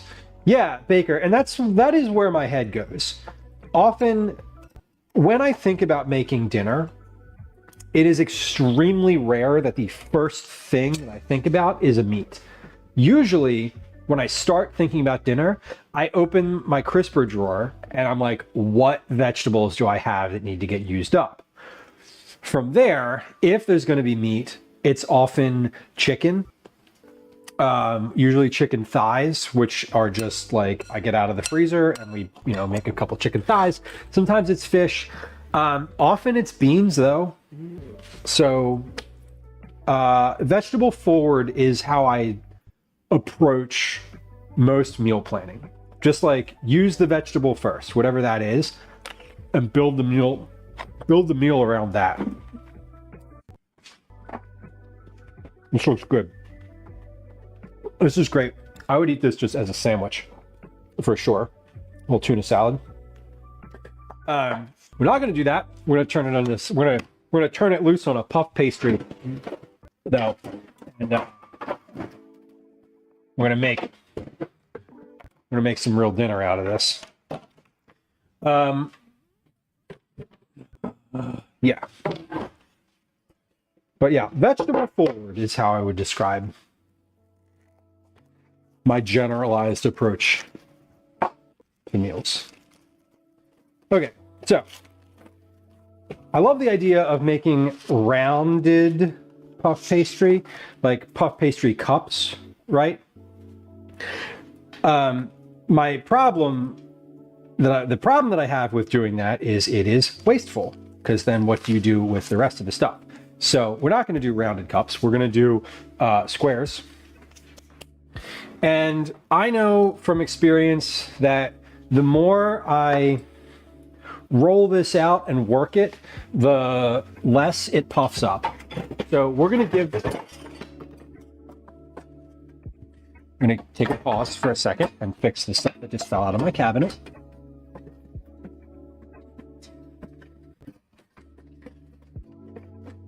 One of these days, I should do a stream where I show you all what's in all these cabinets down here.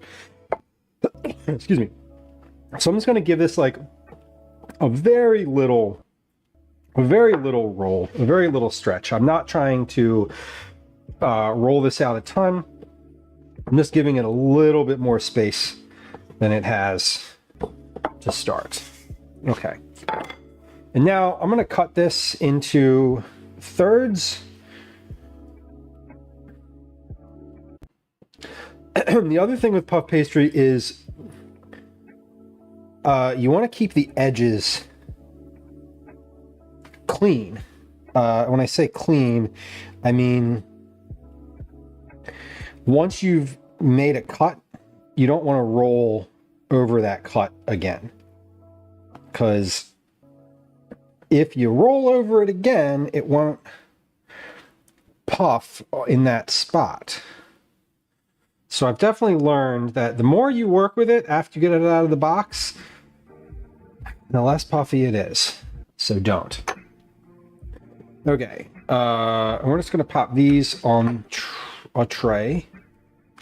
2, 3, 4. These don't spread too much. So we should be able to put all of these on a single tray. And I'm going to do two trays worth of this, just FYI. So I'm going to use both sheets of puff pastry here.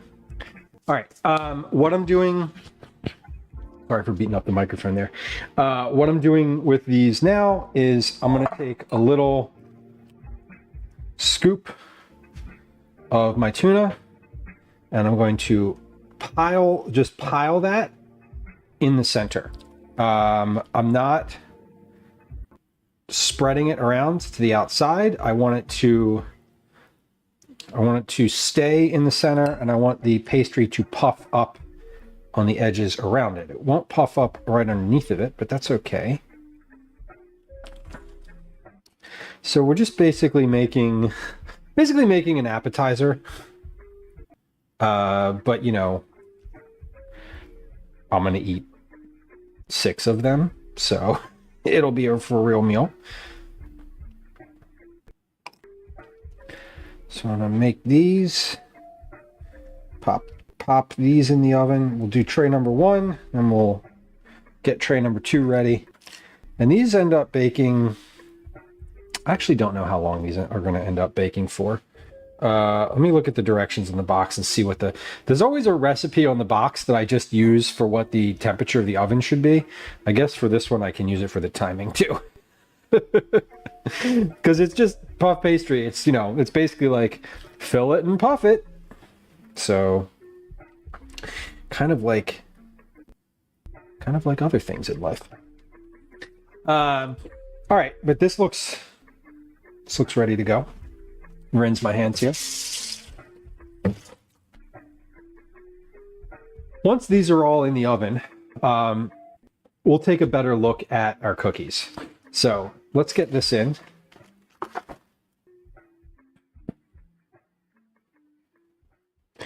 "15 minutes," it says. Okay. Do I want to do an egg wash on the end of this?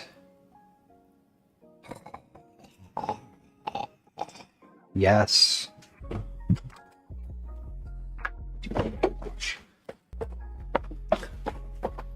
I hate the egg wash.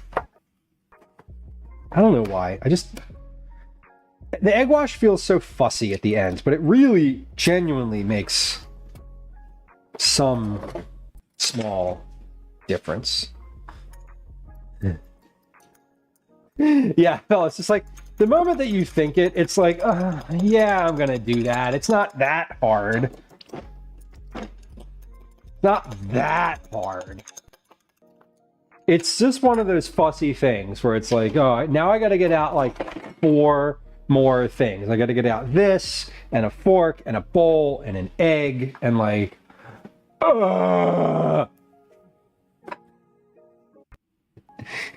Okay. Meanwhile, I am 9 years old, complaining about everything. Okay. We'll do an egg wash. We'll do an egg wash. Fine. Fine.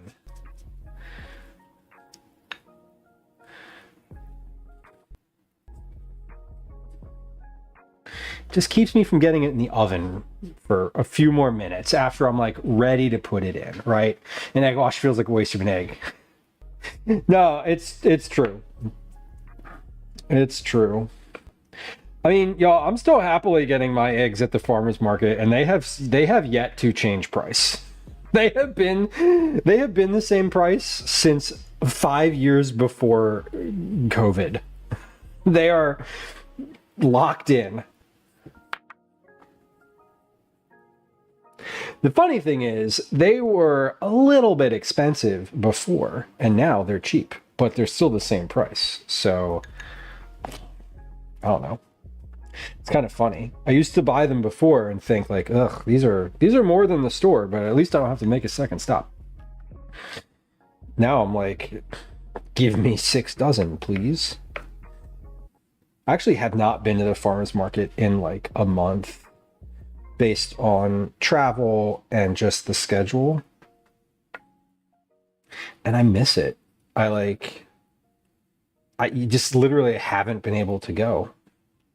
And I think I can get over there this weekend. I'm pretty sure that I have no firm Saturday morning obligations. Part of it is that Calvin has karate on Saturday morning now at 10 a.m., which is like when we go to the market. It's an optional class, but he likes karate, so he wants to go, so we go. And then, you know, I take him on Saturdays because Gwen's not up yet at that time. If my farmer's market ever used stuff from farms. I know that's right. Here we go. Going in the oven. This tray looks awful. Look at that. It looks so terrible.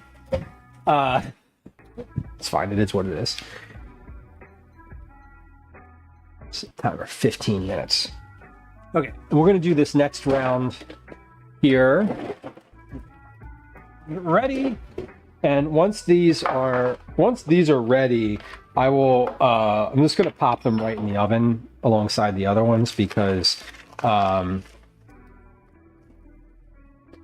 whatever, they'll just cook a little slower.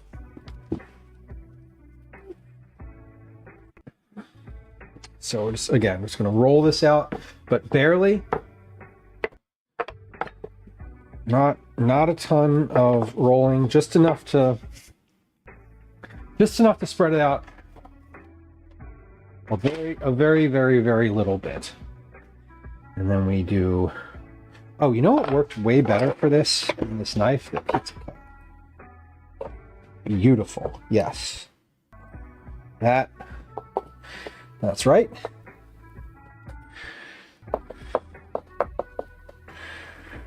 It's the stupid Wayfair pizza cutter. I don't know why we have a pizza cutter with Wayfair branding on it, but we do, and it works. So keep using it. 3, 4, 5, 6, 7, 8, 9. And if I end up having any of this tuna left over, I'll just put it in the fridge and it can just be sandwiches.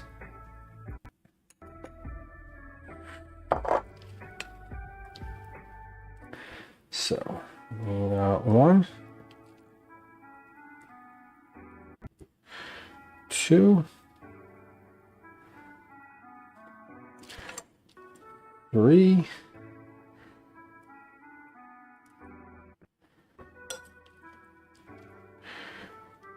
4, 5, 6,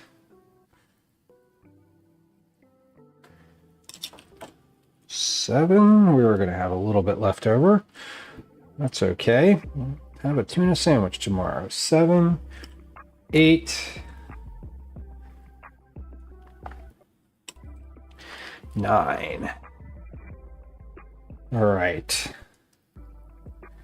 Well, we can package the rest of that in just a moment here. Rinse my hands off. How much is left in that bowl? Just a little tiny bit. Okay. So we'll package the rest of that.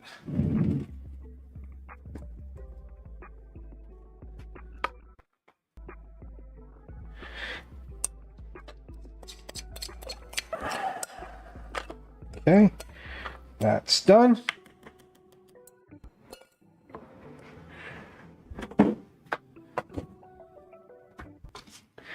Egg wash the edge of these. Jelly beansies, welcome in. What are we making? Right now I'm making puff pastry tuna salad. Tuna salad puffs. I'm finishing with the second tray of those. So I made basically a tuna salad, tuna fish, mayonnaise, a little bit of sweet pickle relish, a Granny Smith apple, some parsley, some celery, salt, pepper, lemon. All of that is in here. I'm putting that on top of a puff pastry and baking that for about somewhere between 10 and 15 minutes until it's finished and golden and puffed. Hopefully, all of this is theoretical. I'm just kind of doing this for the first time. So, I mean, I'm not doing this I'm doing this specific thing for the first time without like a recipe or anything. So, you know, maybe they don't puff. Maybe they're horrible. Maybe I wanted to put cheese on these and totally forgot and didn't, and literally have the cheese in the refrigerator ready to shred and ready to go. I do, in fact, have pepper jack cheese in the fridge that I meant to do some shreds of pepper jack and put that on top of here like a tuna melt. Oh, we're not going to. You know why we're not going to? Because at this point it is 1904. My family is going to be home in like 10 minutes, ready to eat dinner. And I just want to get these in the oven, if I'm being fully honest. Sometimes jelly beansies, we just say it's okay and we let it go, and we have cheese for some other time. And that's how it's going to work today. All right, I'm going to pop these in the oven. The ones that are in there looking pretty good, I'm not going to lie. Let's give these... Why is my count up timer? Oh, it's at 30 minutes. What happened 30 minutes ago? I don't remember. Let's put these on a 15-minute timer. 2. Sounds good even without the cheese. I think so too, and I hope they are. I mean, the thing with a lot of stuff that I cook is this. The following, like, all the components are good. When you put them together, sometimes they're also good. And sometimes they're weird. Jamie, welcome. Jamie, it's good to have you.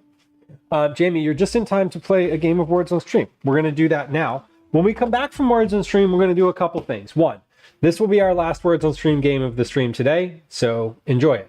2, we're going to get the puff pastries out of the oven eventually, and we're going to see how that all worked out. 3, we're going to try these cookies. We're going to taste test at least one of the ones that I think came out really well. And 4, we're going to talk a little bit about what we're going to do on stream tomorrow.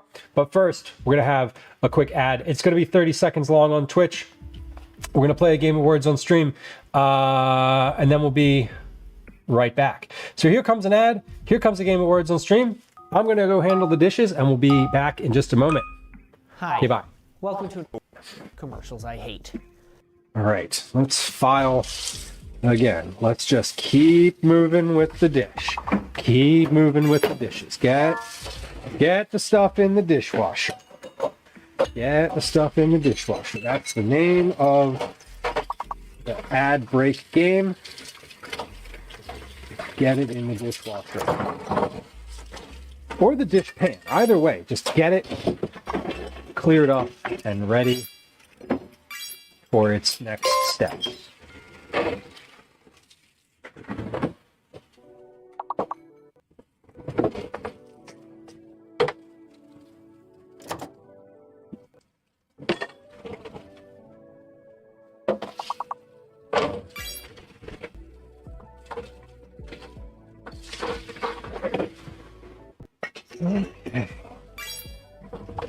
Doing good.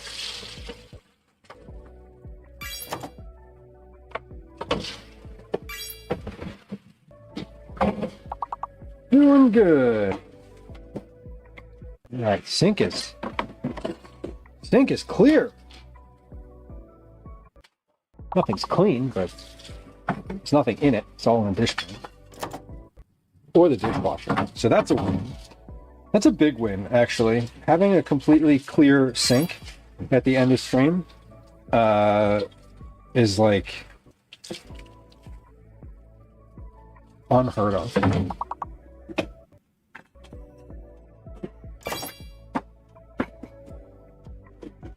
Very unheard of, to be honest.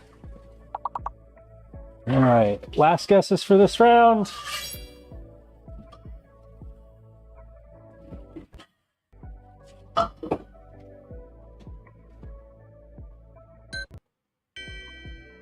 D. 14 to 16, not bad.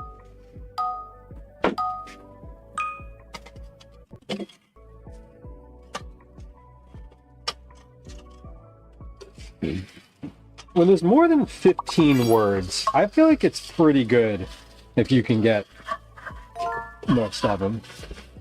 Some of them only have like 10 words. Those are the ones that are sneaky hard, though. Those are the ones where you're like banging your head against the wall to try to figure out like half of what the words are anyway. All right.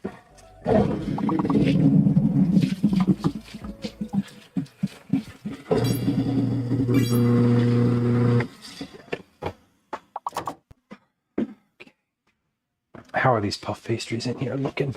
Just cursory glance. Looking good. Looking real good, actually. Good. They're rising on the side. That's what we want. We got 5 minutes left on the puff pastries in the first round. The first ones. Hey, if you're on Twitch, welcome back. Thank you for your patience. I appreciate it. You were just experiencing an ad break. That sucks. Sorry. But you're back now, and that is just lovely. Okay, that's good. This mug. I'm keeping the mug out for the mug cake, even though the mug is totally empty. Kind of silly, but it is what it is. All right. Cookies are looking good, like they should. When I took a walk around my neighborhood. All right. Last guesses are done. Last words of the stream is finished. Good work today, everyone. Good work today on the words on stream. You know, it's been a while since we've started doing words on stream. I hope that it's still fun for y'all. I know we've talked about doing different stuff before, like art ones or name that tune things. I kind of love words on stream because I am a big like wordy type person anyway. I do the crossword every day. Refrain. I attempt the crossword every day. So I hope that y'all still enjoy the words. I know we could definitely do other games, and if there's like a consensus of things that we might want to do, like if you have other suggestions and you're like, you know, you have conviction around those, let me know. Jamie, I hope your MRI went well. That could be scary, but I hope it did went. I hope it did went well. Okay, let's get these cookies off the tray, shall we? We have puff pastries are in the oven. Dinner is in the oven. Dinner's like ready to go. These I've had dozens. You should take a nap. That's impressive. some people, a lot of people just have an existential crisis, but you know, you do you. That's a better, a nap is a much better reaction than panic. These cookies are, okay, basically this one, this is perfect. This cookie is exactly, I think, what I want. All of these are like, this is like the best of the best pile. These were not so good, but they turned out, these also turned out a little bit lacy. Again, when I say lacy, it just means that you can see through them in spots. There is light coming through them in spots. Jamie, these are the garlic cookies again. We are, I think I have a final recipe for these. These right here, these are the ones. So let me show you what those actually, we're gonna look, taste, we're gonna use our senses to experience these cookies. And I'm going to describe the experience of them. So I said this one here, this cookie, this is the perfect cookie. This is the one that came out perfectly. Here's why. My timer's going off. Pardon me.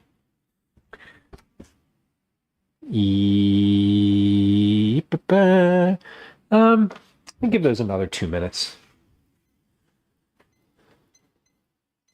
Okay.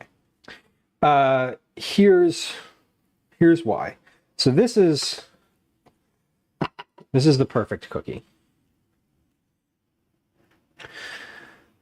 This is the right size. First off, this is like normal cookie size. Not huge, not small. All of those little light spots, the white spots, that's light coming through. So these are, when I say the cookies need to be lacy, like around the edge, that's what I mean.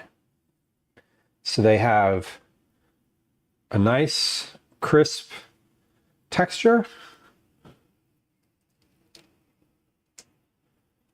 That is just slightly thick. It's very slight. This one looks to be a little bit chewy inside.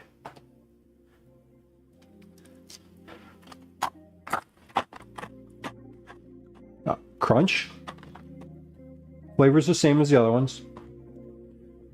But the interior, perfect. The interior of these is exactly what I wanted. ETA Cal, dinner should be ready pretty momentarily here. It's like, I'm about to pull it out of the oven. Why do they hold the cookie up to the mic? So I thought maybe you could hear the crunching.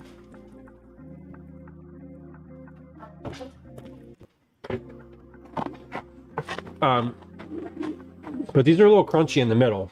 They're a little just slightly chewy in the middle, which is exactly what I was looking for. 15 grams. That's the perfect size. Those were the 15-gram cookies, and 15 grams pressed down, full 12 minutes. Everything else was good. So these are perfect. I was going to hold that up, but I literally threw it on the floor on the other side of the room, which I need to go get now because otherwise Daisy will pick it up and eat it. Okay. There we go. Okay. We did it.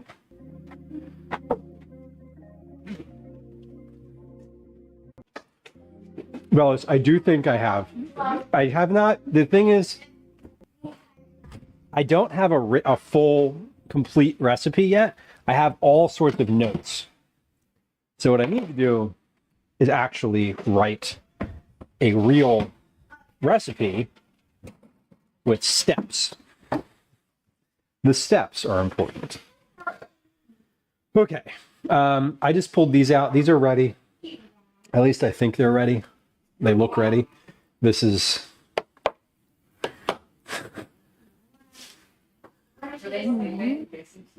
These look great.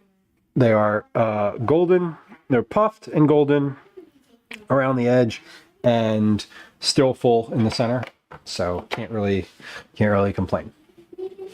I'm gonna wait until those other ones come out of the oven though, until we call dinner. Until we say that dinner is finished. What's the filling? The filling on these is a tuna salad. So it has tuna, a Granny Smith apple, parsley, celery,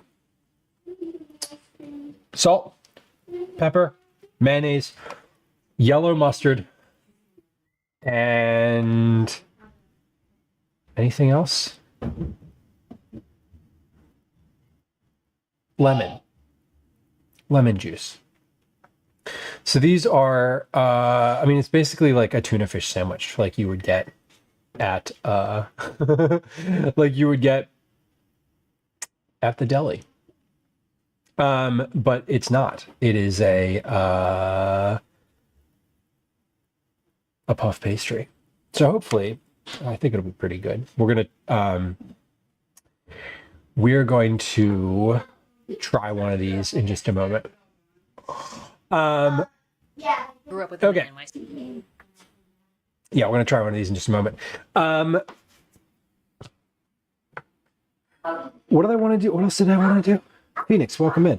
Oh, tomorrow, while we're waiting for these last ones to finish baking, which these are going to be another 5 minutes.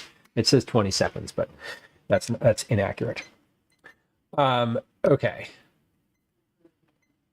So, tomorrow we're going to do a live stream.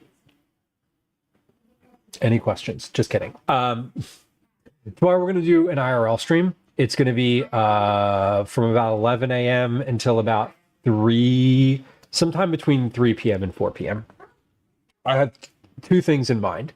It could also be a cooking stream if someone, if sometime between today and tomorrow I get the urge to like cook something specific, it will do a cooking stream. Otherwise, we're going to do an IRL.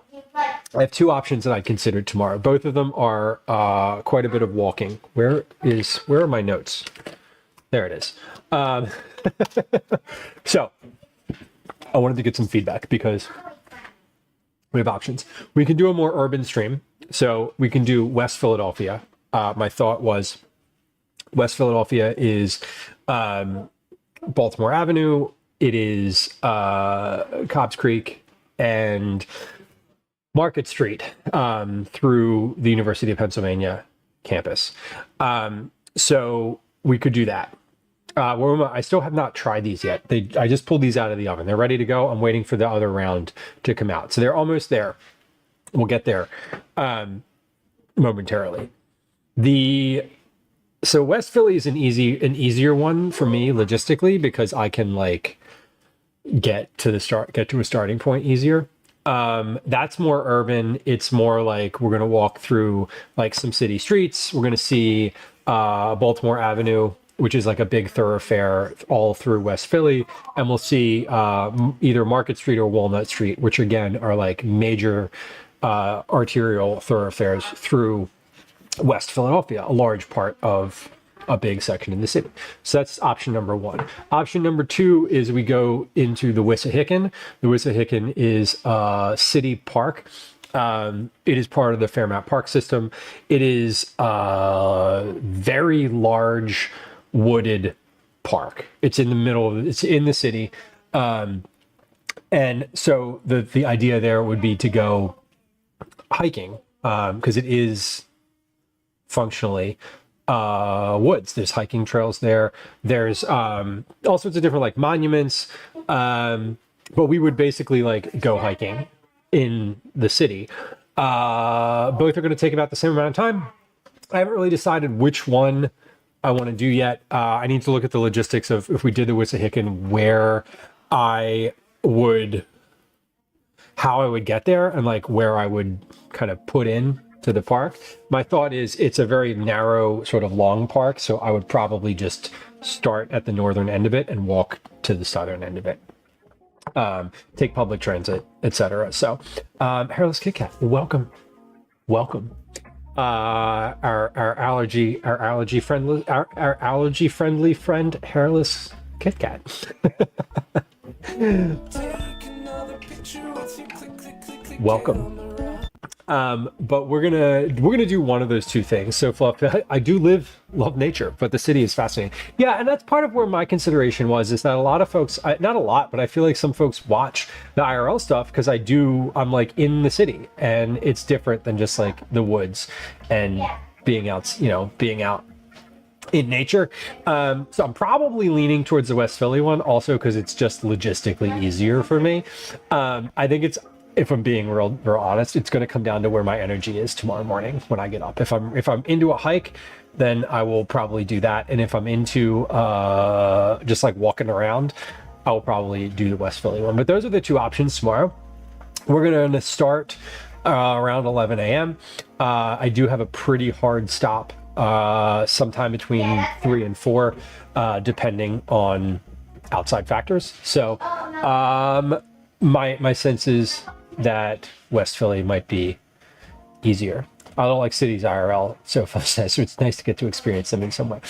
That makes sense to me too. And I love cities, but a part of me loves being outside, more, being out in nature, which is why I do. Catch me up. I'd be happy to catch you up. So we started stream today just by talking a lot, which is pretty typical. We made these banana balls, which are banana flour, baking powder,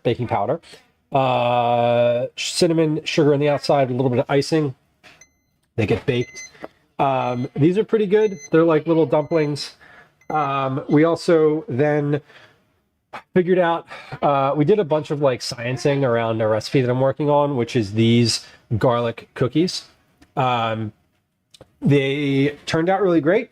I think I finally have a recipe that I can like recreate and work with, and actually write out a step-by-step recipe that will get me to the same product each time, which is helpful when you're writing a recipe. So I think I finally dialed that one in. We made a mug cake. Took this mug, filled it with cake, and then I ate it because it's a mug cake. I did do that, and now we are finishing our dinner. Making dinner, which is coming out of the oven right now, right on time. These are tuna salad puff pastry. These look good too. So this tray is very hot. This tray is not. So let's try one off of this. Let's try one off of this tray, right? This one looks good. Gimme. Why are we stuck to the tray? There we go. Okay. Can I have some? Yes. The cookies we might end up doing, might end up doing those for Cookie Club at some point. They're very fragile. That's the only other thing. It's like they would definitely fall apart. They would break apart into bits in the Cookie Club box. So, a tablespoon of Nutella. A tablespoon of Nutella was definitely a suggestion in the recipe that I looked for. The recipe that I used for that one, by the way, was into Google, I typed the words mug cake, and I clicked on the first result, which was from All Recipes. Not a surprise. And that one turned out great. So I don't know why. Yeah, so I'm probably just going to use that one again if I ever want a mug cake again, which I do basically immediately. Obi's coming to say hi. Is there a cat running around in the living room? Oh, here comes Calvin. Ooh, don't let it eat that. No, not on the counter. Thank you. I'm not putting him on the counter. No, you are. I'm giving him to you. So I don't want. So you can talk to him. God. Angry Rock, welcome in. Oh my God, a very brief kitten appearance. Yeah, there's some cat chaos happening, and I'm sure maybe you can hear it. Maybe you can hear what's happening now that the mic picks up a little bit more. But here's our cross section tuna salad puff pastry. Puffy on the sides. Filled in the center. Ready to eat.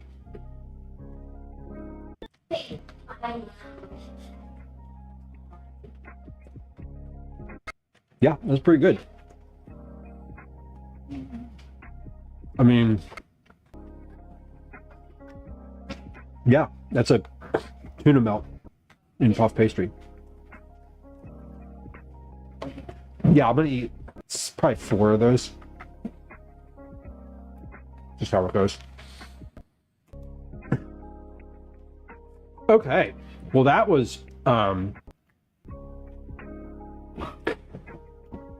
delicious. Y'all, it's really rare. It's really rare to have a stream where most of the things that I'm making turn out as I expected them to. And I know that's really silly, but like, this is cooking, right? And often it's often something goes wrong or is not ideal or whatever. But I think I am super happy today with where everything landed. If I'm gonna pick one that was like the least the like turned out the least like I was expecting it to, I would probably say the banana balls, but only because they're super chewy and not like deep. They don't have like a deep fried vibe because they're not deep fried. They are in fact baked. So how it goes. The mug cake was excellent. I will absolutely make that again. That was like a perfect little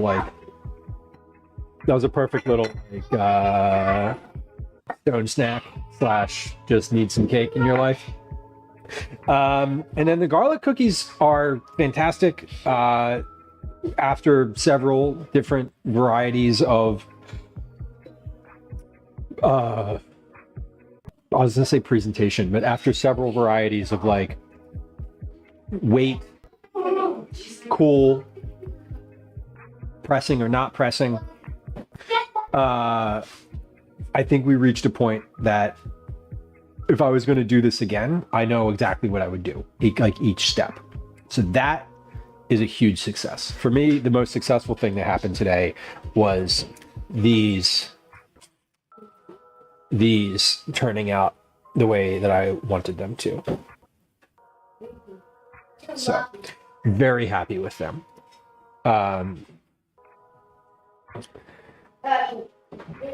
So that's where we're at. We're gonna raid a recipe reborn. Lemon is still live. Still live. She's making Jamaican patties, a savory baking lesson. It's birthday week. It's AAPI, Asian American Pacific Islander Heritage Month. So we have got a lot going on. We're gonna raid over there. Let's get that.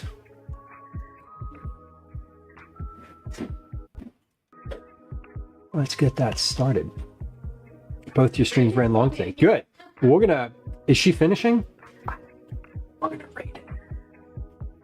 listen, if you're not already following Lemon, when we raid, I just want you to hit the follow button, because I promise if you were enjoying hanging out here and you're still conscious for our for our movement to that part of the Twitch food and drink space, I promise you that you will not be disappointed.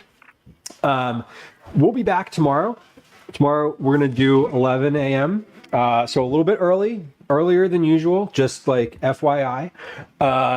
We'll be doing an IRL stream tomorrow, so we'll be out in the world. And I appreciate you all coming through today. Today's been a really nice stream. I'm glad I took a day yesterday to just like recalibrate myself and my life and my thoughts and like every little thing. I feel great about what we did today, and I'm really looking forward to hanging out tomorrow. Close, maybe halfway. Well, let's go. Let's go.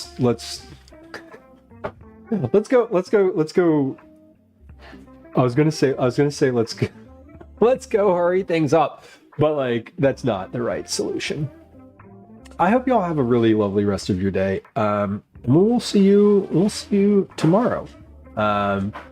Like I said, I may end up cooking tomorrow, but at the moment I'm not feeling it. At the moment I'm feeling a nice big walk around. So hopefully that's what we do. And yeah, thanks for hanging out today. I'm gonna lurk for like just a few minutes while we finish whatever's happening down there, and then You gotta and I'll see you. If I don't see you before then, I'll see you in chat. Thanks for hanging out today, y'all.